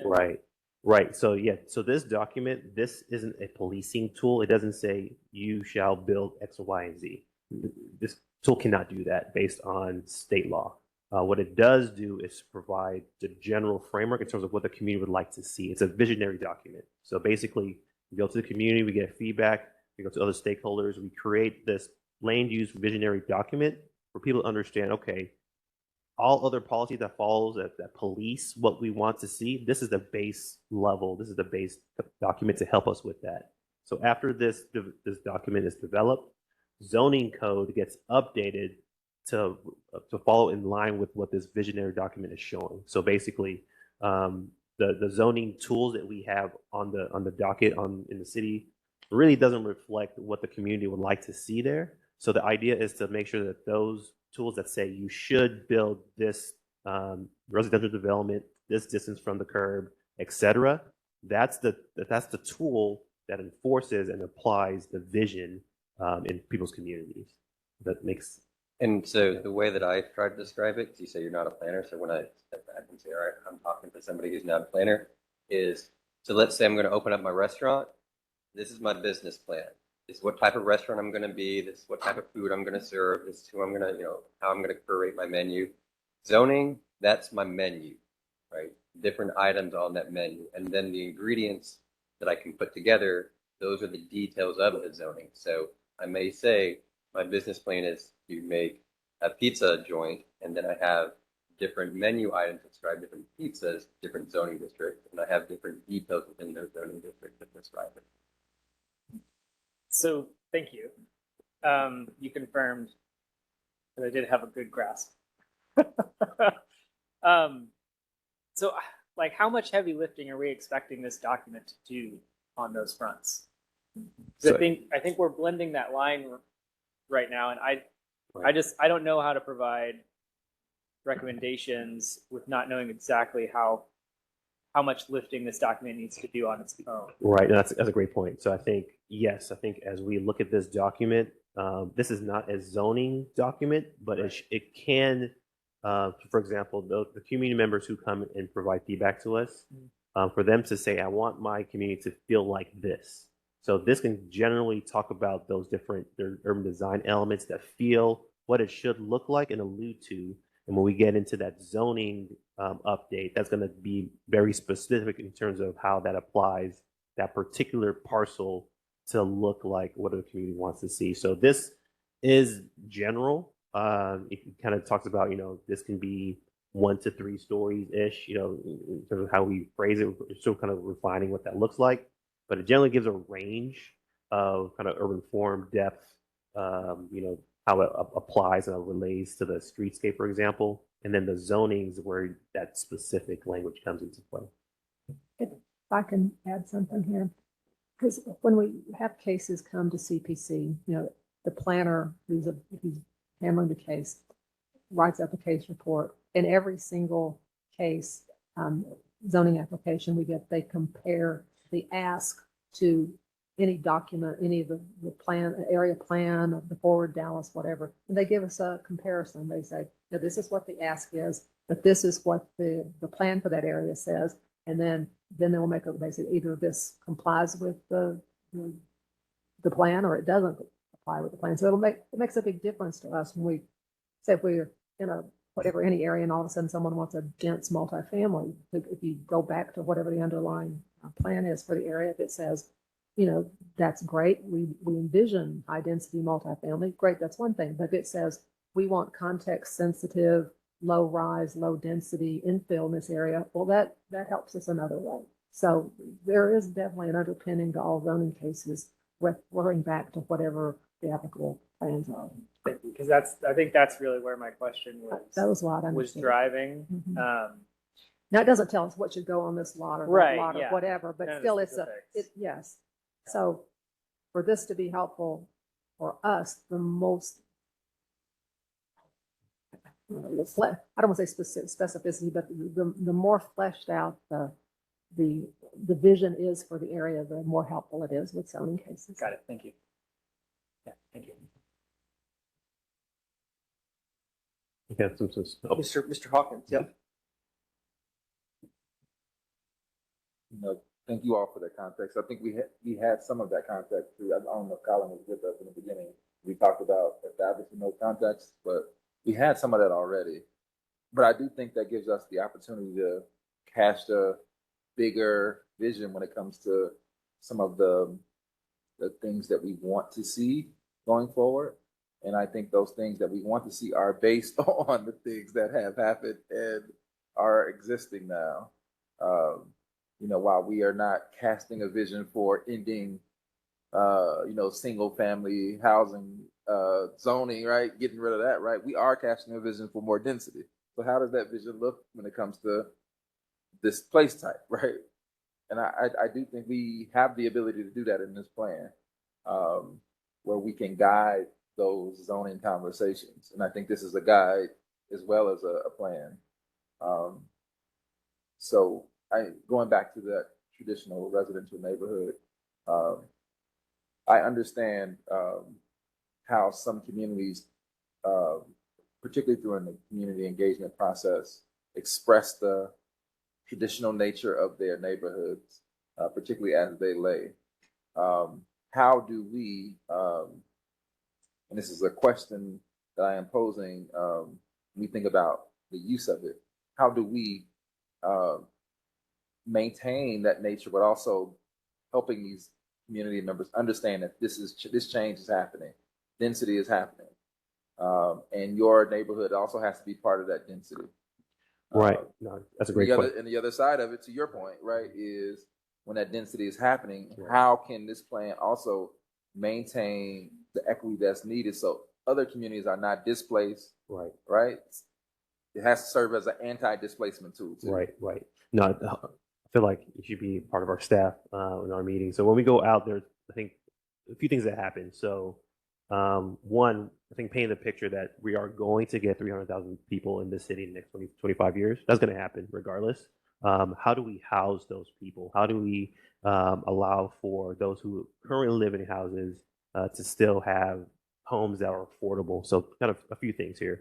So when you do allow for more flexibility in terms of housing options, when taxes increase over time, when there's less land available, or when you decide to move away from your current single family, whatever housing you live into, to somewhere else, you want some options to be able to go into and still live affordably in the city of Dallas without having to go elsewhere. So I think one, when you provide a plethora of housing options from a land use perspective, that helps with affordability from a land use perspective. That's all we can control. We're not eco-dev team. We're not the housing team, actually.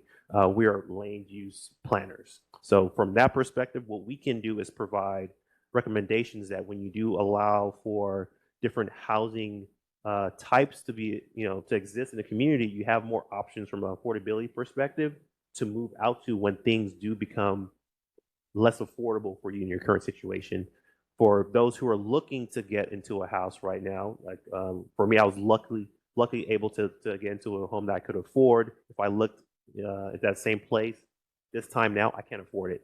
So being able to allow other options to get some housing that I can afford, even though it might not look like how it would have been a few years ago, still being able to live in the area with that plethora of options is what we're from a land use perspective trying to show, that when you add more flexibility or uses or land uses, you can have more options to stay in your community affordably. It might not look the same in terms of the type of housing, but still you have an affordable option to stay in your city and live there.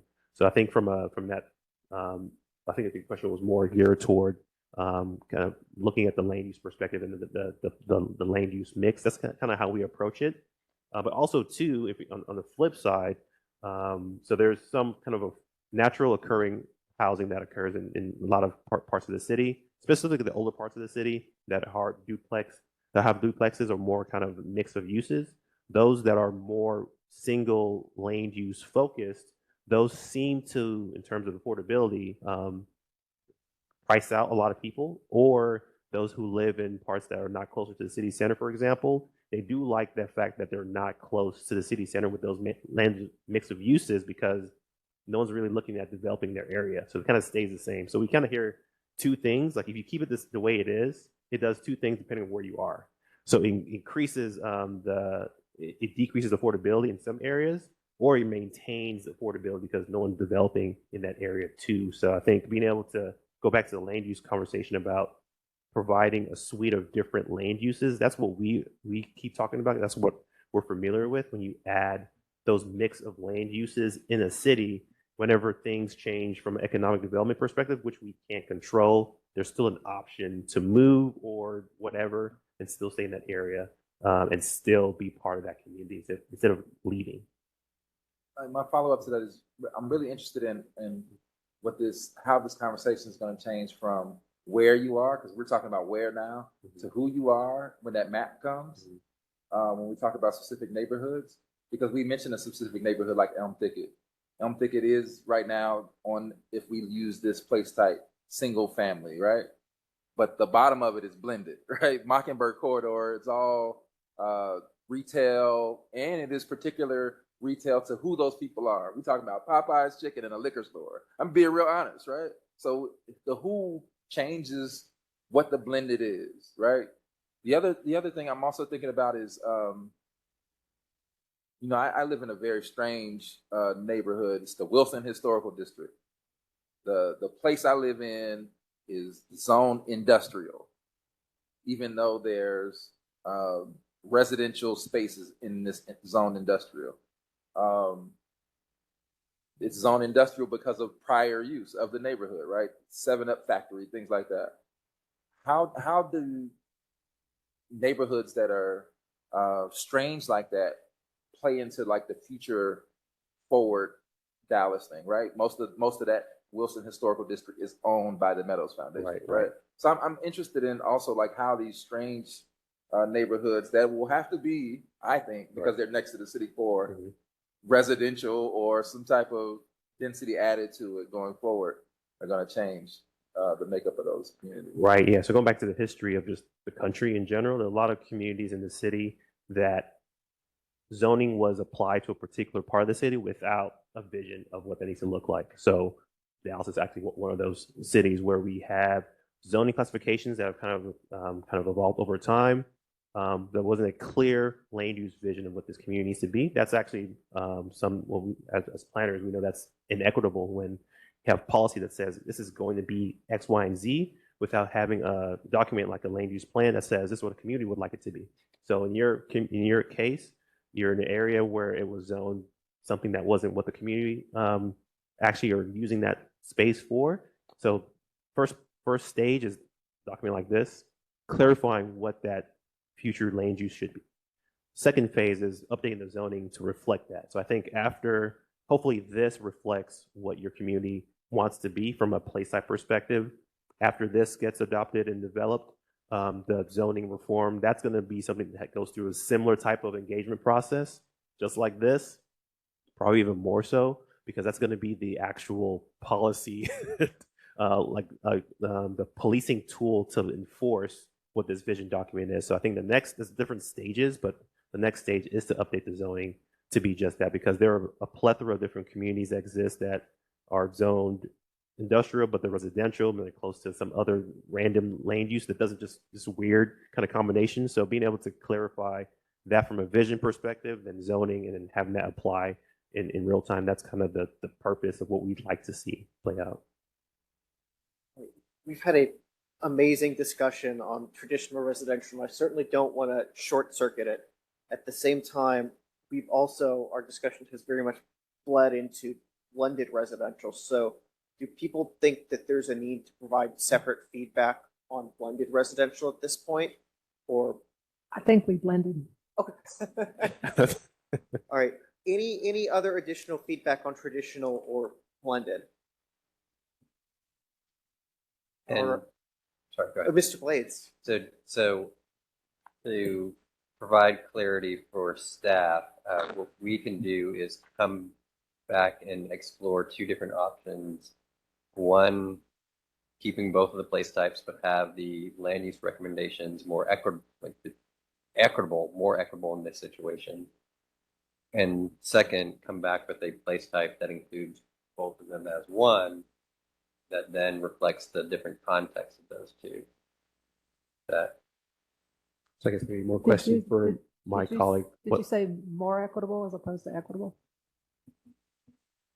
well, yes, that they should be equitable. Thank you. Yes. So yeah, so I think these two place types. I think we need to investigate just what that recommendation would do, and we're also thinking back of our heads community feedback and all the things that they've seen so far. So we will come back to you all and just with some other questions and conversation related to that. But I think we took the conversation in terms of what we just talked about before. Yeah, and just to follow up on the community engagement, so in many of the communities that have been referenced here, especially closer to downtown Dallas, that are living in what they consider a single-family neighborhood. That's what they're calling it. That's what their neighborhoods are, and they see it. They look on the blended and they say, "Oh my God, you got this wrong." And as we talk through that neighborhood, they're like, "Okay, that actually does match what my neighborhood is." Yeah, there is that store that's on the corner.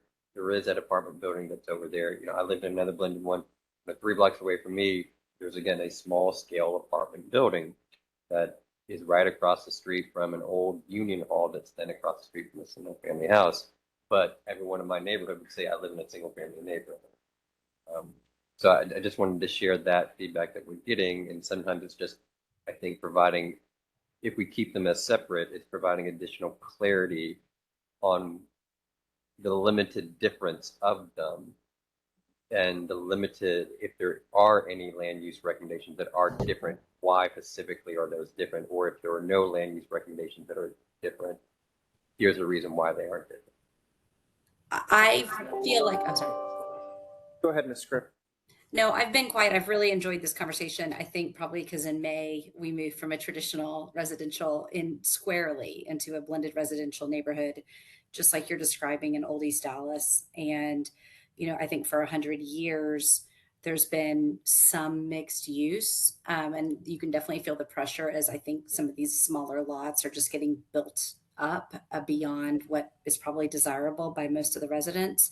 But I do see them as distinct. And if our starting point is to recognize the as it is, I see them as distinct. I completely concur with the recommendations of Mr. Hawkins and McMahon. I don't know everyone's voices. That doesn't mean the recommendations for future Forward Dallas doesn't expect more from traditional residential. And I think you could definitely do that. But to recognize the differences in the built environment, I feel like it's almost painting too broad of a brush stroke to not have the two categories is kind of where I come out, but certainly not letting anybody off our overarching goals to be ready for the future. Let me Thank just you, add, I McMahon. think changing the title from traditional or blended is probably going to go Agreed. make a world of difference. I mean, so I think that alone, if you can accomplish the change of title, and I think that's going to speak volumes, but I still think we should. So blend the just two. a little bit behind the curtain, we spent so much time talking about these names. I'm sure you do. But we went back to, and someone threw out there like, well, have you seen Charlotte? And we're like, what did Charlotte do? They said they called it place type 1 and residential 1 and residential 2. They didn't even do, and we're like, okay, I get that as well. So yeah, Well, but I appreciate the my comment. Yes, ma'am. apologies for the fact that I know you all have thought about this and probably had nightmares about it and worried about what the neighbor's going to say to you when you actually have to take this to council for approval. So I respect the fact that you have But- a lot of eyes on you. Yeah, and to your I think point though, changing again, names- for a community member who's not going to spend a super amount of time in it, what we are calling that place type is incredibly important. That's right. Yep. Thank you. All right, city residential?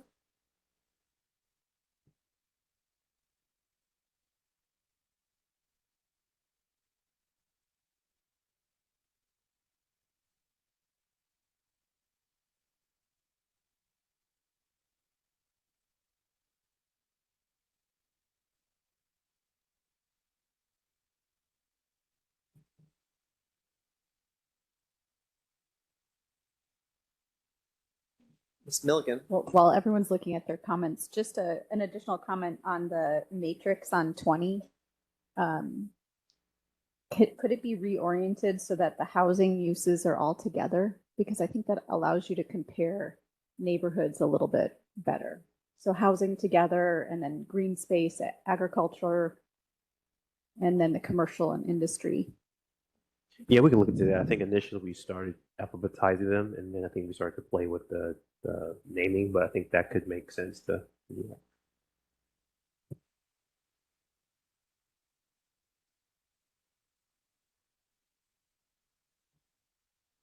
Any questions, comments on city residential? Ms. Barrett. No, I mean, not a ton of comment. It just seems to be mostly where there are already a lot of really big apartments and other nearby almost no services already. So it kind of feels like just identifying what's there, and you can just build as much as you can get away with. Mr. Yarborough, do you have something? I see your finger on the trigger. I think I've had about 3 comments, but I'll come back. Commissioner Carpenter. Well, one small suggestion I would make is don't, under primary and supporting uses, don't lead off with single family, detached and attached. If the primary uses are multifamily and mixed use, I would go with those and make your little tiles match up with that.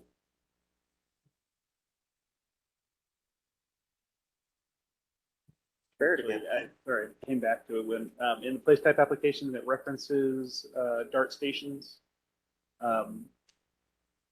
There is some bleed over between the character description and place type, but they should be proposed. So I don't necessarily see a coordination of where DART stops are on this. Where they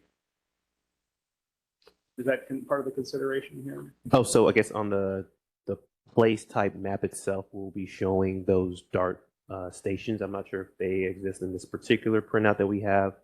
Within the descriptions, we don't identify where. That's the nature of the map to identify that.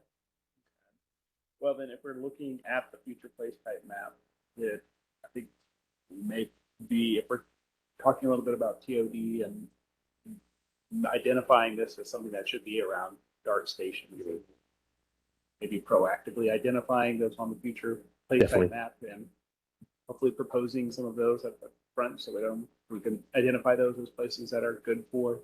Are you referencing the actual this particular spread to identify a list of those, or are you saying on the actual map? No, to just go ahead and put it on the future land use map where it might make sense. So if you have all the DART stations, like the rail stations in the spot, and you can go ahead and mark those as city residential, with that basically say sends a signal that TOD makes sense here, unless you have a great reason for it to not. Right. So I guess on the call out place type maps, just we'll touch on this later on our conversations in subsequent meetings. We do start to show those transit nodes, and those are kind of the initial train station to DART station. So where typically those are located, speaking of TOD, those are usually by community mixed use, city residential place types as well. So yes, we can clarify that on the map if that's not clear. And also too, that should be shown on a citywide perspective. I think the map that we have on this document just has the future place types. And we're playing with kind of updating or adding another spread that just shows the urban design elements, including the TOD stations that exist on the map. Yeah, and on those call out maps, I think the colors, I maybe have an outdated version. The color scheme do not match between the future place type map and the call out map. Like I have the downtown one, and it shows it as like flex commercial space. We can double check that. Mr. Goldstein. Just wanted to say that the vision part to me of this one seems really strong. There's a lot of talk about pedestrians. There's talk about density. There's talking about avoiding displacement, maintaining affordability, parks, shade trees, active streets. To me, that's kind of seems like the vision for all of these place types, right? Mhm. You're hitting lots of different of these things, seem to be well coordinated into the text. No, thank you. So I think being able to apply that type of language into the other place types does makes a lot of sense. We can add that. Mr. Hawkins? So while I agree that that vision is there, and this seems like the most dense residential place type, the urban design elements don't match that. You know, there should be tons of urban design elements that reflect the pedestrian nature of this space instead of the, like I think Mr. Barrett talked about the DART stations. That should be a design element that's highlighted, or, Right. multimodal ways for folks to get around this space. 100%. I think so. As we were developing the language on the left side, Yeah. what we started to do is pull that to the urban design element section. So I think there's still some work that our team can do to pull that language to the urban element section, so it's very clearly represented in that place too as well. Mm-hmm.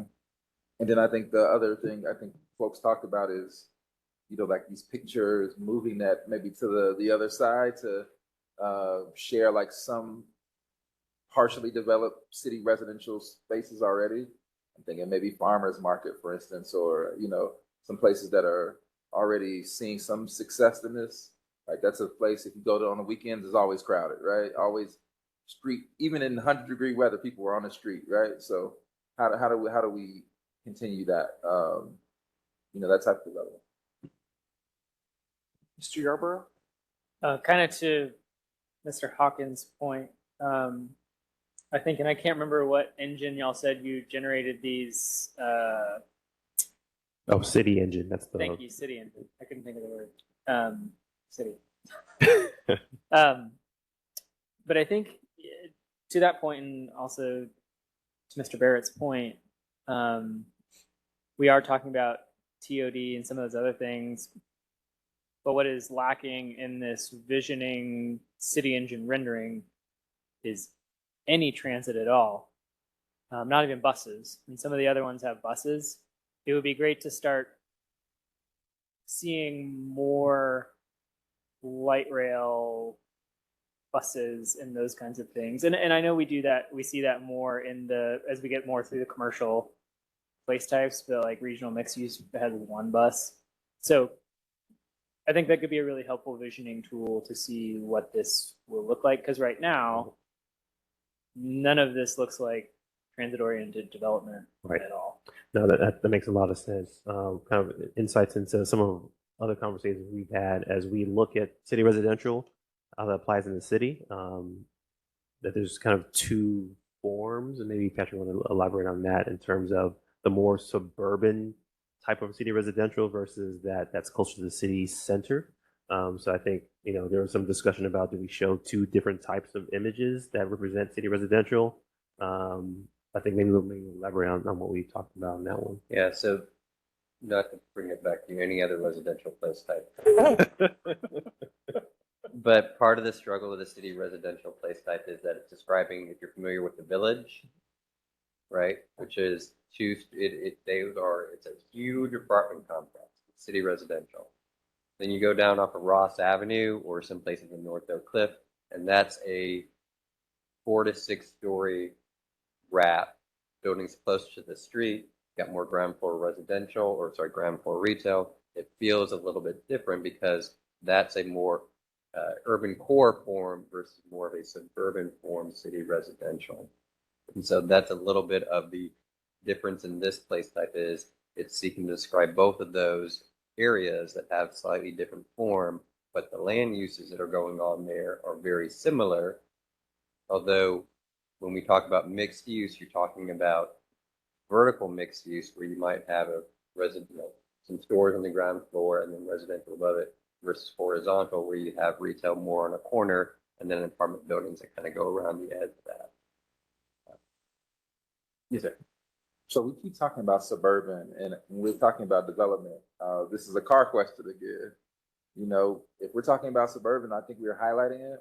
You have to plan for the car. Those suburban developments are car-based. If we're talking about city and density, are we highlighting the suburban elements of that? So, and again, if you take a look at the city residential, it's trying to get the more suburban city residential to a more less cost-centric form. I mean, Dallas is the complicated, and we've talked about it before, where we've got this Rust Belt core, right, within basically Loop 12. And then around that, we've got a Sun Belt city, right? And those are developed in different types of forms.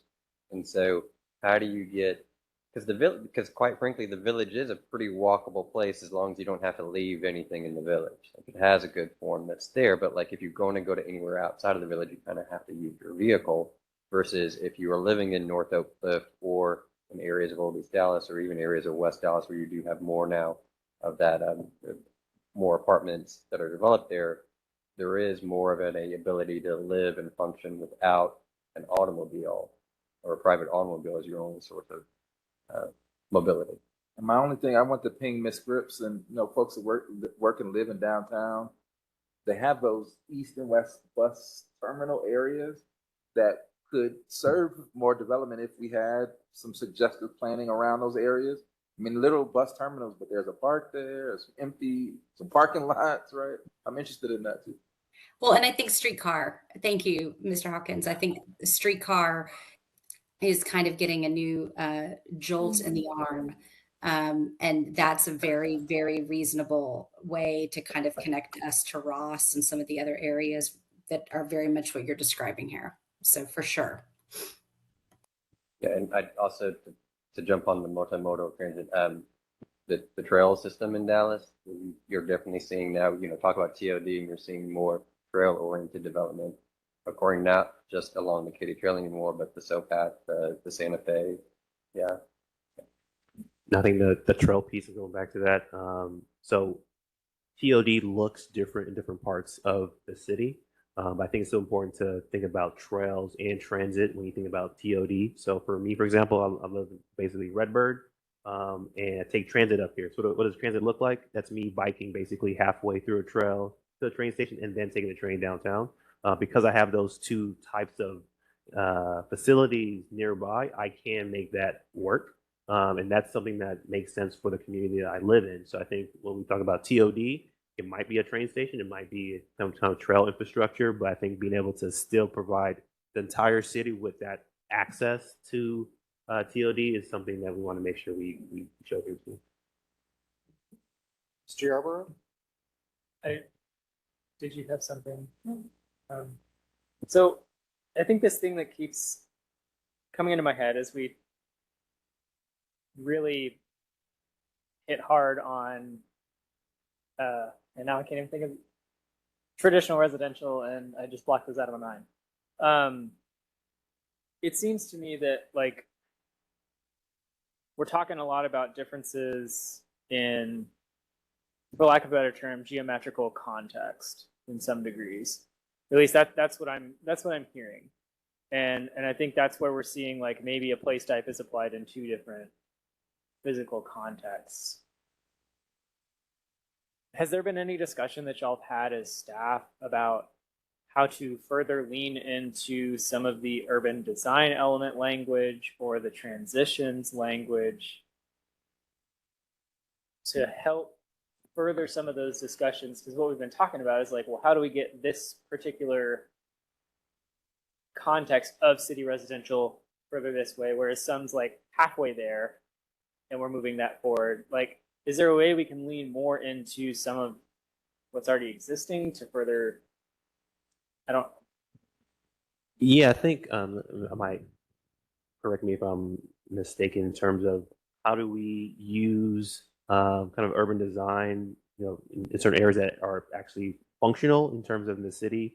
How do we apply that to this to show stronger, what we're trying to do? Is that kind of what you're thinking about? Like, basically, how do we add more urban design substance to these place types to provide that clarity? So a few things are going to happen in terms of the feedback that we're getting. So in addition to this body, we're also going to be engaging our urban design peer review panel.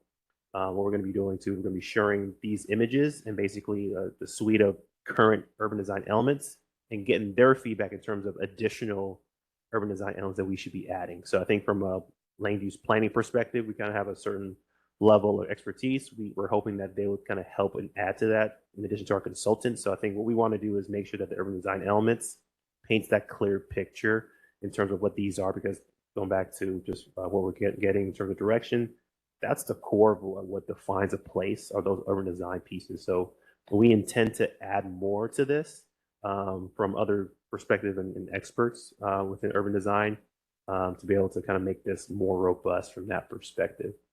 Hopefully that answers or touches on your question. Yeah, it does. Because I think about, as I'm thinking about how this will actually be leveraged by residents or commissioners or whatever, I think that having some of that flexibility in and referencing different types of contexts within how this place type may be applied, I think that could go a long way to further strengthening like the great visionary language that's in here, and also pushing those place types further along. I have a question about the usage of the word underutilized, and I'm going to go backwards a little bit. And it's here in city residential, talking about vacant and underutilized sites. And it goes on to say particularly surface parking lots provide opportunities for multifamily and mixed-use development. But also back in traditional residential, it talked about vacant and underutilized lots being places where we could add missing middle. And I'm kind of concerned about how someone could interpret underutilized lots. I mean, or an underutilized site. Is an underutilized lot in a site in a traditional maybe just a lot with an old house on it? So I think we can explore how to better state that, because the intent there is, so in city residential, that may be something where, again, you have a surface parking lot that's sparsely used.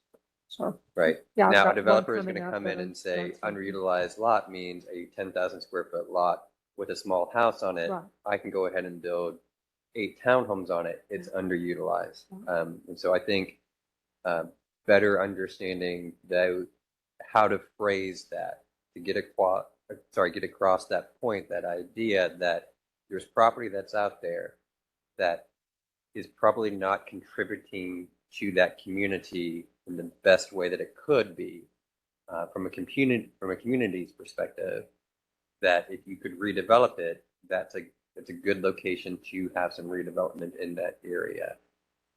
But to still understand how to, and again, I have not written a best-selling book, so I don't have the great words for this, but to understand how you're not phrasing it in such a way that then a developer can turn it right over and say, this is the reason why you should allow me to rezone this property. It's underutilized.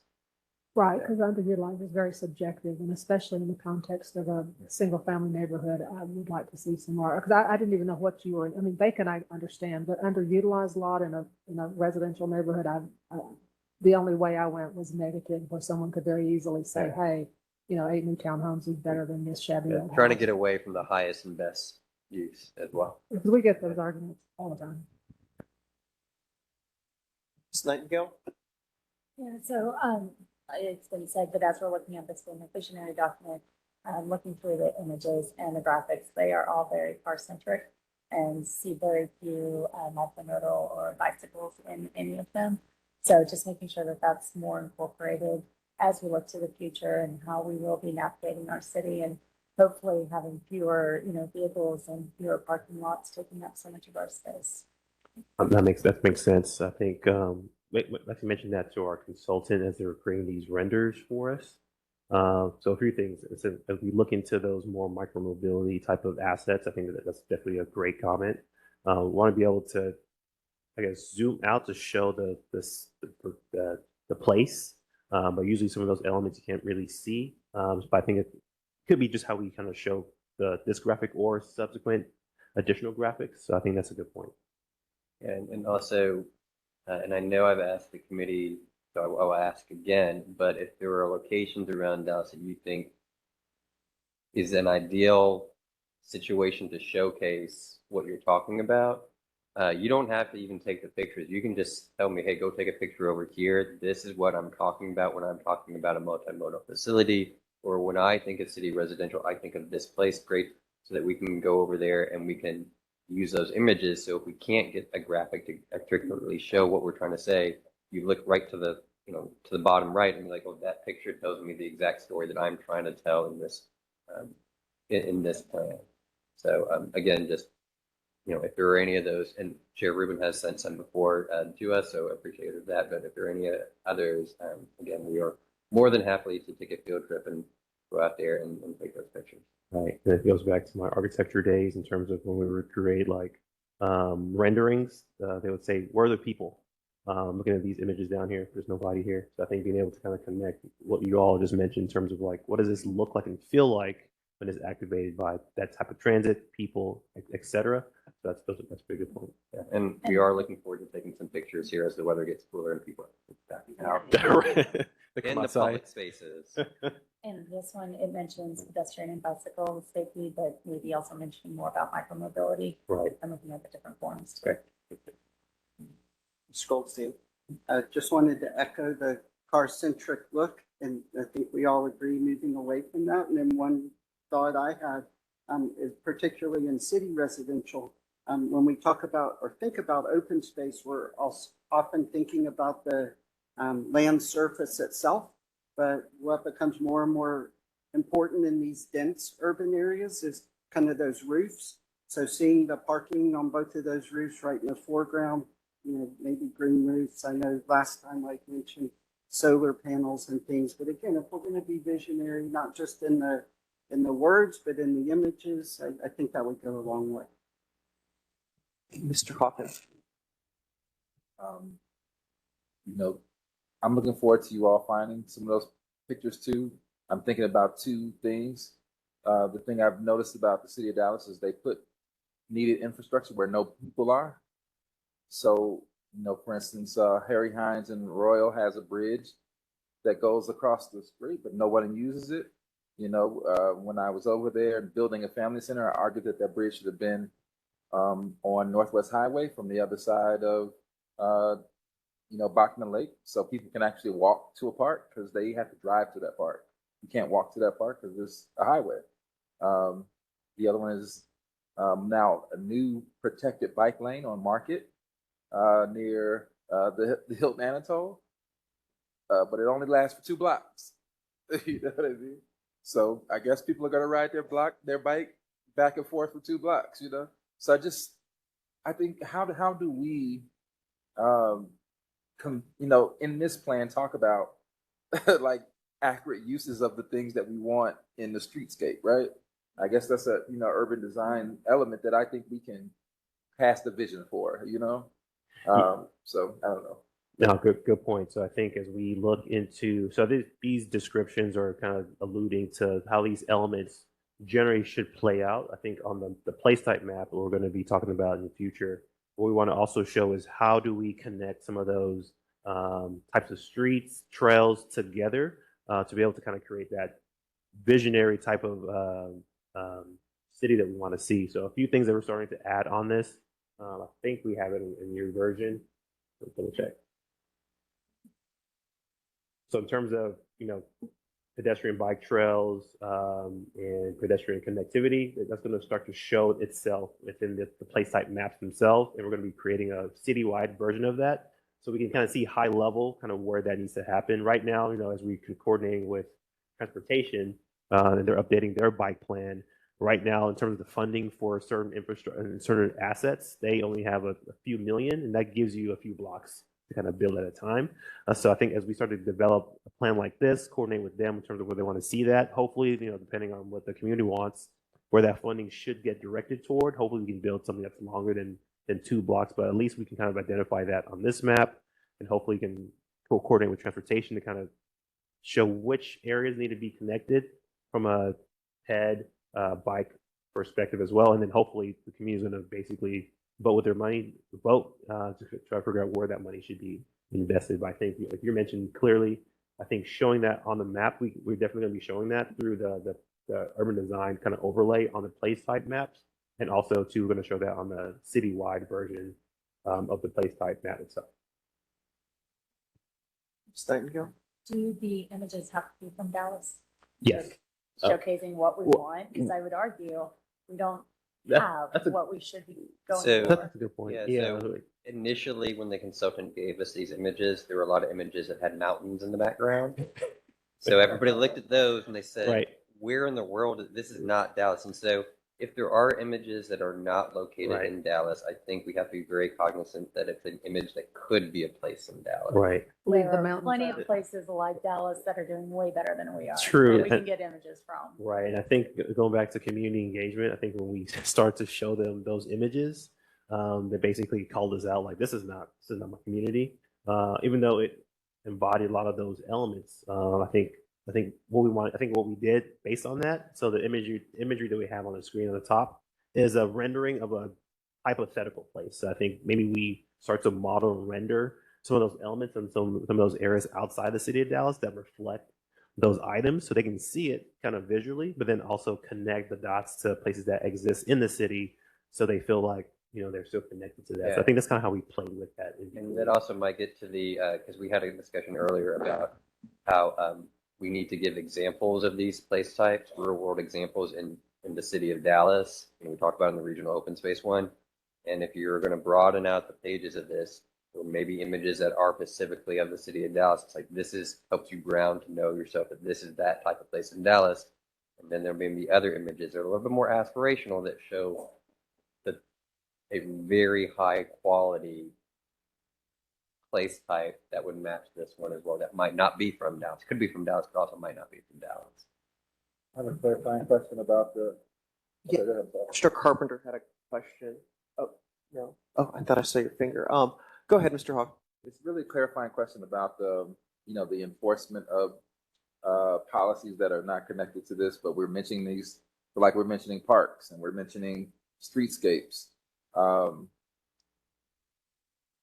Will this document inform Parks and Rec? Will this document inform the Department of Transportation, which has to create, walkable lines and sharrows and all of those other things, right? Yes. So I think as we are developing this, we're actually having meetings with all those departments. And basically what we ask them is, hey, I know you all have certain initiatives and plans that you're developing.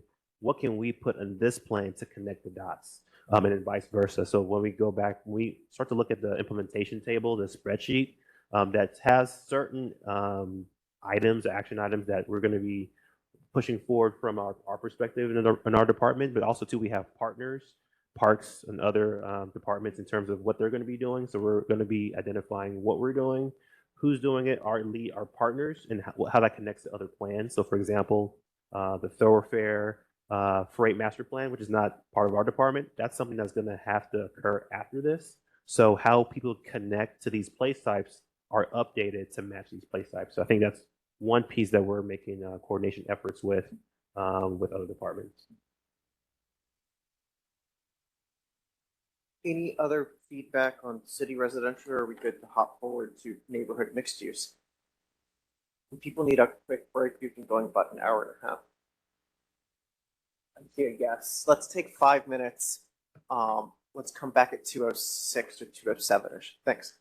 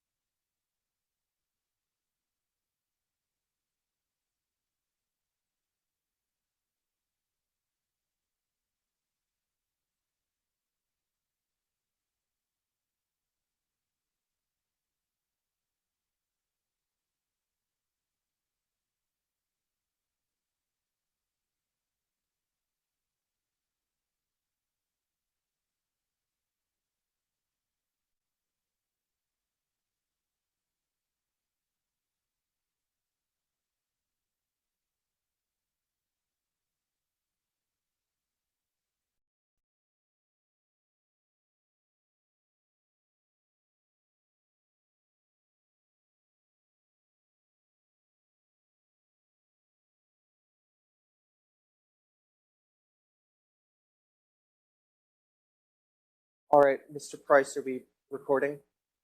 We're recording. Great. It is 2:20 p.m. and we are back on the record. Just a little bit of housekeeping, talking about where we're going.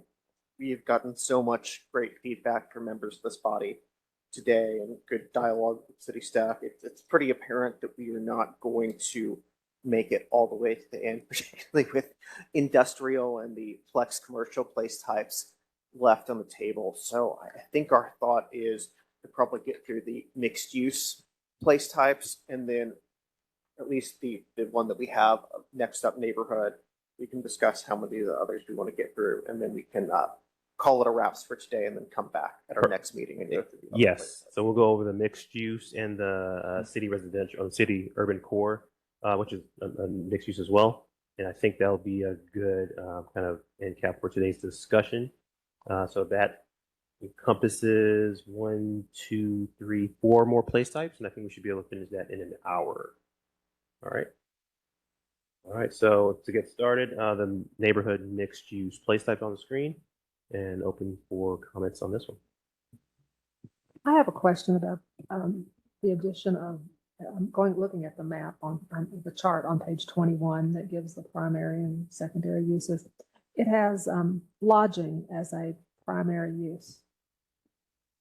Can you explain what the thought is there? Because I'm trying to think of places I would think of as neighborhood mixed use, and I can't picture a lodging component at all. And in the little tile, the little graphic in the upper left-hand corner on page 32, it doesn't reflect, the chart gives mixed use, multifamily, and commercial as the main uses, the primary uses, and lodging. And this doesn't seem to go along with that. But lodging is my main question. No, so two things going back to this graphic and the graphic on the place type descriptions. Those need to be updated to be in sync. Those are currently not in sync, so we need to go through that and make that update.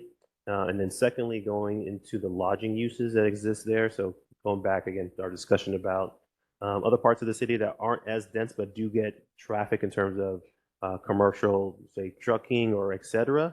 I think still being able to provide the opportunity for those lodging uses to exist in those areas. That was kind of the rationale behind adding that to the neighborhood mixed use, because not only does it exist in other parts of the city that's closer to the core, but in the periphery, there's still some areas that neighborhood mixed use place type does exist.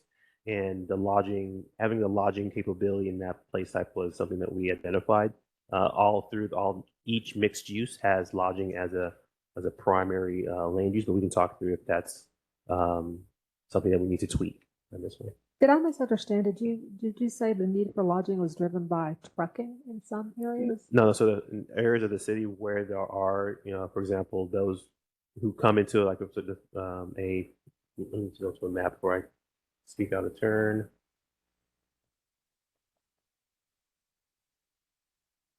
So looking specifically at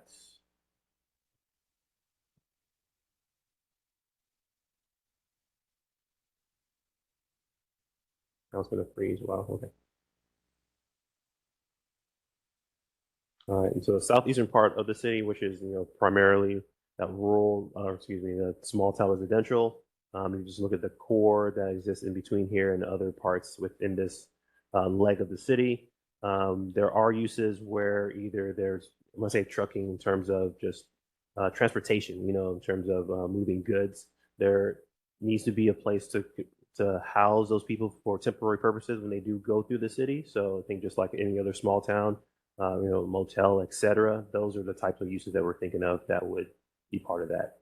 I understand what you're saying, that those just don't seem like neighborhood mixed use place types is that CFR? I think it is. So I guess maybe going back to your question, with the lodging being part of that place type, are you saying that that shouldn't be a primary? Should it be a supporting? Well, at most it should be supporting. Okay. Yeah, and trying to think through some other neighborhood commercial areas or neighborhood mixed use areas where you may have like a 4-story tall apartment building that's there and a 4-story tall hotel be a similar form in that neighborhood mixed use area.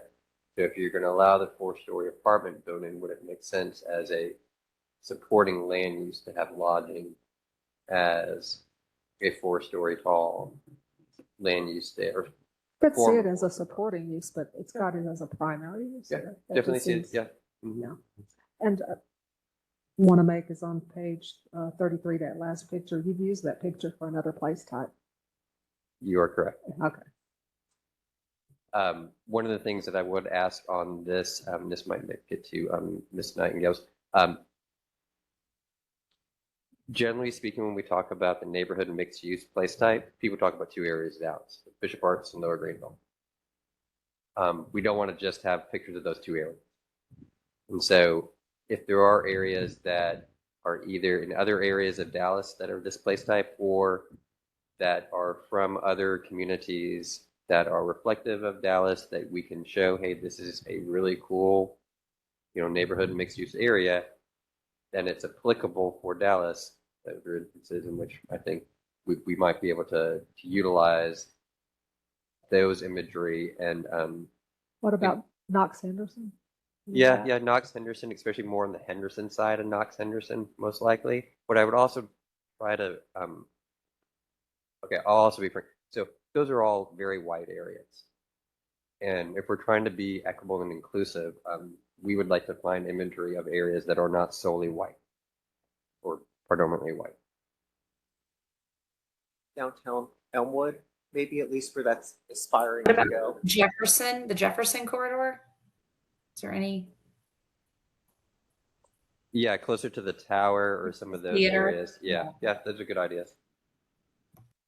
Ms. Milligan? I'd also say an area I'm more familiar with, South 2nd Avenue, which I think, and MLK in South Dallas, I think are both characterized as neighborhood commercial. Understanding that you may change how place types are laid out and how themes are incorporated, but I think neighborhood mixed use is where business displacement we should be most concerned about. And I think the document, if we're going to talk about housing displacement and other place types, we should talk about small business displacement in neighborhood mixed use, because again, at least the neighborhood mixed use areas that I'm most familiar with, those businesses are usually local business owners. So I would suggest that that be incorporated. Yes, ma'am. Mr. Hawkins, did you have? Okay. Anyone else? Over to you, Mr. Hawkins. So this was really explicitly had the use of in the urban design elements, streetscape, the integration of wide sidewalk, and I'm advocating for other place types in that discussion. Is, I understand the retail nature of this neighborhood mixed use, but I think that should be applied to some other place types as well. And I wanted to know, like, why was it highlighted here and not the other place type? I think that's something our team can do better of, and just making sure that consistently they read across the board with all place types. So that's just something we can do better in. Okay.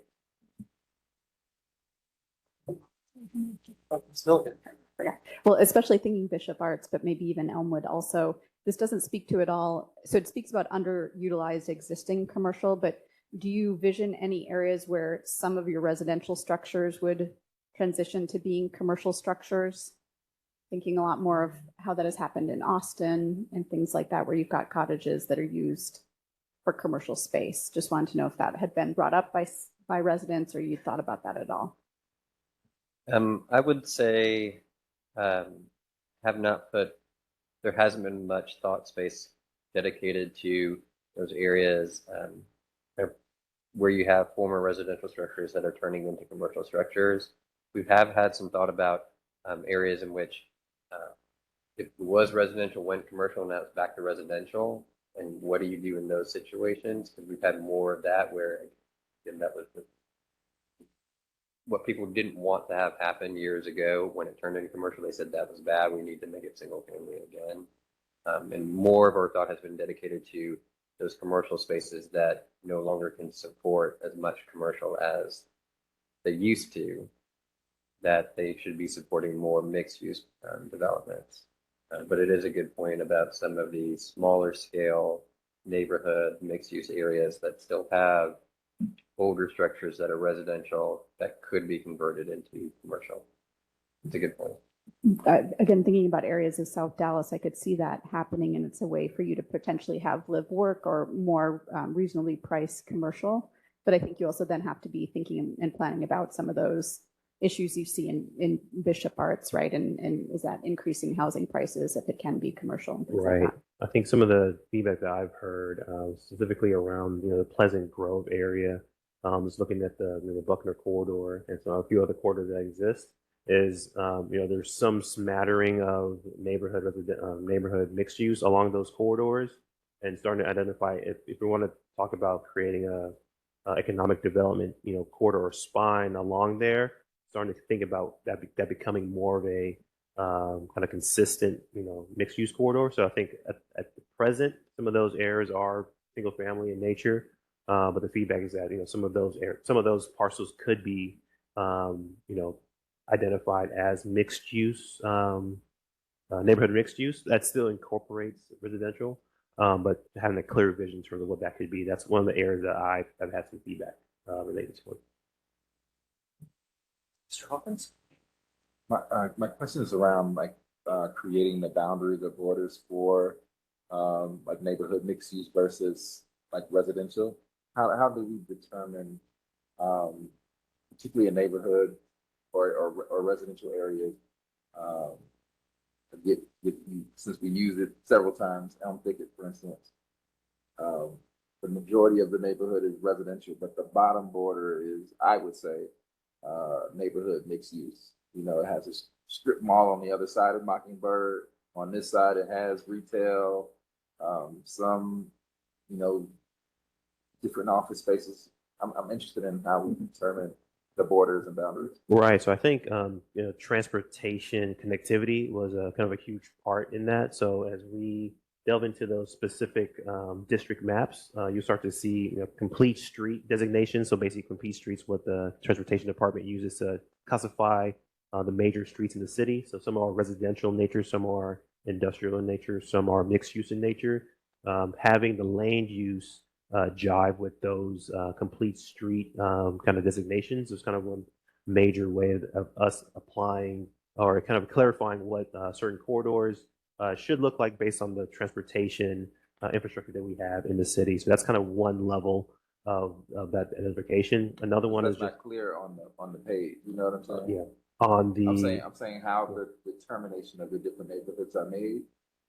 When someone says like, this is neighborhood mixed use, this is neighborhood mixed use because those designations is not clear. Got it. Okay, got you. So talking through how we came about each of the place type descriptions. And Yeah, how like they're if there's a way to add that determining factors of the use. You know what I'm saying? right. Okay. Does that make sense? Because I know this is meant to do that, right? This is meant to describe the different uses that happen in the space. Oh, so you're talking about specifically the uses within this place type. How do we? Now, I'm actually determining like how's that border created or the boundary created for this particular area. You know what I'm saying? So some of that's going to be from the community. Like we've been out there where we've said, because again, like the difference between neighborhood mixed use and a residential place type, because the residential place types allow for some type of commercial to occur in those areas. That's right. And the neighborhood mixed use includes some residential components. And so where we've had that conversation where they say, look, we know this is part of our neighborhood, this area. Once we go south of this street, that's a commercial, like that's not part of my neighborhood anymore. That's part of this corridor. That's part of this area. Commissioner Carpenter referenced Henderson earlier, and that's when we're like a neighborhood sat down at a meeting and they said, it's right here, Pat. This is where it is.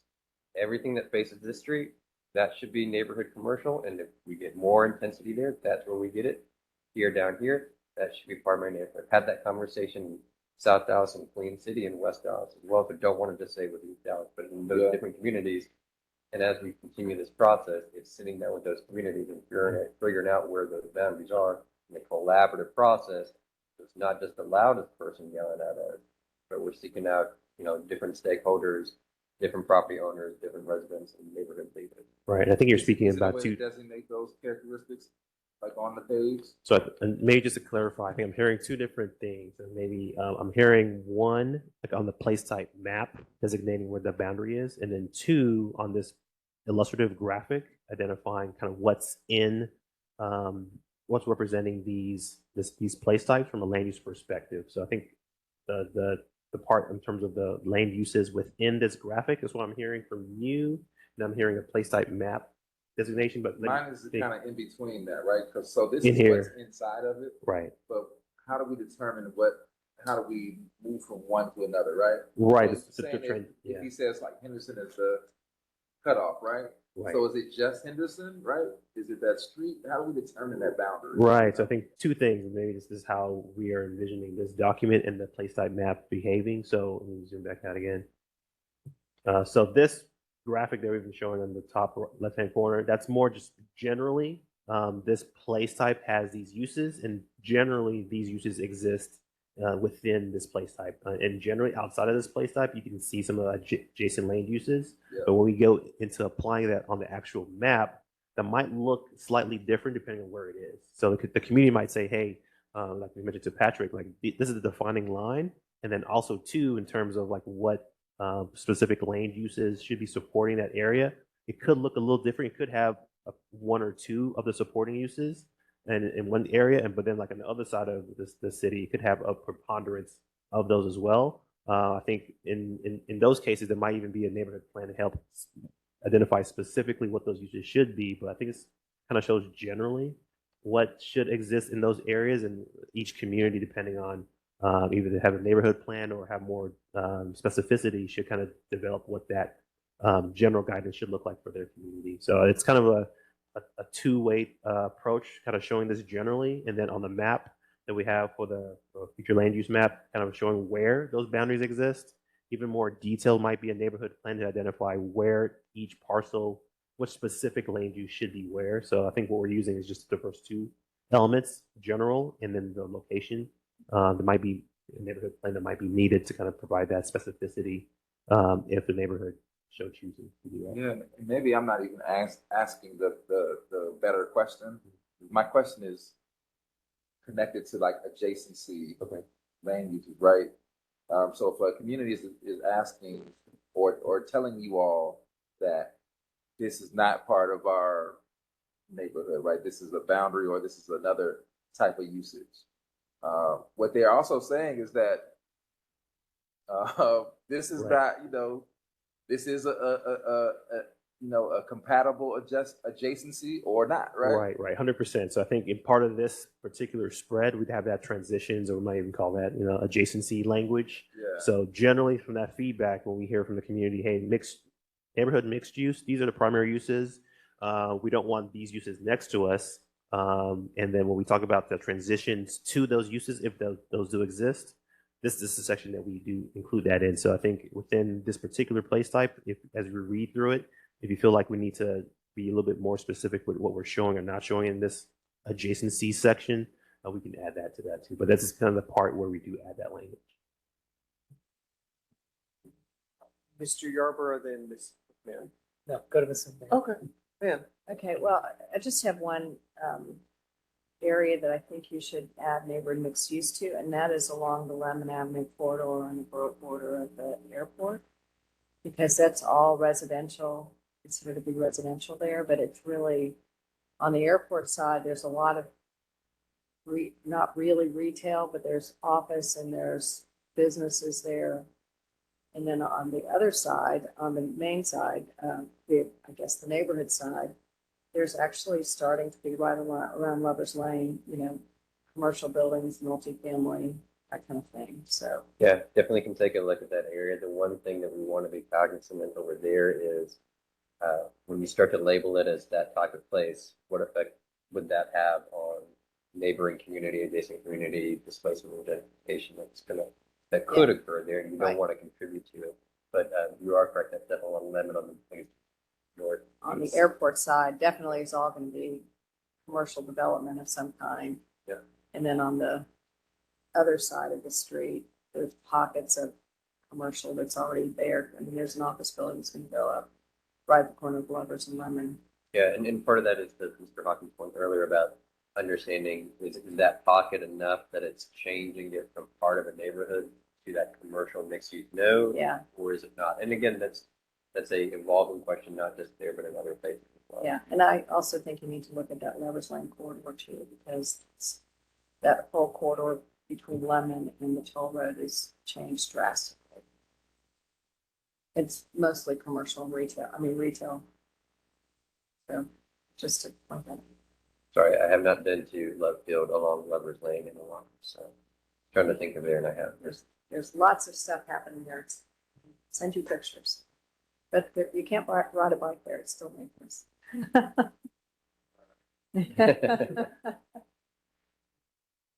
Mr. Carpenter? Now, I have a question about one sentence here. It says, over time, incompatible uses in neighborhood centers such as light industrial and outdoor storage should be redeveloped, etc.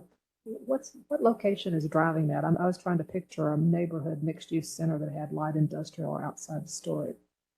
So one that Lawrence referenced earlier, so there's some stuff like along the Buckner corridor, South Buckner, some other stuff along Garland Road, especially as you get out towards Garland, that those are areas that would be labeled as a neighborhood mixed-use area, but still have some legacy, outside storage, vehicle engine repair, some stuff that we would be looking to eventually move away from.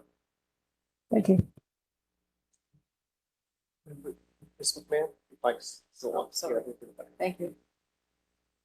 Any other feedback on this one? Or are we good to move on? All right, let's turn the page to community mixed use.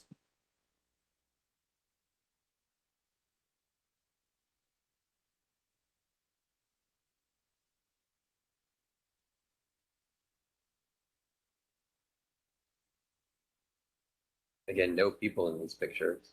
Point that out proactively.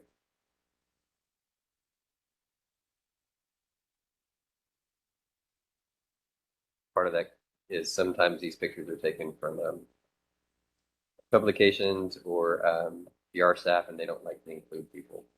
They're pretty buildings, but not people.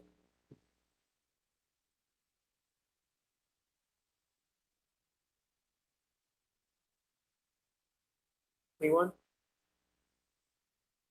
Bueller?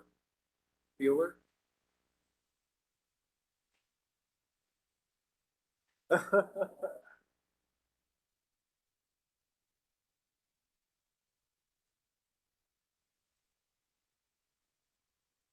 give it a minute or two. But great.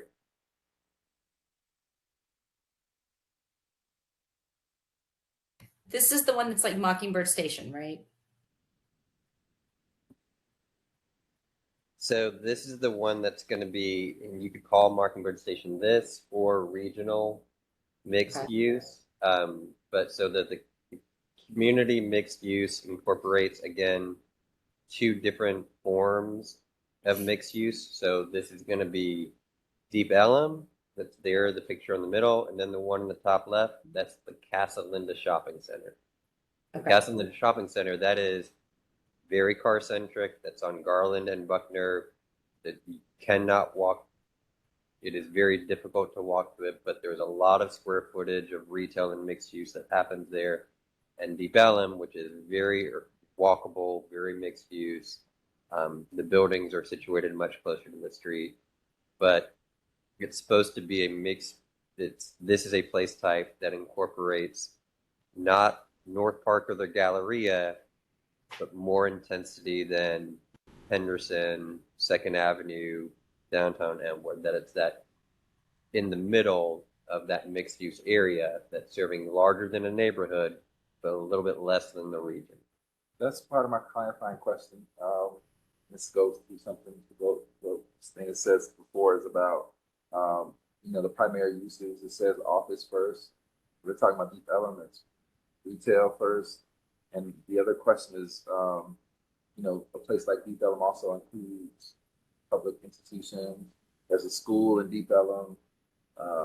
Strange uses at the space. I'll just say there's a school, there's a church in Deep Ellum. How do we further define these things to make sure that they're not the other uses, if that makes sense, you know? Yeah, I think going back to what you mentioned in terms of like the reordering of the place types, I mean, from the land uses, how we are describing the priority in terms of this particular place type. I think that's something we would definitely refine it and do across the board as we kind of take that feedback and apply that to the rest of the use. That makes a lot of sense. So I see like this one starts with like located at major intersections and key corridors and city, or go to this neighborhood mixed use. That language in the beginning, it's like anchors of commercial and social activity for the neighborhood. So, you know, is that more neighborhood centric next to residential? Because now we're talking about adjacency, right? So I'm interested in how we can clarify that. Be more intentional with some of that. Yeah. Right. One quick question, just for Mr. Blades or Mr. Goop. You had the example of the castle and shopping center, which you mentioned is very car centric. I would agree with that. Are there examples of community mixed use in the city of Dallas that were sort of the traditional shopping center where we have started to see developers do better? I can think of a pending zoning case in far north Dallas where they're starting to redevelop some moribund shopping centers into something more mixed use, but that's not on the ground. Yeah, Are there there's examples of that where we have done better in the recent past, alluding to Miss Nightingale's suggestion that we look outside of Dallas for illustrative examples? Are there examples in the city of Dallas of a former, legacy sort of shopping center where we started to get things better? Yeah, there'd be a couple examples that I can think of. So one is in North Dallas where a parking lot that was not used frequently.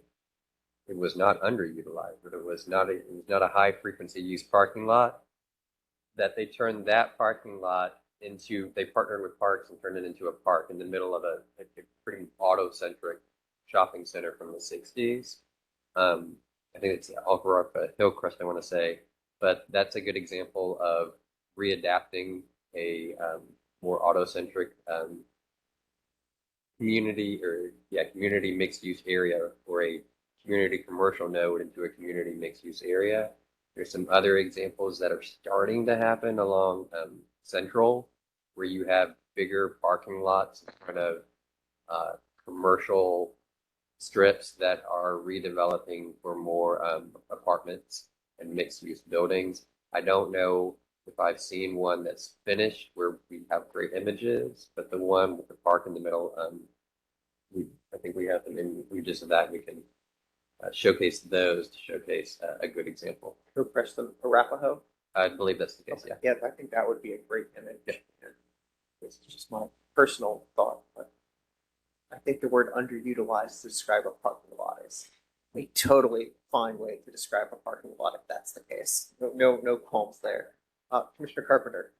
I was just didn't we have I remember a zoning case we had, it's either in D9 or D10, where they were going to repurpose part of an old shopping center and add multifamily to it. That's been a couple years ago. So did that I get built? Worked Did that one while D10 was vacant. Okay. It's just south of LBJ, blanking on the cross street. The one thing there is that corner of the parking center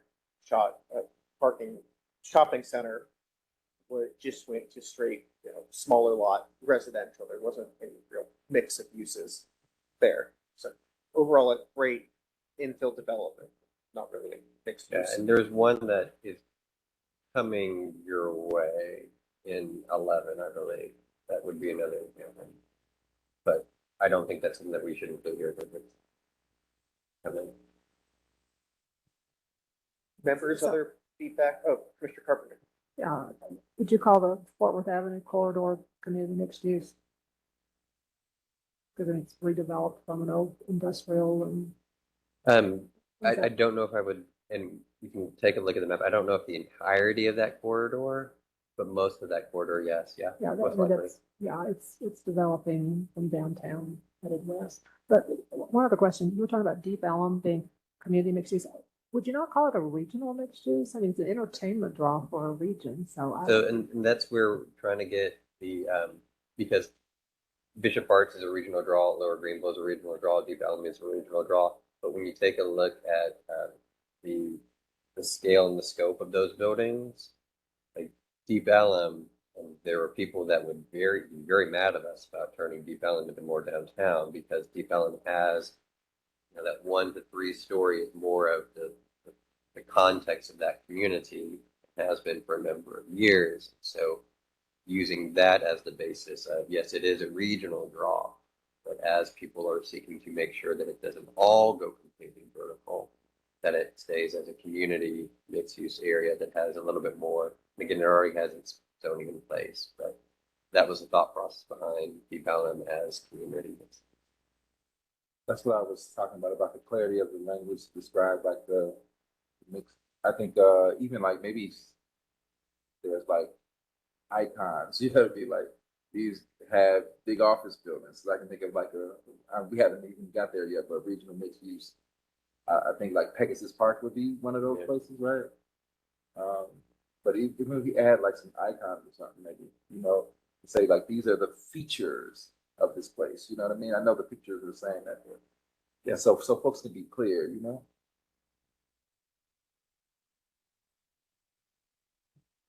Man. No, I think this particular place type is one that's really going to benefit from some specific examples being given. Yeah. Because I think it's one of the hardest to visualize just from the Yeah, that there's the Galleria, and then there's Lower There's Greenville. Hillside Village. I mean, what are you talking about? I don't know.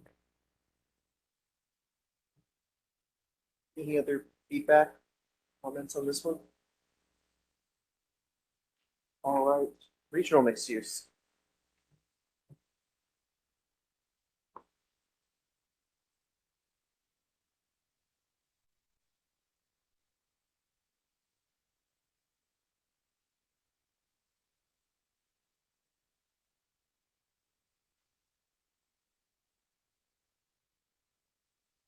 So there are some people in these pictures, but there's also far more cars up, you know, Lincoln Center. It's the gold building.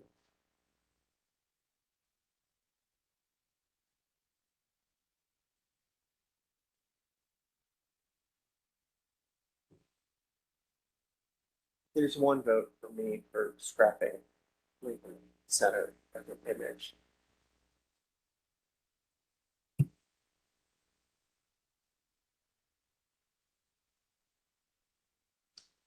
Perhaps we can go with the developments to the south of that, the Energy Plaza, or the Old Meadows building that's there. That might have a better feel to it and a better interaction with the public realm. As much concrete as there is there, I think there's some, you know, first floor retail restaurant that makes it a little more. Yeah.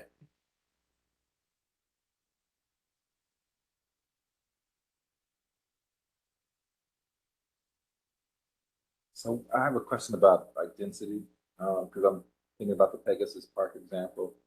That's an example of turning a underutilized building into a now new use.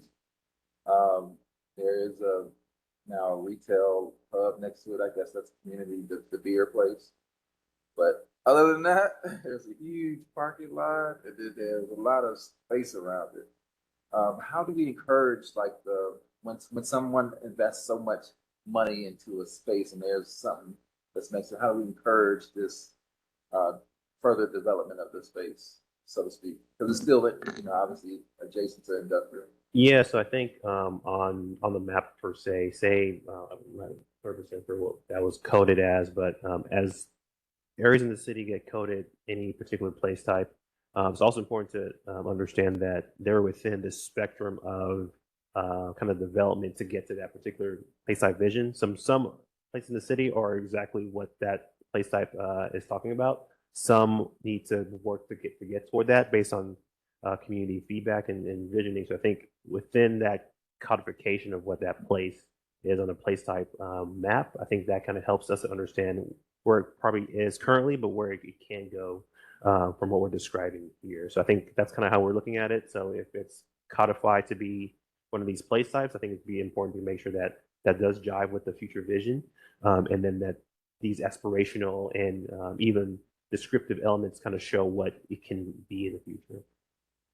So to follow up with that, how does the community visioning look when places are more transitional in terms of like workers and business owners instead of residential folks? Yeah, that's a great question. So for I think some examples that we went into, you probably know more about maybe what's happening north. Within southern Dallas, Kleberg area, probably a few of those areas. Well, the feedback that I've heard is that please define where our commercial corridor should be for those who live here and those who do transit here. So we've gotten some feedback that they want to make that area clearer in terms of what that should or could be. I'm not sure the feedback that Patrick, you received in other parts of the city, but I think providing what the visionary aspect, for example, I'm looking at. Yeah, basically going back to the Buckner area as well. I think a lot of those areas are just mostly residential currently, but they do want commercial corridors to exist. So I think that's kind of how we've applied this visionary kind of element into the map, even though that's not what exists. That's what they want us to kind of help codify for them. So that's what I've heard, but I'm not sure if you've heard anything different. I would just say it is I don't want to say a balancing act, but it's understanding that there are going to be some large property owners or some institutional individual folks in that area, and balancing their desire to continue their pursuits versus the surrounding communities. And so you may have an area that does not have a lot of people living in it, but you have a lot of people over here. And then, okay, how do we balance the fact that these guys just want to keep more and more and more, and everybody else is like, no, wait a minute. So whether that's, working with Arlington Park, which is close to Parkland, or whether that's working with some neighborhoods around Baylor Hospital, where they say, stop knocking down all the stuff around, stop destroying our community to build another tower for parking. Both of those communities have very similar, like opinions, and it's making sure that those opinions are put in the same room as the folks who may be those larger institutional or employment drivers in our city. Yeah, and sometimes they're not in the same room, so we have to speak to one group and speak to the other group and say, look, let's meet today together at this meeting, and it still becomes that we're that intermediary. So we are definitely looking at what the community is saying, what those landowners are saying, and trying to come up with something that hopefully addresses those multiple concerns. Yeah. But that's kind of the only other thing I would add is whenever possible, partnering with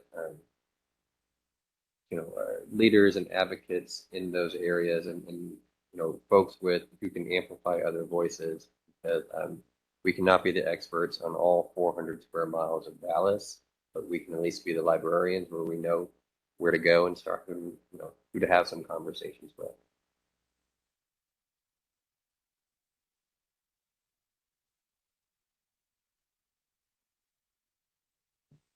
Anyone else?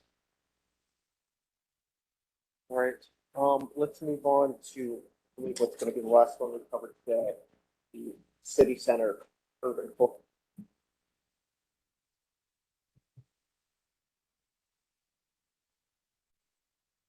I mean, this is everyone's opportunity to voice some strong opinions about downtown Dallas. All right, well, I have a couple of thoughts here. First of all, really appreciate in the wording historic downtown and adaptive reuse. So I think that's super important, something that historically Dallas hasn't been real good at, preserving our past. And then a recommendation on urban design elements for the streetscape. Maybe we can add a bullet like number 3 on page 33 that mentions art in the public spaces.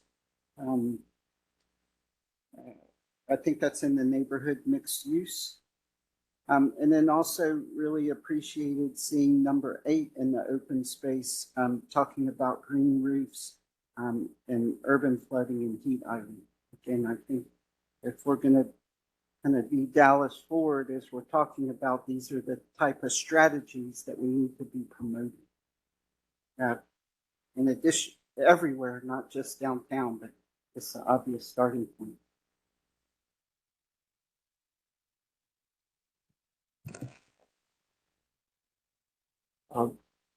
Going to the image on the top of the page, there is a parking garage front and center, and I imagine that is no accident. I think that was probably a very intentional choice on the part of city staff because there are several large parking garages, and in fact, I can think of 2 more that are coming online. One is mostly built out. The other, they're about to bulldoze. It was a food court to make a parking garage, is my understanding. With that said, there are ways to make even parking garages more attractive and more appealing, including ground floor active uses in the parking structure as opposed to having the first floor devoted to parking as well. So, to the extent that you think it's some truth in advertising to include parking garages in the illustration, I would say let's get the best and greatest example to the extent our software allows it. No, agreed. I think even as we're talking about this, we can move some of these buildings in other locations. So I think we want to try to highlight a parking garage. I think that could be another structure. This is part, I think it's a clip of a larger image, and we just kind of pan to see what makes sense here. But we can kind of play with what we're trying to emphasize in this particular graphic.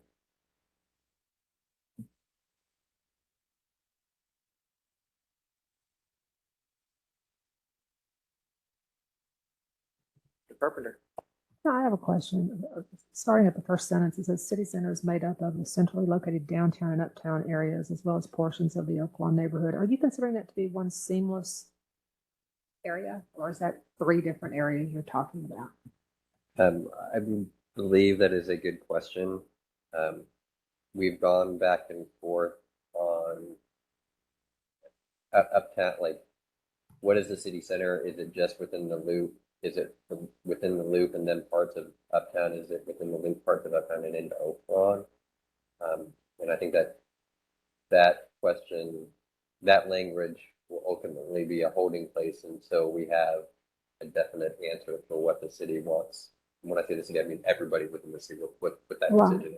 Now, because the next sentence is garbled, but it casts back some questions on that, because it does a unique place type found in no other part of the city. Dallas's city center encompasses, and it says, is the historic downtown and central business district, da da da da, which seems to exclude uptown and Oaklawn.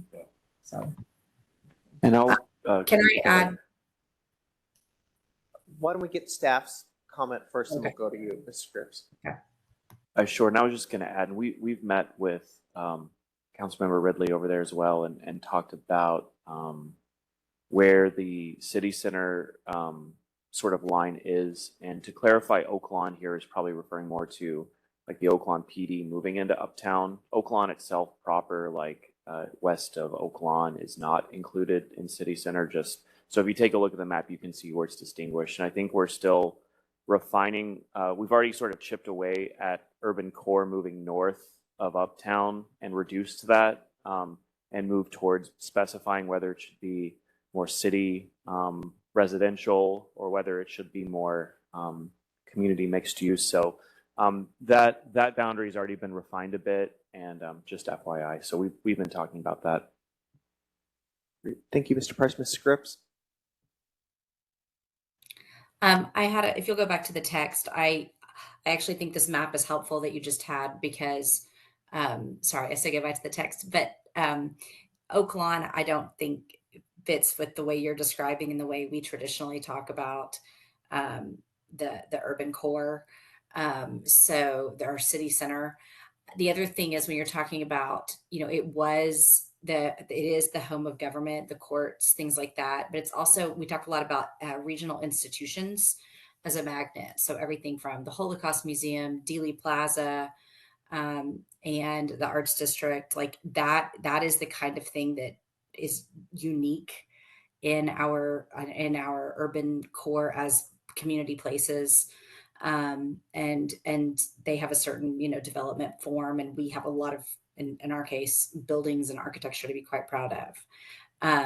I like that you call out green space. We have probably added more acreage in our core of our city than any other city in North America.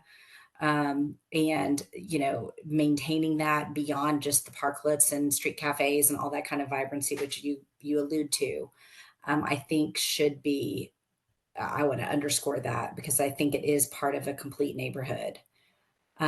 Where are the recommendations around retail and essential services? That it also needs both to support office workers, tourists, and residents.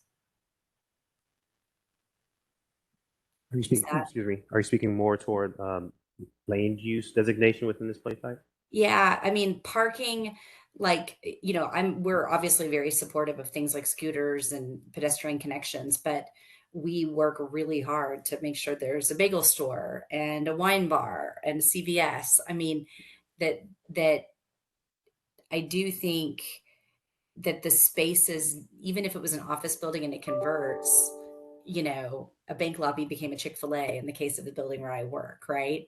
So I feel like kind of saying that it has to be like a lot of the buildings, even within them, are very flexible. If we could somehow tease that out, maybe under buildings, when you're talking about ground floor building facades, but the connection to providing retail vibrancy is something we've been working really, really hard on, and it's imbued in our 360 plan for downtown as Yeah, a neighborhood.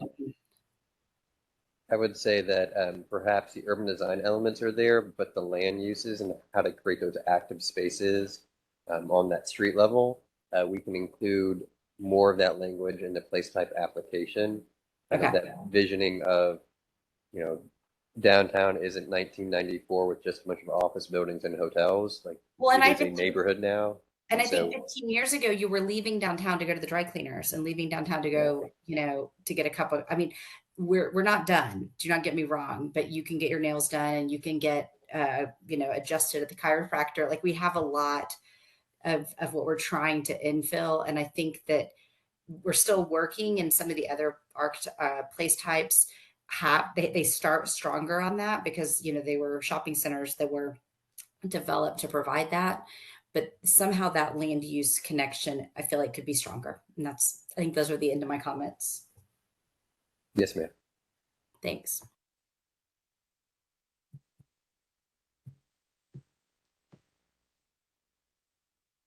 How are you addressing the underground, Dallas? That is a great question. Man, that's probably gonna be the last question for today. No, so I think in terms of what, how for those I guess just don't know, I guess. Talking about what happens, and not the underground, right? But like that, yeah. Yeah. So for those who aren't familiar, the City of Dallas, the urban core, has a network of just underground tunnels that have retail, other uses within there. What that has done in the last few decades, that has kind of put a lot of people underground and not really activating the public, like a subsurface. That's actually a good point. We really touch on that. We should call that out. Right, and I think that's a interesting and great point because that's unique to this area. I don't know. That's a great point. What are your thoughts on that one? I guess We have a councilwoman who wants to do farming down there. I'll just put that out there for our agricultural element. I mean, this is going to be a whole thing? Urban farm underground. I got it. Okay. Would the direction from CLUP be to daylight some of those land uses and some of that commerce and that activity?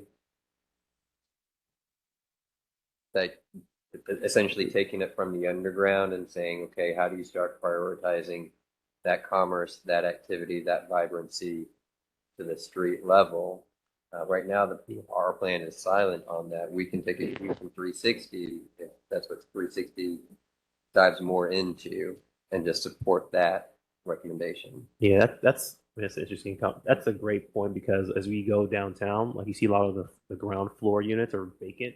Like all retail, just nothing there. So there's a conversation about that can be housing, but then you go underground and you see just a whole nother world in terms of maybe like certain buildings connecting with each other that no one would see on the subsurface, which is interesting. So that And I don't know the last time y'all were down there, but a lot of the tunnels have not bounced back post-COVID. You say have not or have not. No, I mean, right, and right. Ren Tower, recently closed their whole Crystal Atrium Right. food court. So they still are there. I very much support the incorporation of this. I think Right. we're on our way. So if you want to memorialize it, I think we'll continue to push on this direction. And then I have one other random question that's probably not really addressed in this, or it even should be, but what about air rights associated with these tall buildings? I mean, that's a marketable commodity, and I don't know whether that any of the work that we're doing has anything to do with air rights, and I'll stop throwing random questions at you now. So, Mr. Hawkins. Yeah. We haven't explored that question. There's nothing that has come up. And my understanding is that zoning does not protect air rights. You need to do it through some sort of easement or private agreement.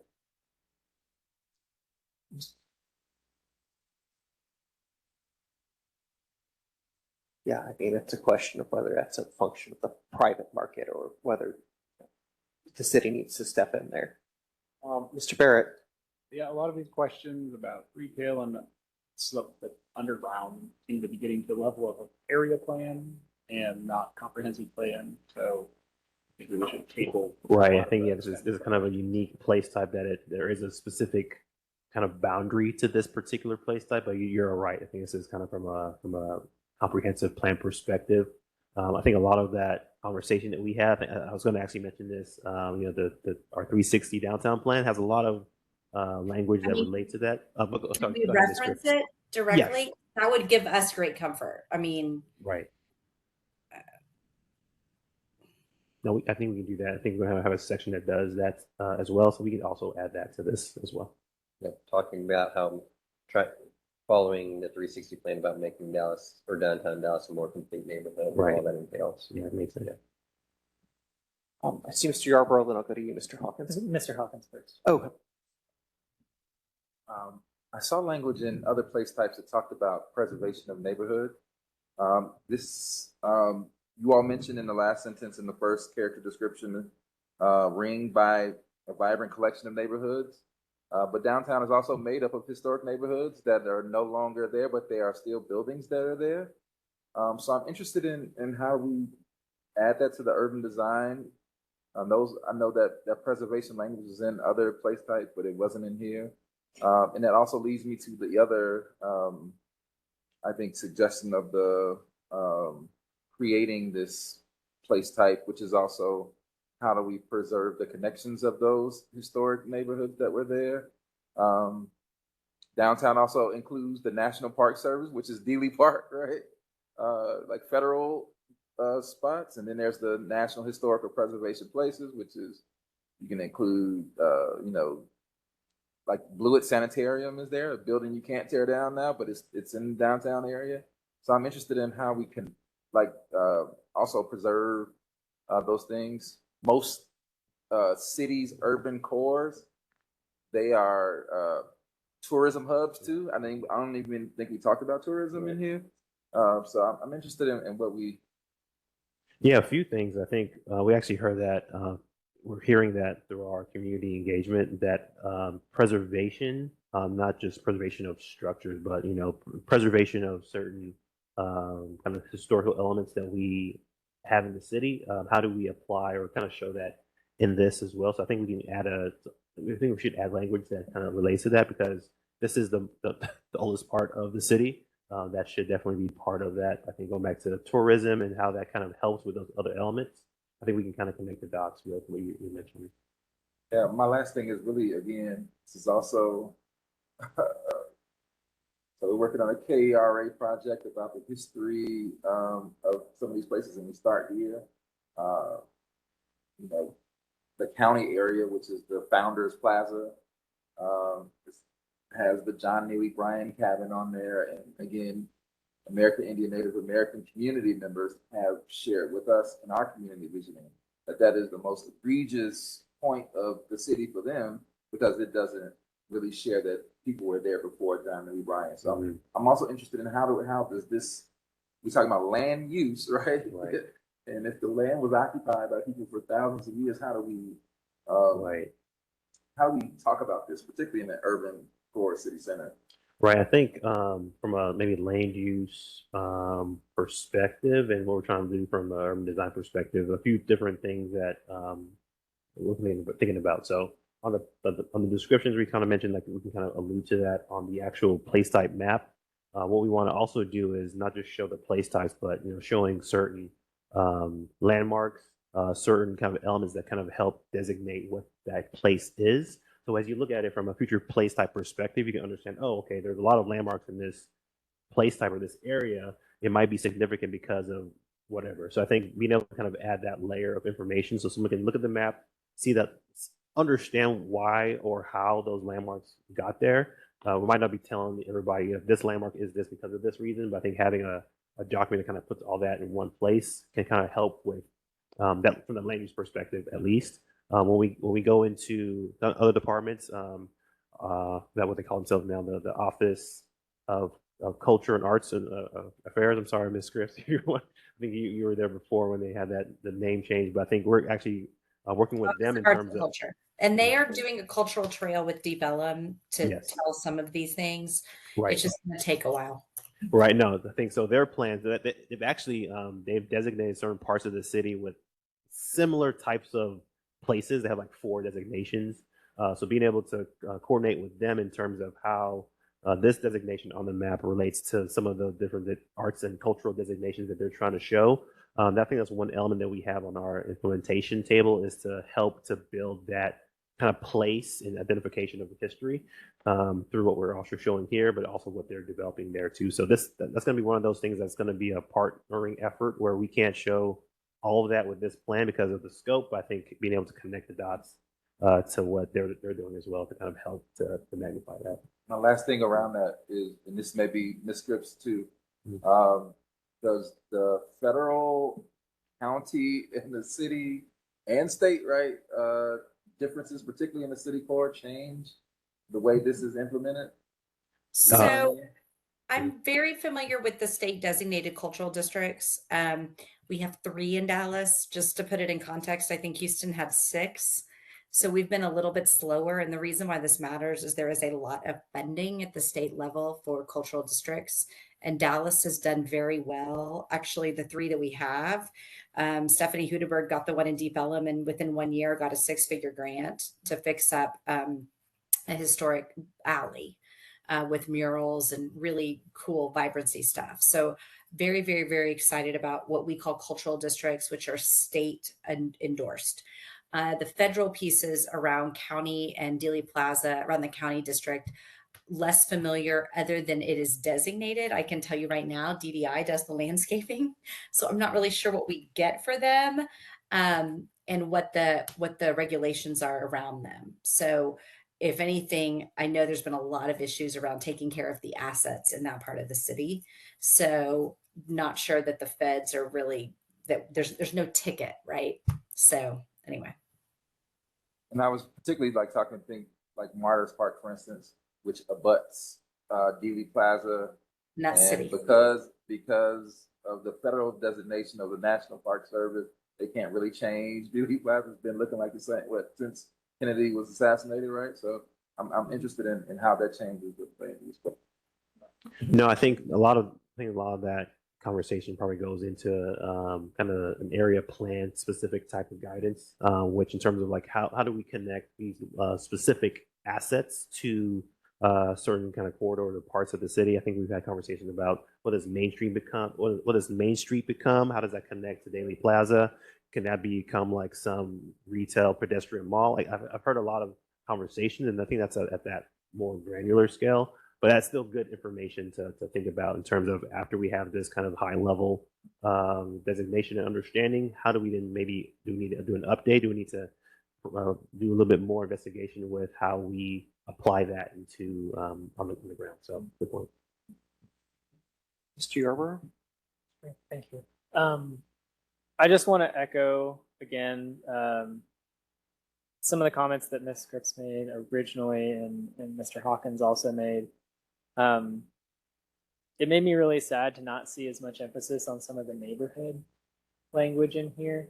And some of that's just like, I aspire to live downtown and view it as a neighborhood. And I have friends who live downtown and see it as a neighborhood. So I think, and I don't want to take away that like this is primarily a business and employment hub, but like multifamily is a primary land use here. And so I would just like to foreground that a little bit more in the language that we're using throughout the character description, place type application language, because it's a little in the background, and I think that does a disservice to the neighborhood that exists and the neighborhood we hope downtown will continue to grow to be.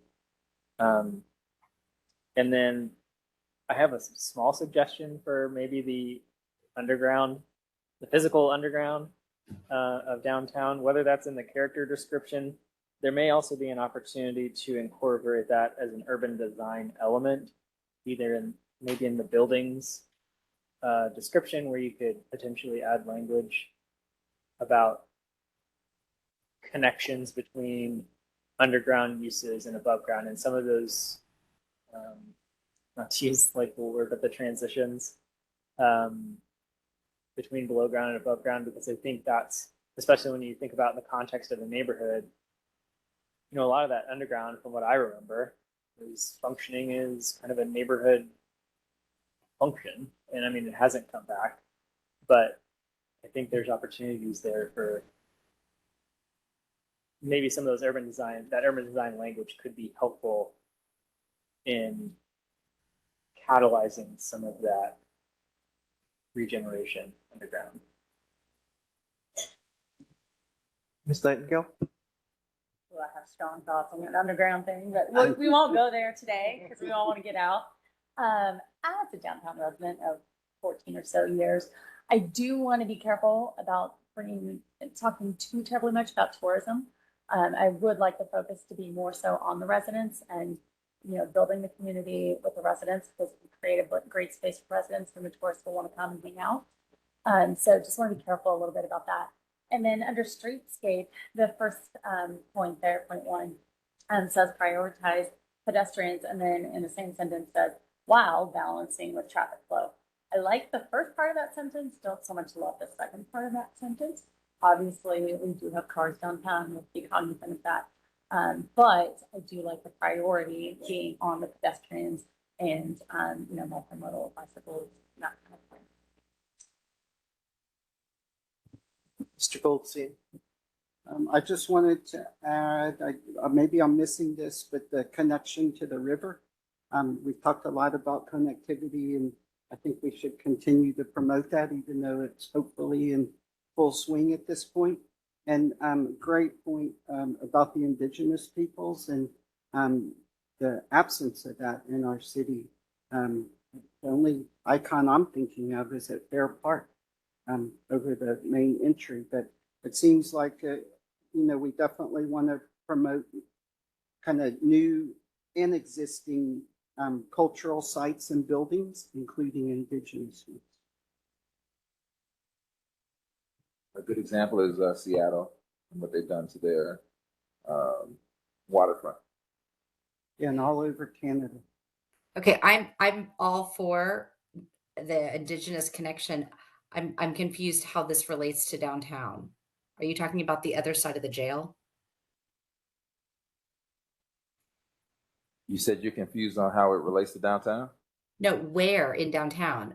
He's talking about a connection to the river. Entire downtown. There used to be indigenous land, so I think I'm all for that. His comment started with a connection to the river, and all of the meetings that we have been in with the Trinity River people have all of that, mostly concentrating closer on the West Dallas I say the jail, the old Dawson State Jail, which is not in our boundaries. So I just am wondering if that connection to the river needs to go somewhere else is really where I'm going. I kind of intended those as two separate comments, but they do overlap. Would the connection, would the river part be in downtown? Well, there are certain parts of downtown that the river flows under. If you Well, ever been in the but I Wiley mean, Theater, to the average person, wouldn't that naturally do better somewhere else? What I would say is, I think where we talk about how where this place type abuts another place type, that we need to get good language because this place type is going to abut Deep Ellum. And how is that transition? This place type is going to abut, well, indirectly abut the Trinity. And how are you making that connection between downtown, the Trinity, and honestly into West, like perhaps a better, instead of just saying it's the Trinity, how do we have better language about how we are creating this as an interconnected place to the areas to the other places that are around it? I think also as I'm kind of hearing the conversation, similar to a few kind of our prior place types, that I think having some of that language that in a sense introduces that cultural historic piece in a sense, but still ties that into what this place is. I think what I'm hearing too is we're not letting go or kind of forgetting kind of where we came from to understand like the current state of things or where we want to go for this place type. I think that kind of can apply for all the place types. At least that's what I'm hearing. Just like that connection from the past to where we are here. Not saying that we need to create landmarks or et cetera. That's not what this plan is doing, but I think just that connection to kind of historical elements. yeah, I thought this was an equitable plan, right? So I think if it's equitable plan, start with the most aggrieved parties in this plan when it comes to land use. We'll work on some language that talks about the city center is built upon the urban core downtown Dallas, the heart of the city, the oldest part of the city that was developed on trade routes of the Catos and the like trying to acknowledge that it wasn't just John Neely Bryan stuck his knife in the ground and all of a sudden Dallas burned up. And there was a reason why, Dallas and America was in their problem. Nightingale, did I see a? Okay. Any other final comments, questions? I know it's been a marathon of a day.